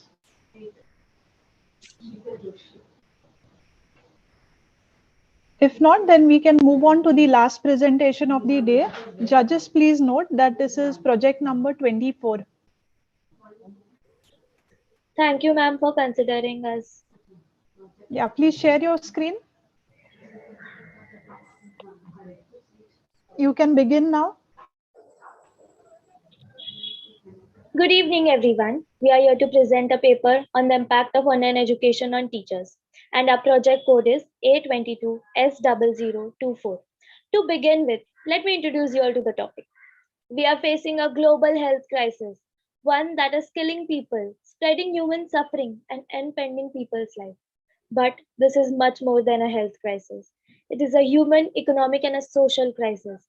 The coronavirus disease, which has been characterized as a pandemic by the World Health Organization, is attacking the society at its core. It has restricted people's everyday routine and chained everyone behind four walls. It has wreaked havoc on one of the most important systems, education. Education is undeniably crucial in contributing to the country's welfare and an individual's growth, but it was threatened by the emergence of COVID-19. The biggest barrier came in with the fifth wall, where the screen was the only source of communication as physical distancing was vital. There was a sudden shift from blackboard teaching to online teaching. This affected millions of students across the world, and even teachers weren't spared. A thorough study of existing literature highlighted the fact that while there are plenty of studies that examine the impact of online education on students, its impact on teachers is often overlooked. Hence, the aim of our study is to study the impact of online education on the teachers. And under this aim, the objectives included are to explore the teacher's perception on online education, to examine how teachers adapted to the new normal and the technological aspect of the online teaching. To achieve these objectives, the survey was conducted. For that, a structured questionnaire was created using Google Forms. And by a convenience and snowball sampling technique, the potential respondents were approached using various social media platforms. The participants included in the research were teachers teaching online for schools, colleges, coaching centers, home tutors, whereas the teachers who were not teaching online were excluded. The responses were collected for 2 weeks, then they were analyzed and the results were interpreted. Participation in the survey was kept completely voluntary. All the participants had to sign a consent form, and the respondents were assured about their anonymity and confidentiality. Now, let me call upon my co presenter to continue further. Coming to the results of the survey, we will start with the demographic characteristics which are expressed as N percentage. 63 teachers participated in this survey, and majority of the respondents were female teachers. We interviewed people from the age group 22 to 56, out of which the majority of them are between 25 to 44. We also interviewed teachers from primary to postgraduate level, and most of them used to teach the secondary section. Coming to the results of the main survey, around 1/3 of the teachers were comfortable with online mode of education, whereas Close to two-thirds of teachers were not comfortable with online teaching. Coming to online education affecting their working hours, around 68.7% teachers reported that there was an increased workload because of online teaching, and more than 50% of teachers reported a decrease in their income. As you can see in the graph, majority of the teachers preferred offline mode of education. Only 9.5% teachers preferred the offline mode of education, and close to three-fourths of the teachers reported difficulty in teaching practicals online. Most of the teachers reported that students participated during the online lecture, so there was a positive response in this particular question. Coming to the challenges faced during online teaching, most of the teachers reported technical glitches. They said that the students were unattentive and their workload had also increased. Their physical and mental health was affected. They were experiencing stress, backache, eye strain, obesity, and migraine. Lastly, when asked about the plans to adapt to offline education post-COVID, most of the teachers reported an inclination towards hybrid mode of education. Some wanted to go back to the traditional offline mode, and some hadn't decided yet. To summarize our research, we found out that the majority of the teachers were not comfortable with the online mode of education, which is similar to findings conducted by the study in Dakshin Kannada and Udupi district in 2020. Online mode of teaching not only led to an increased workload, but more than one-third of the teachers also faced pay cuts while they were working for the same or increased number of working hours. Lack of student participation made most of the teachers feel demotivated. Despite being comfortable with online education, many teachers still prefer the offline mode. Similar results were reported in a study conducted on the perception of teachers regarding online learning, which was conducted in Bangalore. Senior teachers found it the most difficult to adapt to the online mode of teaching. Even though online teaching seems easy, it causes physical and mental stress. Similar results were reported in an Italian study conducted on teachers, which was about the stress and impact of online teaching during COVID-19. The project uses an interdisciplinary approach, bringing together the fields of social sciences and education. The relevance to current situation shows that the pandemic and the subsequent shift to online teaching has in many ways shaken the education professionals and stirred up the entire field of education. Newer approaches to teaching and learning have been introduced in the last 2 years. Consequently, there is now a vast scope for research in the field of hybrid or online education. To conclude, I would like to add that the research showed that online education has its own pros and cons. Teachers and students have learned a lot about technology. The method of education has significant impact on teachers like pay cuts, increased working hours, physical and mental health issues like back pain, eye straining, to mention a few. This study highlights the various insights about the impact of online education on teachers. So, in this context, we would like to propose a few suggestions. Like the institutions can assist the teachers by providing a regular training sessions on the uses of online methods of teaching and relatable technical issues. De-stressing and mind-relaxing sessions should be planned for teachers to help them relieve their stress and to re-energize themselves to effectively conduct their activities, and even intervention studies could be conducted for the same. Thank you.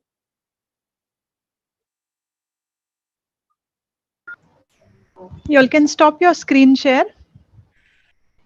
Over to you, judges. Okay, one very basic question from this presentation. You have said impact. Okay, I know you are undergraduate students and you may not know the technicalities of framing the title, but when we say impact, I'm just pointing it out. Impact is something which you are planning and try to see something over it. Okay, so you cannot use this word impact so liberally with your research. You can use this word effect right now. Okay, because impact is something when you are planning, you are applying, and then you are observing whatever has been happening with that your intervention. So that in that case we use this word impact. So I guess you can, with your after consulting your guide, you can change this word impact.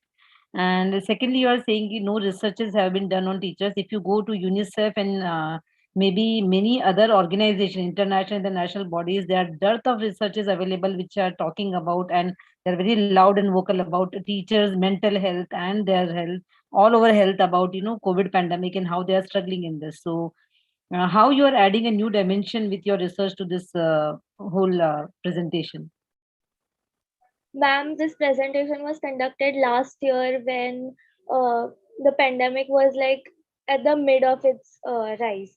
Okay, so then you have to mention it when you are putting up your sample and your methodology. You have to say that the data was collected during this to this particular phase, so that we are aware that okay, this data belongs to that particular. Because if you talk now, then there are a lot many researches which are available on teachers' overall health and well-being. Yes. Yeah. Okay. In continuation to what Swati ma'am is suggesting, whenever you are looking into such kind of study and you are going to present, please do add the latest references, because your study is of that period of time. At that time, no researchers were there, but now you have the references available. So do add those references in your study. So that will automatically give you an edge on formulating your results and discussion. Yes, ma'am. Any more questions or comments? No. Okay. So we have come towards the end of today's program. So I would firstly request the judges to email the committee the evaluation sheets. After which I would request you to provide an overall feedback to all our participants for Aarya 22.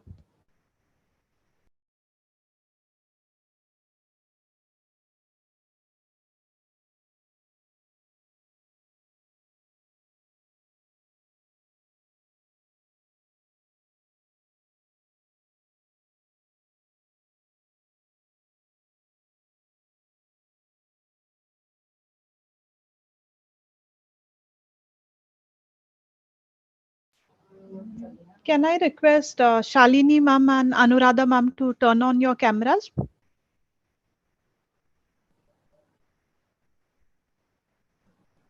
Yes, thank you, ma'am. Thank you.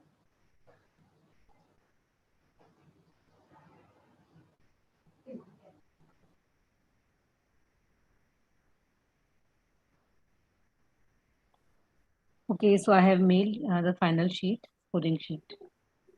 Yes, thank you, ma'am. We can take a 5-10 minute break. We'll call them 5 sharp.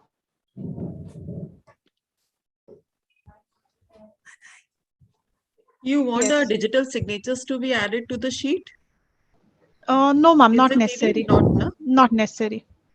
Yes. So, Dr. Swati, can I request you to share your overall feedback with the students? Okay, sure. So first of all, a big congratulations to all of you, all the students, and a big thank you to Anuradha ma'am, Anuradha Bakshi ma'am, for inviting us for this competition. Actually, it gave a lot of insight into what is going on currently. There were lot many researchers from varied field, and it was absolutely pleasure listening since morning to all those presentations. And at the undergraduate level, when students are trying so much, when they know about those terminology, I guess as a teacher I feel like it's a blessing that at the first year and second year of undergraduate level they are learning all these things. So a big congratulations to the whole team, conducting team of Nirmala Niketan Home Science College. That efforts are really well appreciated, and thank you so much. Now, coming to this research part and the presentation part, everyone has tried their best, definitely, I would say, and they have tried to match up with the time, try to match up with the technical glitches, and moreover, try to present it in a very, I would say, very subtle way. So that was really appreciated. I guess all the students have been empowered in last 2 years presenting online, so that I could see on screen. And for just common observations across all the presentation, first thing was that I could not understand that age range which was taken throughout. Like mostly the presentation had a varied age range, like they have taken from 16 to 60 or 15 to 60, so something like that. I really wonder that when you are going to do a research, then how you will be concluding your result, because whenever we do some research we want to generalize it on maybe some part of population or some part of your even area. So that was one concern. Second, ethical concern. Most of those who have done medical studies or the sensitive topics, so their ethical concern was again a question. So I hope you will do something on that particular part that can be sought and that can be sorted on time. And that last thing is about the methodology. So whenever we are following the methodology, we need to be clear about certain specific terms if we are using it. Okay. If you are not using it, it's completely fine. But if we are putting into the presentation, we should be knowing that, what is the exact meaning of that. And if we are putting it, then how will it affect our study? So overall, it was a wonderful experience, and I would again congratulate all the team from Nirma Niketan for conducting such a beautiful event. Thank you so much. Yes, thank you, ma'am, for that feedback. Can I now request Dr. Shalini to provide her feedback? Yes, first of all, a great congratulations to the entire team of Aarya for conducting this very systematically this entire program, because there was a lot of technical glitch, but the rules were rules, and you really pinpointed each and everything very, very clearly. Those who were supposed to be not considered, everything was made very, very clear. So you abide with the rule, and I must really appreciate the entire team for managing this event so efficiently. Secondly, I'm grateful to the entire team for considering me to be a part of Aarya and giving me an opportunity to look into the research which is happening at first year and second year level. Especially, we need to motivate the students at this level so that they are actually getting a scientific feel that this is how any small problem should be looked at. It's not about the entire topic what you are choosing, but it is how scientifically you approach that topic, how methodically you are approaching a research problem or a problem of understanding a problem. Basically, one thing which I noticed into this entire research thing, people are very, very seasoned with the Google form, and they have understood that this is one of the ways we can extract the data. So that is heads off to the technology that we have all gained an insight that this is the way we can collect our data. We should try to understand collection of the data. This is for you students. Collection of the data is very, very important part of any research. So when you are collecting the data, try to understand that I need to validate my data. Whatever data I'm collecting, it has to be validated. So validation of data has a proper format. So how much sample you should collect when you are framing the technology, as Swati ma'am mentioned, you should be very clear that when you are putting a kind of term on, like she has specified, impact or assessment or effect, such terms has to be used very, very carefully. Thirdly, what I felt is statistical analysis is very, very important. Whichever analysis we could see today were mostly a frequency or percentage based study, which needs to be validated or which needs to be incorporated with the help of your guides or your mentors with the proper software such as our software. You can use a statistical tool. Lot of softwares are there, so आप use kar sakte ho. Excel has lot of scope, so use those things, because that will help you to actually validate your data. And until and unless you certify it or validate it with the statistical analysis, percentage and frequency will not be sufficient enough. And very important thing, it has a wide domain of research projects. So some few of them were wet lab, some of them were totally survey based, but I really appreciate the enthusiasm put by the students to take this effort by the first year and second year student to have that daring to come on the stage and speak about it. So I really appreciate this initiative, because students nowadays are very, very well equipped. They just need a small support and you can say guidance by the mentor, and they will definitely take it further.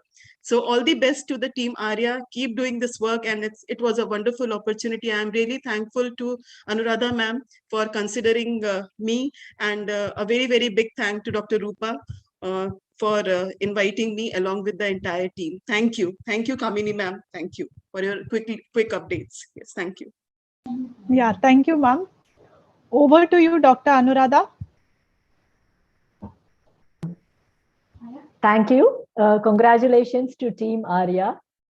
This has been a wonderful day today, listening to a lot of students' presentations and very well organized. So congratulations to College of Home Science Aarya team for this particular organization of the event online, for successful completion of the third year of the Aarya program. And it's a wonderful initiative to get the first years and the second years into the mode of research and integrate research.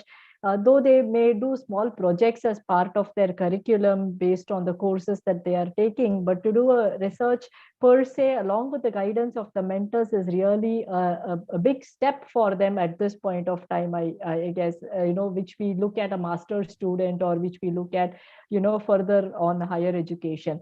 And the subjects that has been taken, the topics that has been taken for research today, as has been pointed out very well by my colleagues, my jury members, that it is a very varied topic, relevant topic to the COVID times and to this particular time.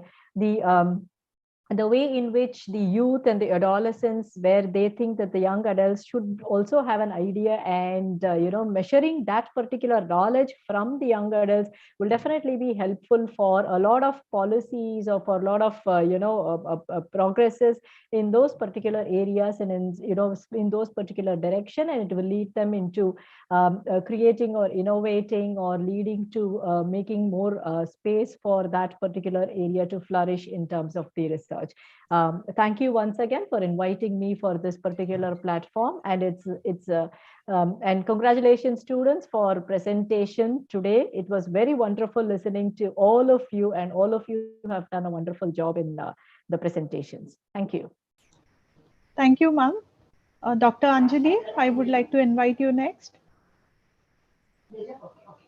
Thanks a lot, Aarya team. You gave opportunity not only to me, but my college. It's an official college, of course. I remember an instance when online exams were started, my students gave all the answers, and she asked my teacher, sir, I have written all the questions. Ata tumi submit karun gya. So you get my paper submitted. That was the status of my official students when pandemic started. Slowly, we also got acquainted with all the methods, Google Forms, examinations, presentation also. But today, what my students and me saw, beautiful presentations, overwhelming enthusiasm of teachers as well as students, enthusiasm and confidence of undergraduate students. My students can come across presentation more when they go to MSc. UG students never come to presentation unless and until they are motivated to participate in Avishkar. However, this time we enjoyed beautiful presentations. The frame they selected, the pictures they selected, the color combination they selected was also excellent and was very, what you call in Marathi we say, prekshaniya. देखणे सुंदर presentations मुलांनी केली आणि याच्यासाठी I am so grateful to Rupa ma'am. She became my friend, and my life has changed. Like her enthusiasm started translating into me. उत्साहात कसं राहायचं ते रूपाकडनं शिकावं. अशा माझ्या मैत्रिणीचे मी पुन्हा एकदा आभार मानते. Thanks a lot, Aarya team. So disciplined. Till the end, you are all with fresh faces. Thanks a lot. I definitely agree, Anjali ma'am. Yes. It requires a lot of strength to keep smiling at the end of the day. And I know it's not one day's task, because they must be Correct. compiling, they must be coordinating, they must be doing many preparations for this event, and still having the same energy till the end of the day. It was really appreciating. Thank you very much. Thank you so much, judges. All of you have really appreciated the team. Definitely, before the vote of thanks, I must say that this Aarya team, we call it Aarya and Avishkar team.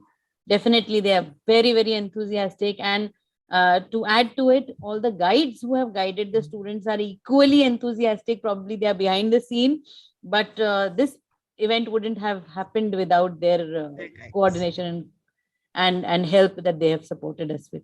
Yes, Dr. Rege, Miss Noella Dias is here. Yes, We can spotlight her. yes, sure. I had just called her because she was a little busy with the 12th standard exam preparations and room arrangements and other things. So, Miss Noella, are you here? Yes, she's here. We need to spotlight her. Yes. Yeah. Thank you so much. I'll do it. So, congratulations to our dear Aarya and Avishkar team. Thank you. And for your teamwork, your enthusiasm, and motivating students to participate in this event. And also, I thank all the guides who have guided students and all the judges who gave a lot of their time judging 150 events. 150, right? Students, 25 projects. Yeah.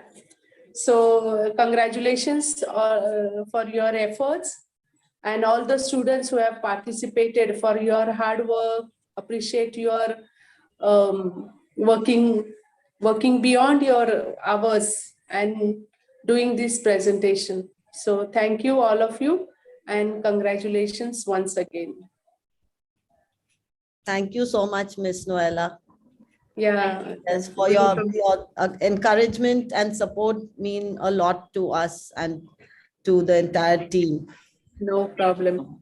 Okay, thank you. Congratulations, Miss Kamini, Miss Rupa, Miss Minelli, and all your team members. Vibhuti, ma'am. And Miss Vibhuti. And Miss Vibhuti. Okay, take care. Thank you so much. Thank you. Thank you. Yeah. So give us just 2-3 minutes more and we will be ready with the results. In the meantime, if the judges want to take a quick 5-minute break, we could do that. And we'll definitely once again means you don't need to leave the meeting, but another 4-5 minutes and we could call you back. So a quick break if you wish to take. Thank you so much. You've also been there since morning, absolutely glued to the chairs. At least we have been able to move around a little bit here and there, kind of handing over our responsibilities here and there. But you can just take a 5-minute break and we will definitely begin our award ceremony and other things. Thank you so much, ma'am. Dr. Bakshi, thank you so much. Just give us 5 minutes and we No will. problem, no join problem. you. Yeah. So you may want to turn the recording off for 5 minutes? Yes, we will do that. We will do that. Vibhuti, can you turn off the, could you pause the recording? Thank you so much.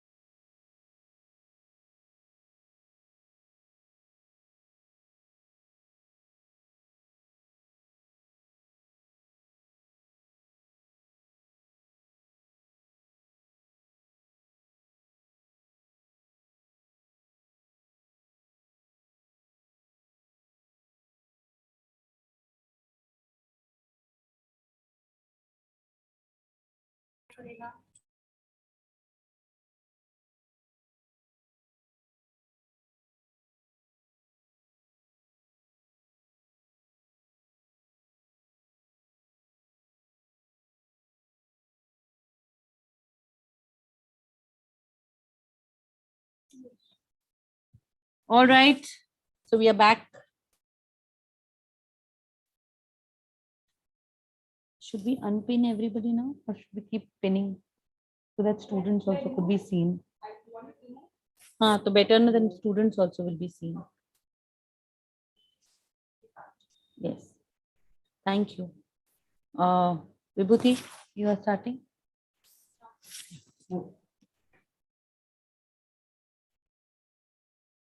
Okay.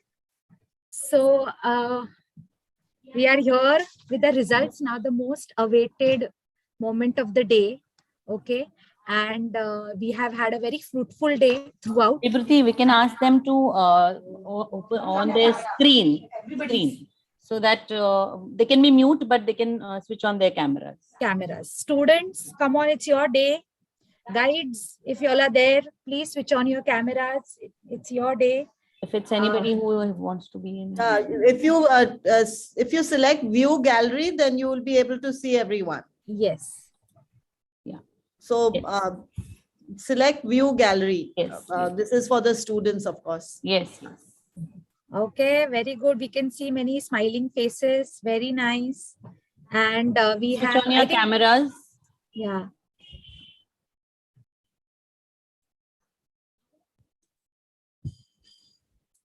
पहिला vote of thanks.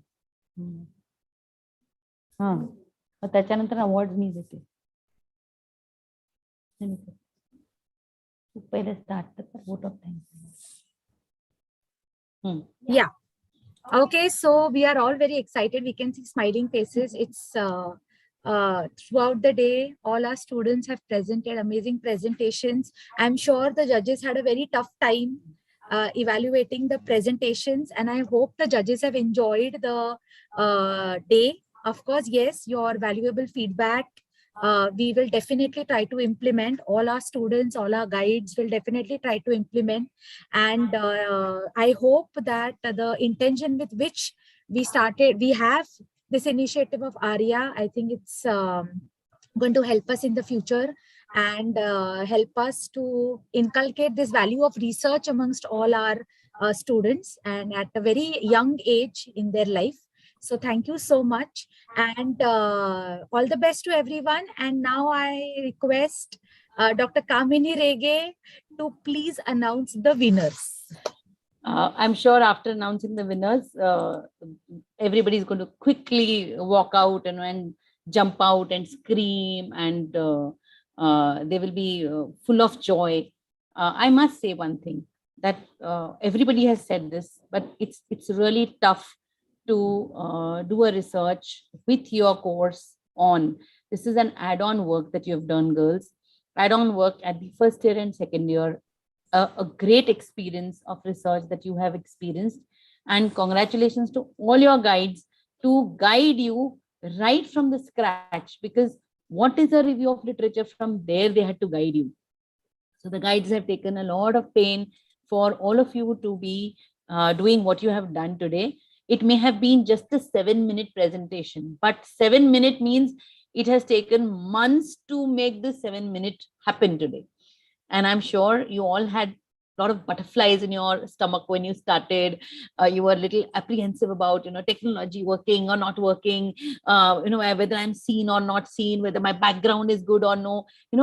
Practically, I think it was a wonderful experience, because we teachers go through it every day. You people switch off your videos and you're out, but we have to really be very, very conscious about how we are looking and how the students are. And then, when the questions are coming, man, we can't hear you. So the questions, that it was like, I was feeling nice. I said, oh, this time the students on the other side. So it was wonderful to see all of you experiencing this, and I'm sure the judges also have experienced the same. I'm sure you all have enjoyed the whole session. You've got a fantastic experience. I must also thank, I'm yet to begin my vote of thanks, but yes, let me begin with the vote of thanks.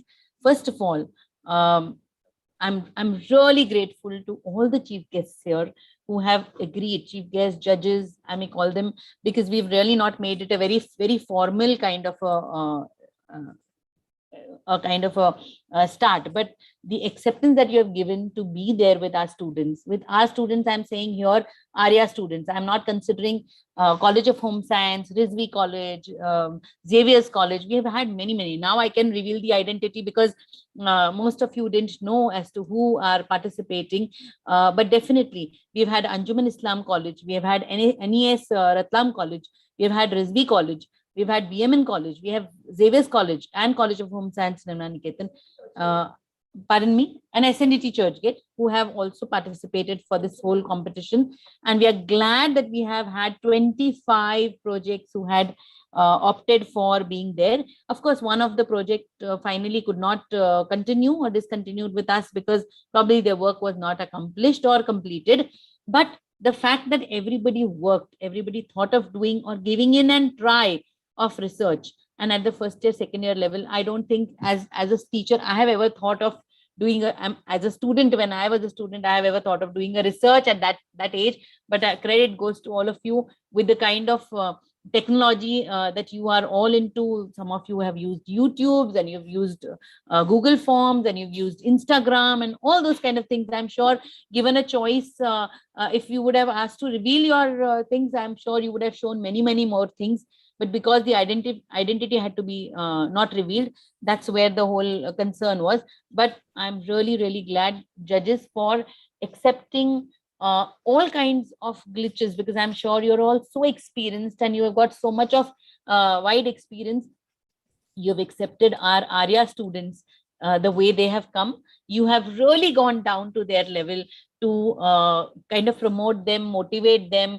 I could see the kind of nods and expression on your face, which probably also helped the students feel like I'm wanting to present. Yes, I'm going right.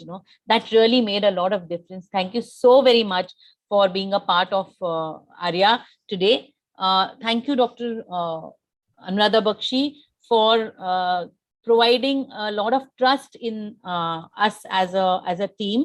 I'm sure without your early morning help with Zoom, with all the kind of in and out of our approving of our certificates and brochures, and accepting whatever the changes were happening, I'm sure this wouldn't have been possible. Thank you very much for that. I'm really grateful. My team is very grateful. The next person that I must say is the technical help that I have got from Mr. Fauzan, and you've not really seen him because he's behind the scene. Fauzan sir, we will want you to for a minute so that the students also and the judges also know that today we could really sail through very beautifully only because of him. So thank you very much, Fauzan sir, for making it happen.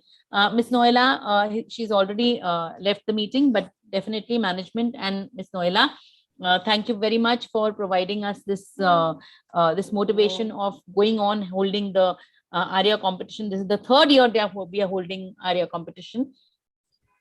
To add to, I'm sure without guides, today's presentation was not possible. Guides and co-guides, both of you have really put in your heart and soul to make things happen.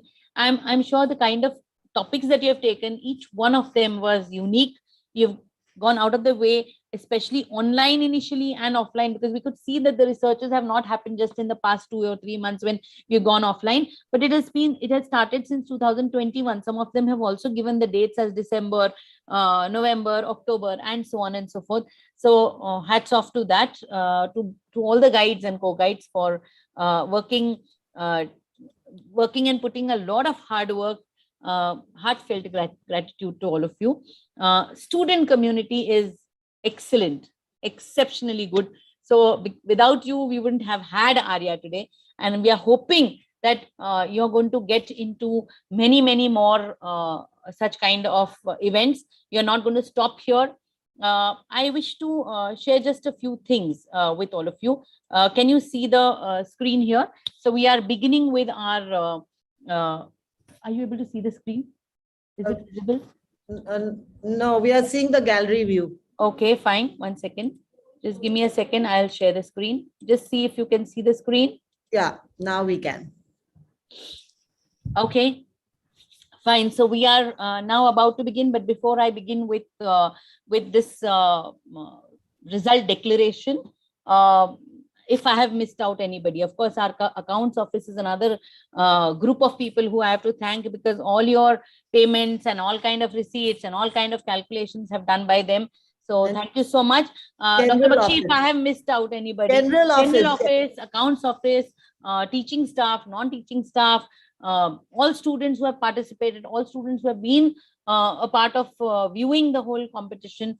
Thank you to each and every one of you. Dr. Bakshi, I hope I have not missed Yes, anybody. yes. And if I have, Only please God. excuse me. Only gratitude to God. Of course, without that, we wouldn't have started. The Almighty is the first, we actually came inside with that thought only, let everything go fine. And I'm sure his support has been with us. Dr. Bakshi, you would like to share anything? Which I just once again want to extend my deepest gratitude to the 4 jury members, our chief guests today, who have, with such passionate interest and with deep engagement, been available and given such rich inputs to all the participants today. The talented team led by Dr. Kamini Rege, so that includes, Dr. Rupa Rao, Miss Vibhuti Khedekar, Dr. Minelli Rodrigues, and yes, and the students and the teacher mentors, that is without whom this wouldn't be possible. And it's just, again, I want to say only 3 teams are going to get a prize, but all of you are a winner for having the courage to generate ideas which you saw to completion, for having the courage to present and today to answer questions, and to have taken these positive steps. So all congratulations go to each and every one of you, every team and every teacher mentor. So, and once again, thanks to God for all, and management for their unfailing support. Thank you, Dr. Bakshi. Thank you so much. Just to add to this, these 2 quotes, I couldn't go without going ahead. I mean, sharing this, I couldn't go ahead. The difference in winning and losing is most often not quitting, as said by Walt Disney. Sometimes you win and sometimes you learn. So please don't look at losing as losing something, look at it as learning. Even in spite of the fact that, yes, we have missed out certain rules, we have missed out certain instructions, but that doesn't give us, it's only giving us an opportunity to learn. Maybe next time we are going to be more vigilant. Maybe next time we are going to be more careful. Maybe next time we are going to be more alert. And that's what is a learning that we have to consider, take it from here. In spite of the, yes. Go, you finish your sentence, yes. Then I had something to say. Yes. So in case if one of group has been, for any reason, has been disqualified, remember you have participated. So you are definitely going to get an e-certificate for your participation. That will not go anywhere.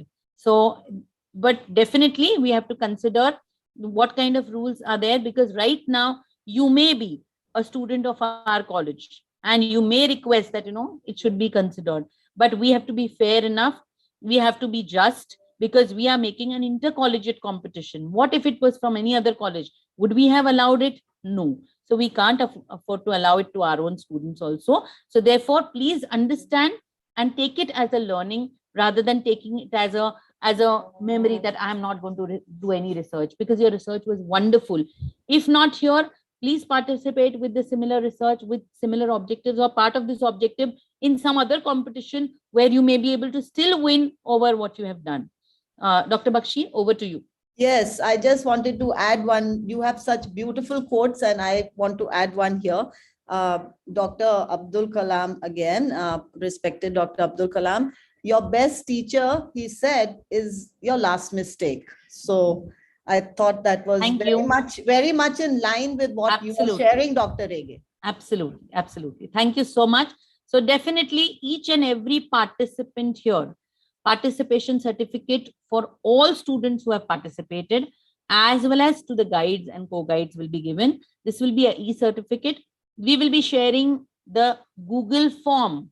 Once again, a Google form wherein you will be writing your correct name. If your name has a mistake when you are typing, printing, your certificate will be generated in that manner only.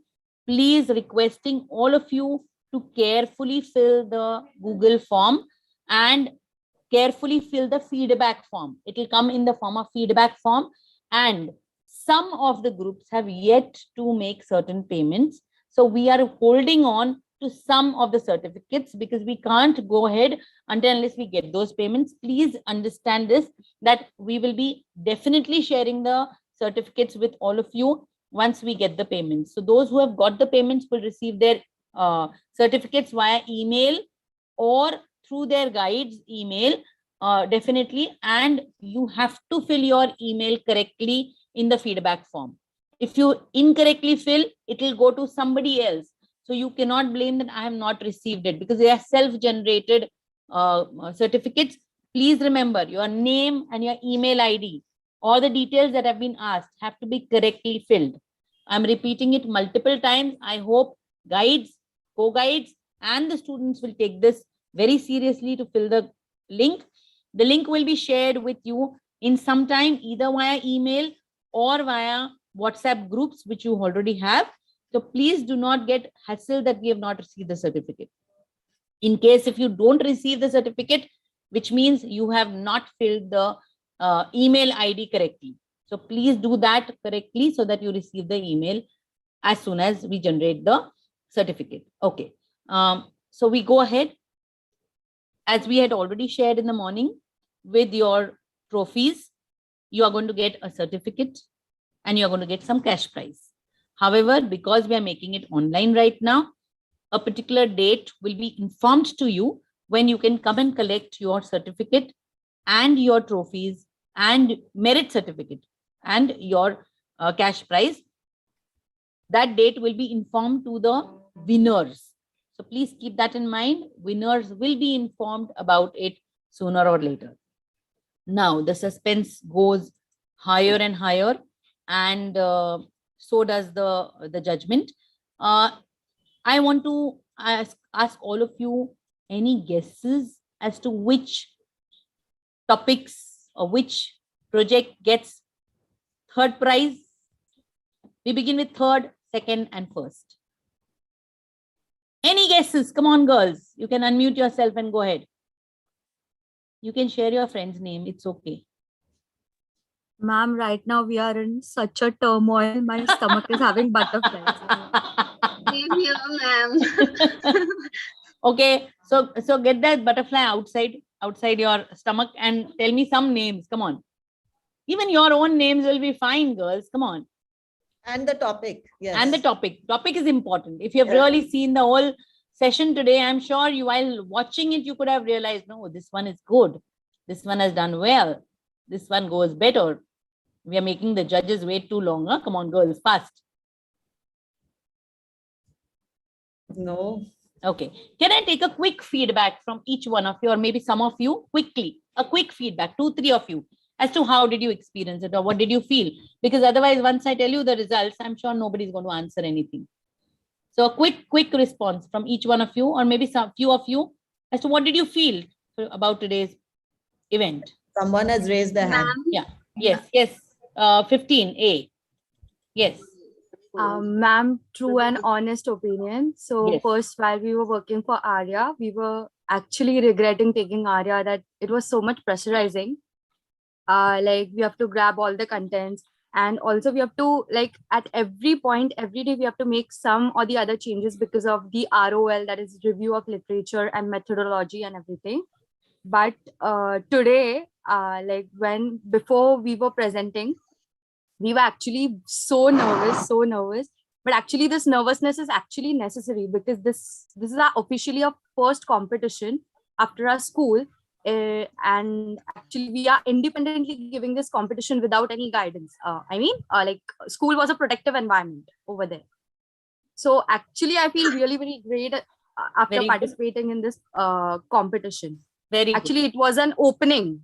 Thank you so much. Yes, 18A. 18A. You can put your hand down, bacha. 15A. Hello, ma'am. Yes. So, Good. like initially it was like, what is the Aarya thing? We were unaware about it. Basically, we thought it was normal research topic on what topics we were interested to research on. But then as and when time went, we got to know what Aarya was, and to get to a particular topic that is unique in itself was difficult. But again, working on the topic, analyzing it, and putting all together was a very big job to do, because for us it is very new thing, and to be like in a team and coordinate everything, putting things in a place, and also 13, 13, please mute yourself. We'll come back to you. Yeah. and like Sorry. all the things like putting it in the PPT, working for days, and even in the days and even in the nights, late nights, early mornings, for getting a perfect PPT, perfect information to the point, crisp jaise chahiye tha. So that was a task. But then after today's presentation, like till 1 minute of the presentation, we were like, will it be good? Will it be like hoga ki nahi hoga? But after it went, we were very happy with our thing that we presented. So it was overall a very nice thing to do, and it was a kind of experience, lifetime experience, one thing experience to have. So And even we have taken very ups and downs in our whole journey was like ups and downs. Like somewhere it was good, somewhere it was bad, somewhere it was frustration, and so it was like we had a good experience at the moment. Okay. Thank you so much. 17 is the last participant who's sharing. 17. Actually, we all as a group members, there was a lot of ups and downs, and the coordination was like really impossible to coordinate among us. And the most hardest part for us was the illustrations, because none of us are from drawing background or sketching background. None of our drawings were like, they are worst. They are literally worst, and I don't know how it all happened, but we were like, होगा कि नहीं होगा, illustration ma'am को अच्छे लगेगी नहीं अच्छे लगेंगे. Like it was really brainstorming and nerve wracking and frustrating to make illustrations especially, but overall it was really nice experience that we all have had, and it's a really Wonderful. nice thing. Wonderful. Yeah. Any other student from other than College of Home Science would like to give feedback? One student at least from any other college? Any other college?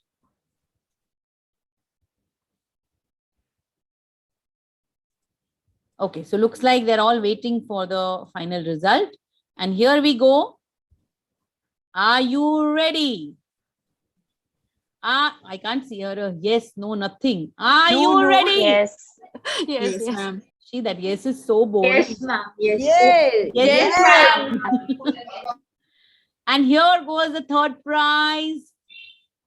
Third prize goes to impact of pandemic due to COVID-19 on e-waste generation and its mitigations. A22S0015. Big clap. Come on, girls. Guided by Dr. Anjali Srivastava. Students are Shruti, Jansi, Hridaya, Arva, and Bushra. Congratulations, girls, for winning the third prize. Shruti, Janice, Hridaya. Wow. Thank you so much, ma'am. Excellent. Sorry, now we can reveal the identity, right? I was really scared that I would take my classmates' name because they are really very close to me. That's why.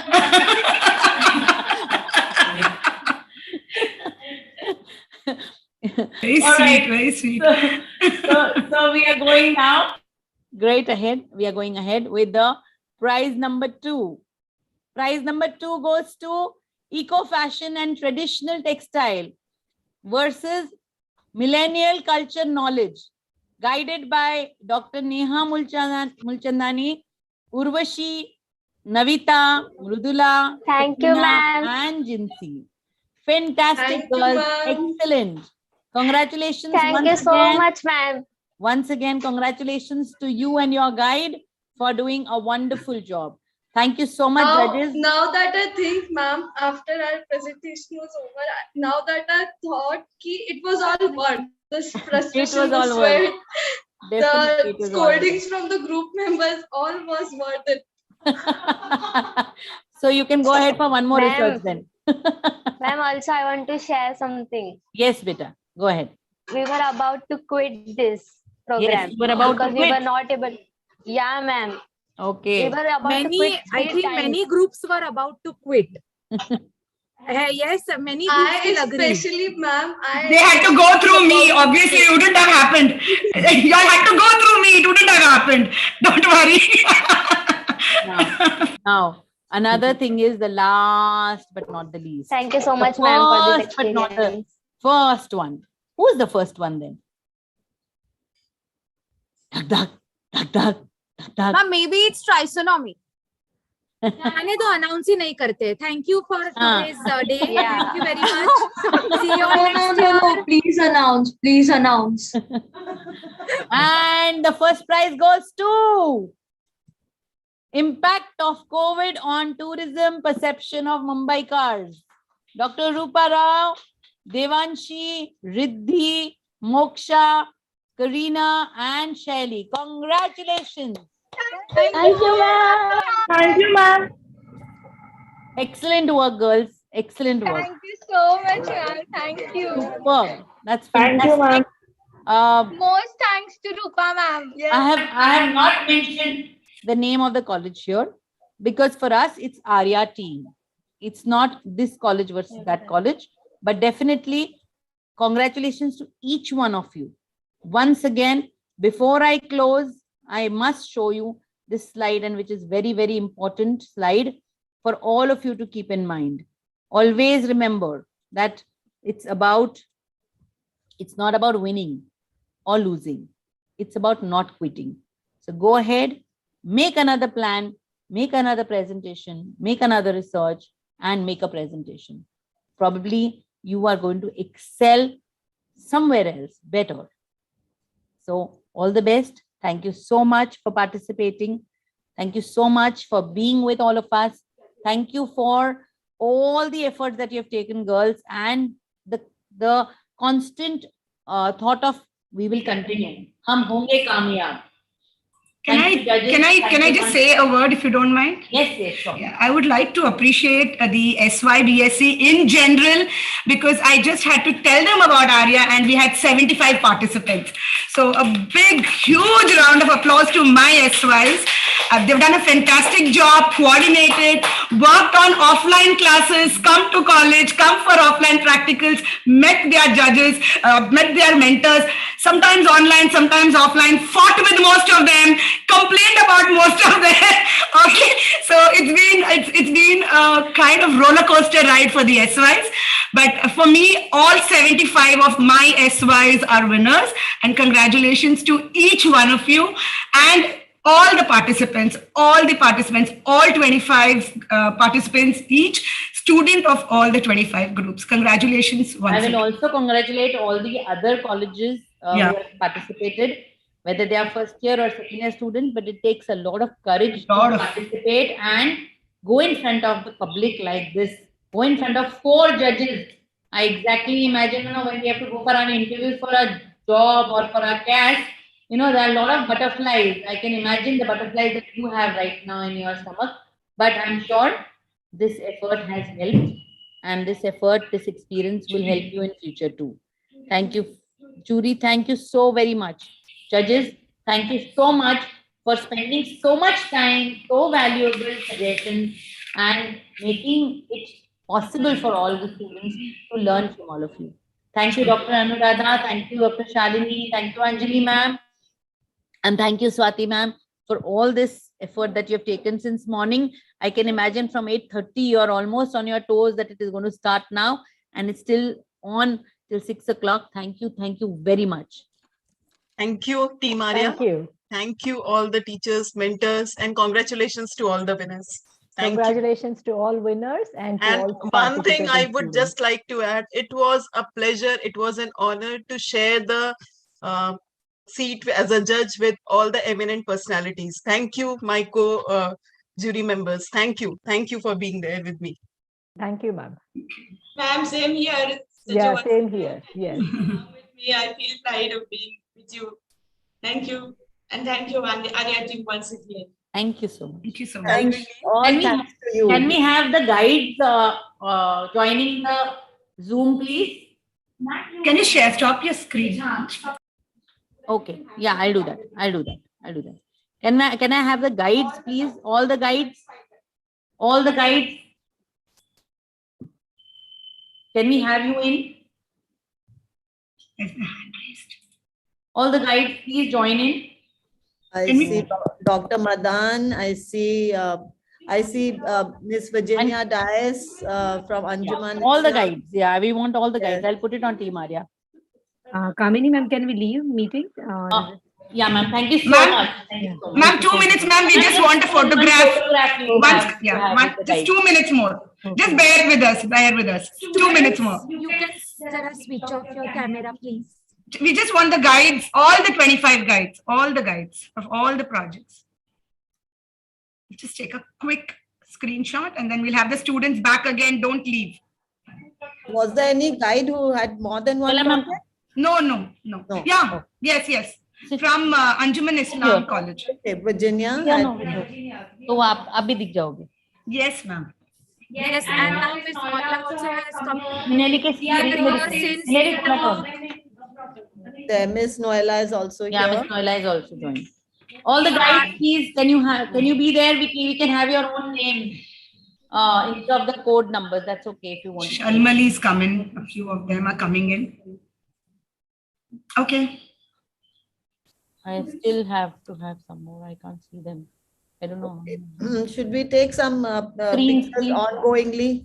Yeah. Screenshots. Yeah. Screenshots I've taken a few. Waiting for some more judges, some more mentors. Sorry. Right. I only guide there. I see Dr. Rupa Rao, one of them. So that way, Minelli is there. And Dr. Minelli and Miss Vibhuti. And Virginia, then there's Virginia and Dr. Ritu Madan.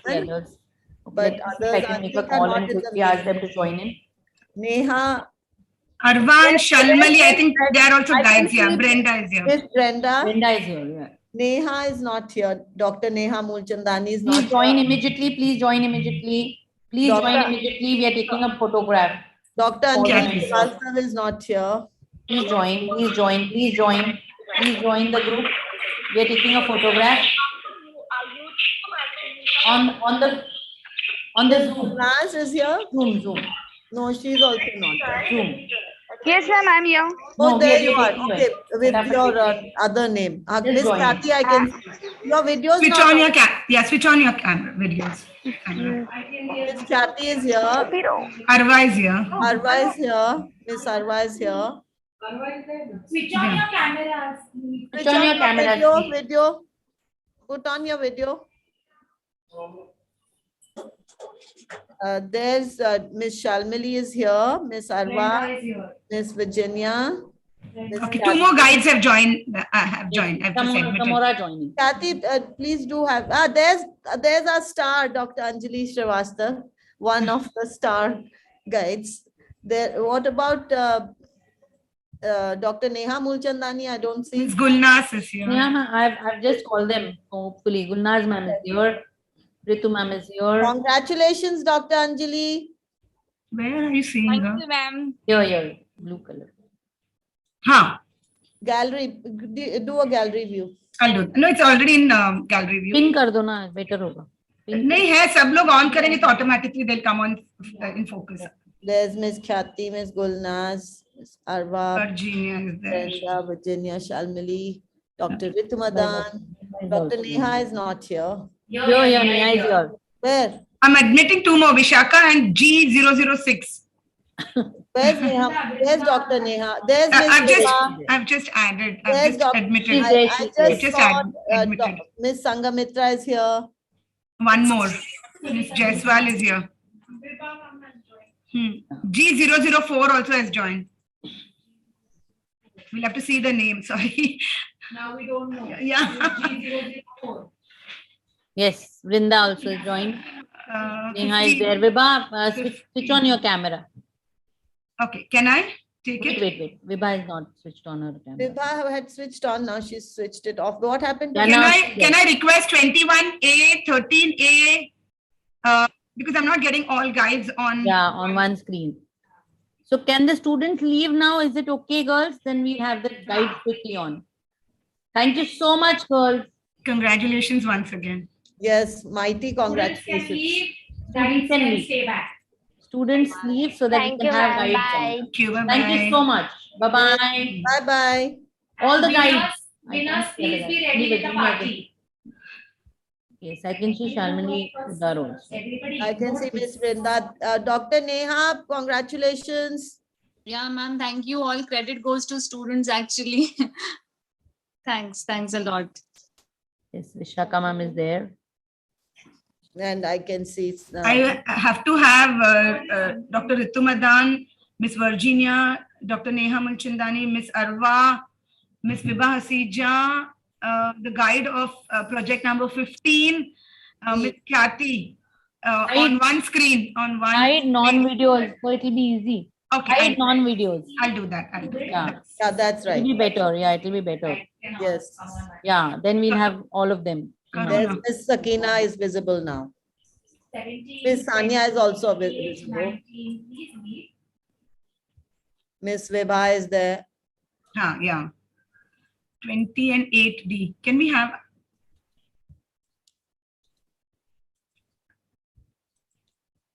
What happened, Miss Rupa? Dr. Rupa?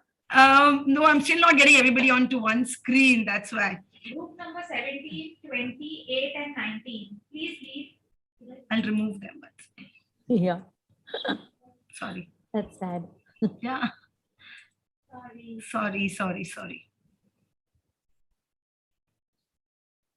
And now we have quite a number of them here. Yes. Miss Vibha, we need your video. Now we are, the jury needs to leave. So Yeah, that's why. All in 15B. I'm sorry. there was a guide from another college also visible. Virginia was there. No, before Virginia. I think I'll take it in two. Sharmili Poddar. हाँ. No, Shalmili is from our college. शर्मिली नहीं, कहाँ गई, कौन था, एक और कोई था. थी. Kamini ma'am, आपके दो डिवाइस है इसलिए I'm taking it in two thing, no problem. Smile. You want me to leave from one? No. चलेगा अभी. Just give me 2 minutes. I'll just finish it off. Smile, ladies. Okay. Sunita, your camera is not on. Sunita. Riddi's camera is not on. Riddhi, your camera is not on. Everyone's Anuradha ma'am. Anuradha ma'am was also in. Khyati. You can do this. Everyone's a winner. Yes. All guides, all students are winners. Done. Thank you so much. Once again, thank you very much, guys. Thank you. And the team is also a winner. Yes. Organizing team. Yeah. Dr. Reggae, Dr. Done. Thank you. Dr. Thank you. Thanks to Team Aarya for organizing the event so beautifully like every year. Thank you. We enjoyed it. Now I think we do need to let. Bye. Bye. Thank you. Team Aarya, very well. Thank you, Swati ma'am. Thank you, Swati ma'am, for being here. Thank you, Anjali ma'am. Thank you, Shalini, and thank you, Anu. I'm going to be. Thank you. Yeah. Sorry. No, my friend. Anjali ma'am, yes. And Dr. Swati and Dr. Shalini Rai. Yes. Bye. Thank you so much. Bye. Thank you. Bye.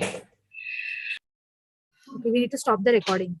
Yes, please. And once you stop, I need to stop the live stream. Wait. I'm stopping the recording. Wait. Uploading the screen. One second. Are you sure you want to stop the recording? Yes. Recording stop. And I'm going to link कहाँ मिलेगा उसका? This YouTube ची link आहे. View stream on YouTube, copy streaming link. Okay, let's copy streaming link has been copied to the. Hey, we should click our picture, huh? Yeah, 4 of us. Hey, I'm leaving now. Hey, wait there. Fauzan. Okay, so once the live streaming will stop once you exit the meeting. I remembered now. So we have to exit the meeting. To stop the live streaming. I'm going to leave. But link. No, but wait. You are leaving. You are host. Wait, you are. No, you are the host. It doesn't matter. Okay, but I have stopped the recording. Yeah, doesn't Now matter. what to do? Nothing. You Okay, nothing. One We can second. leave? Yeah. No, Huh. I'm leaving. Bye. download the recording. It'll have to pull. Where to? How do? I don't know how to do ये it. वो YouTube का link देखो ना आता है कि नहीं? YouTube का भी लिंक होगा. YouTube का पहले स्टॉप करो. मेरे को नहीं दिया कोई पॉपअप. स्क्रीनशॉट्स में 3-4 फोटोग्राफ्स लोगे. है ना ये स्टार्टिंग से? हाँ ये है ना. हाँ बोलो.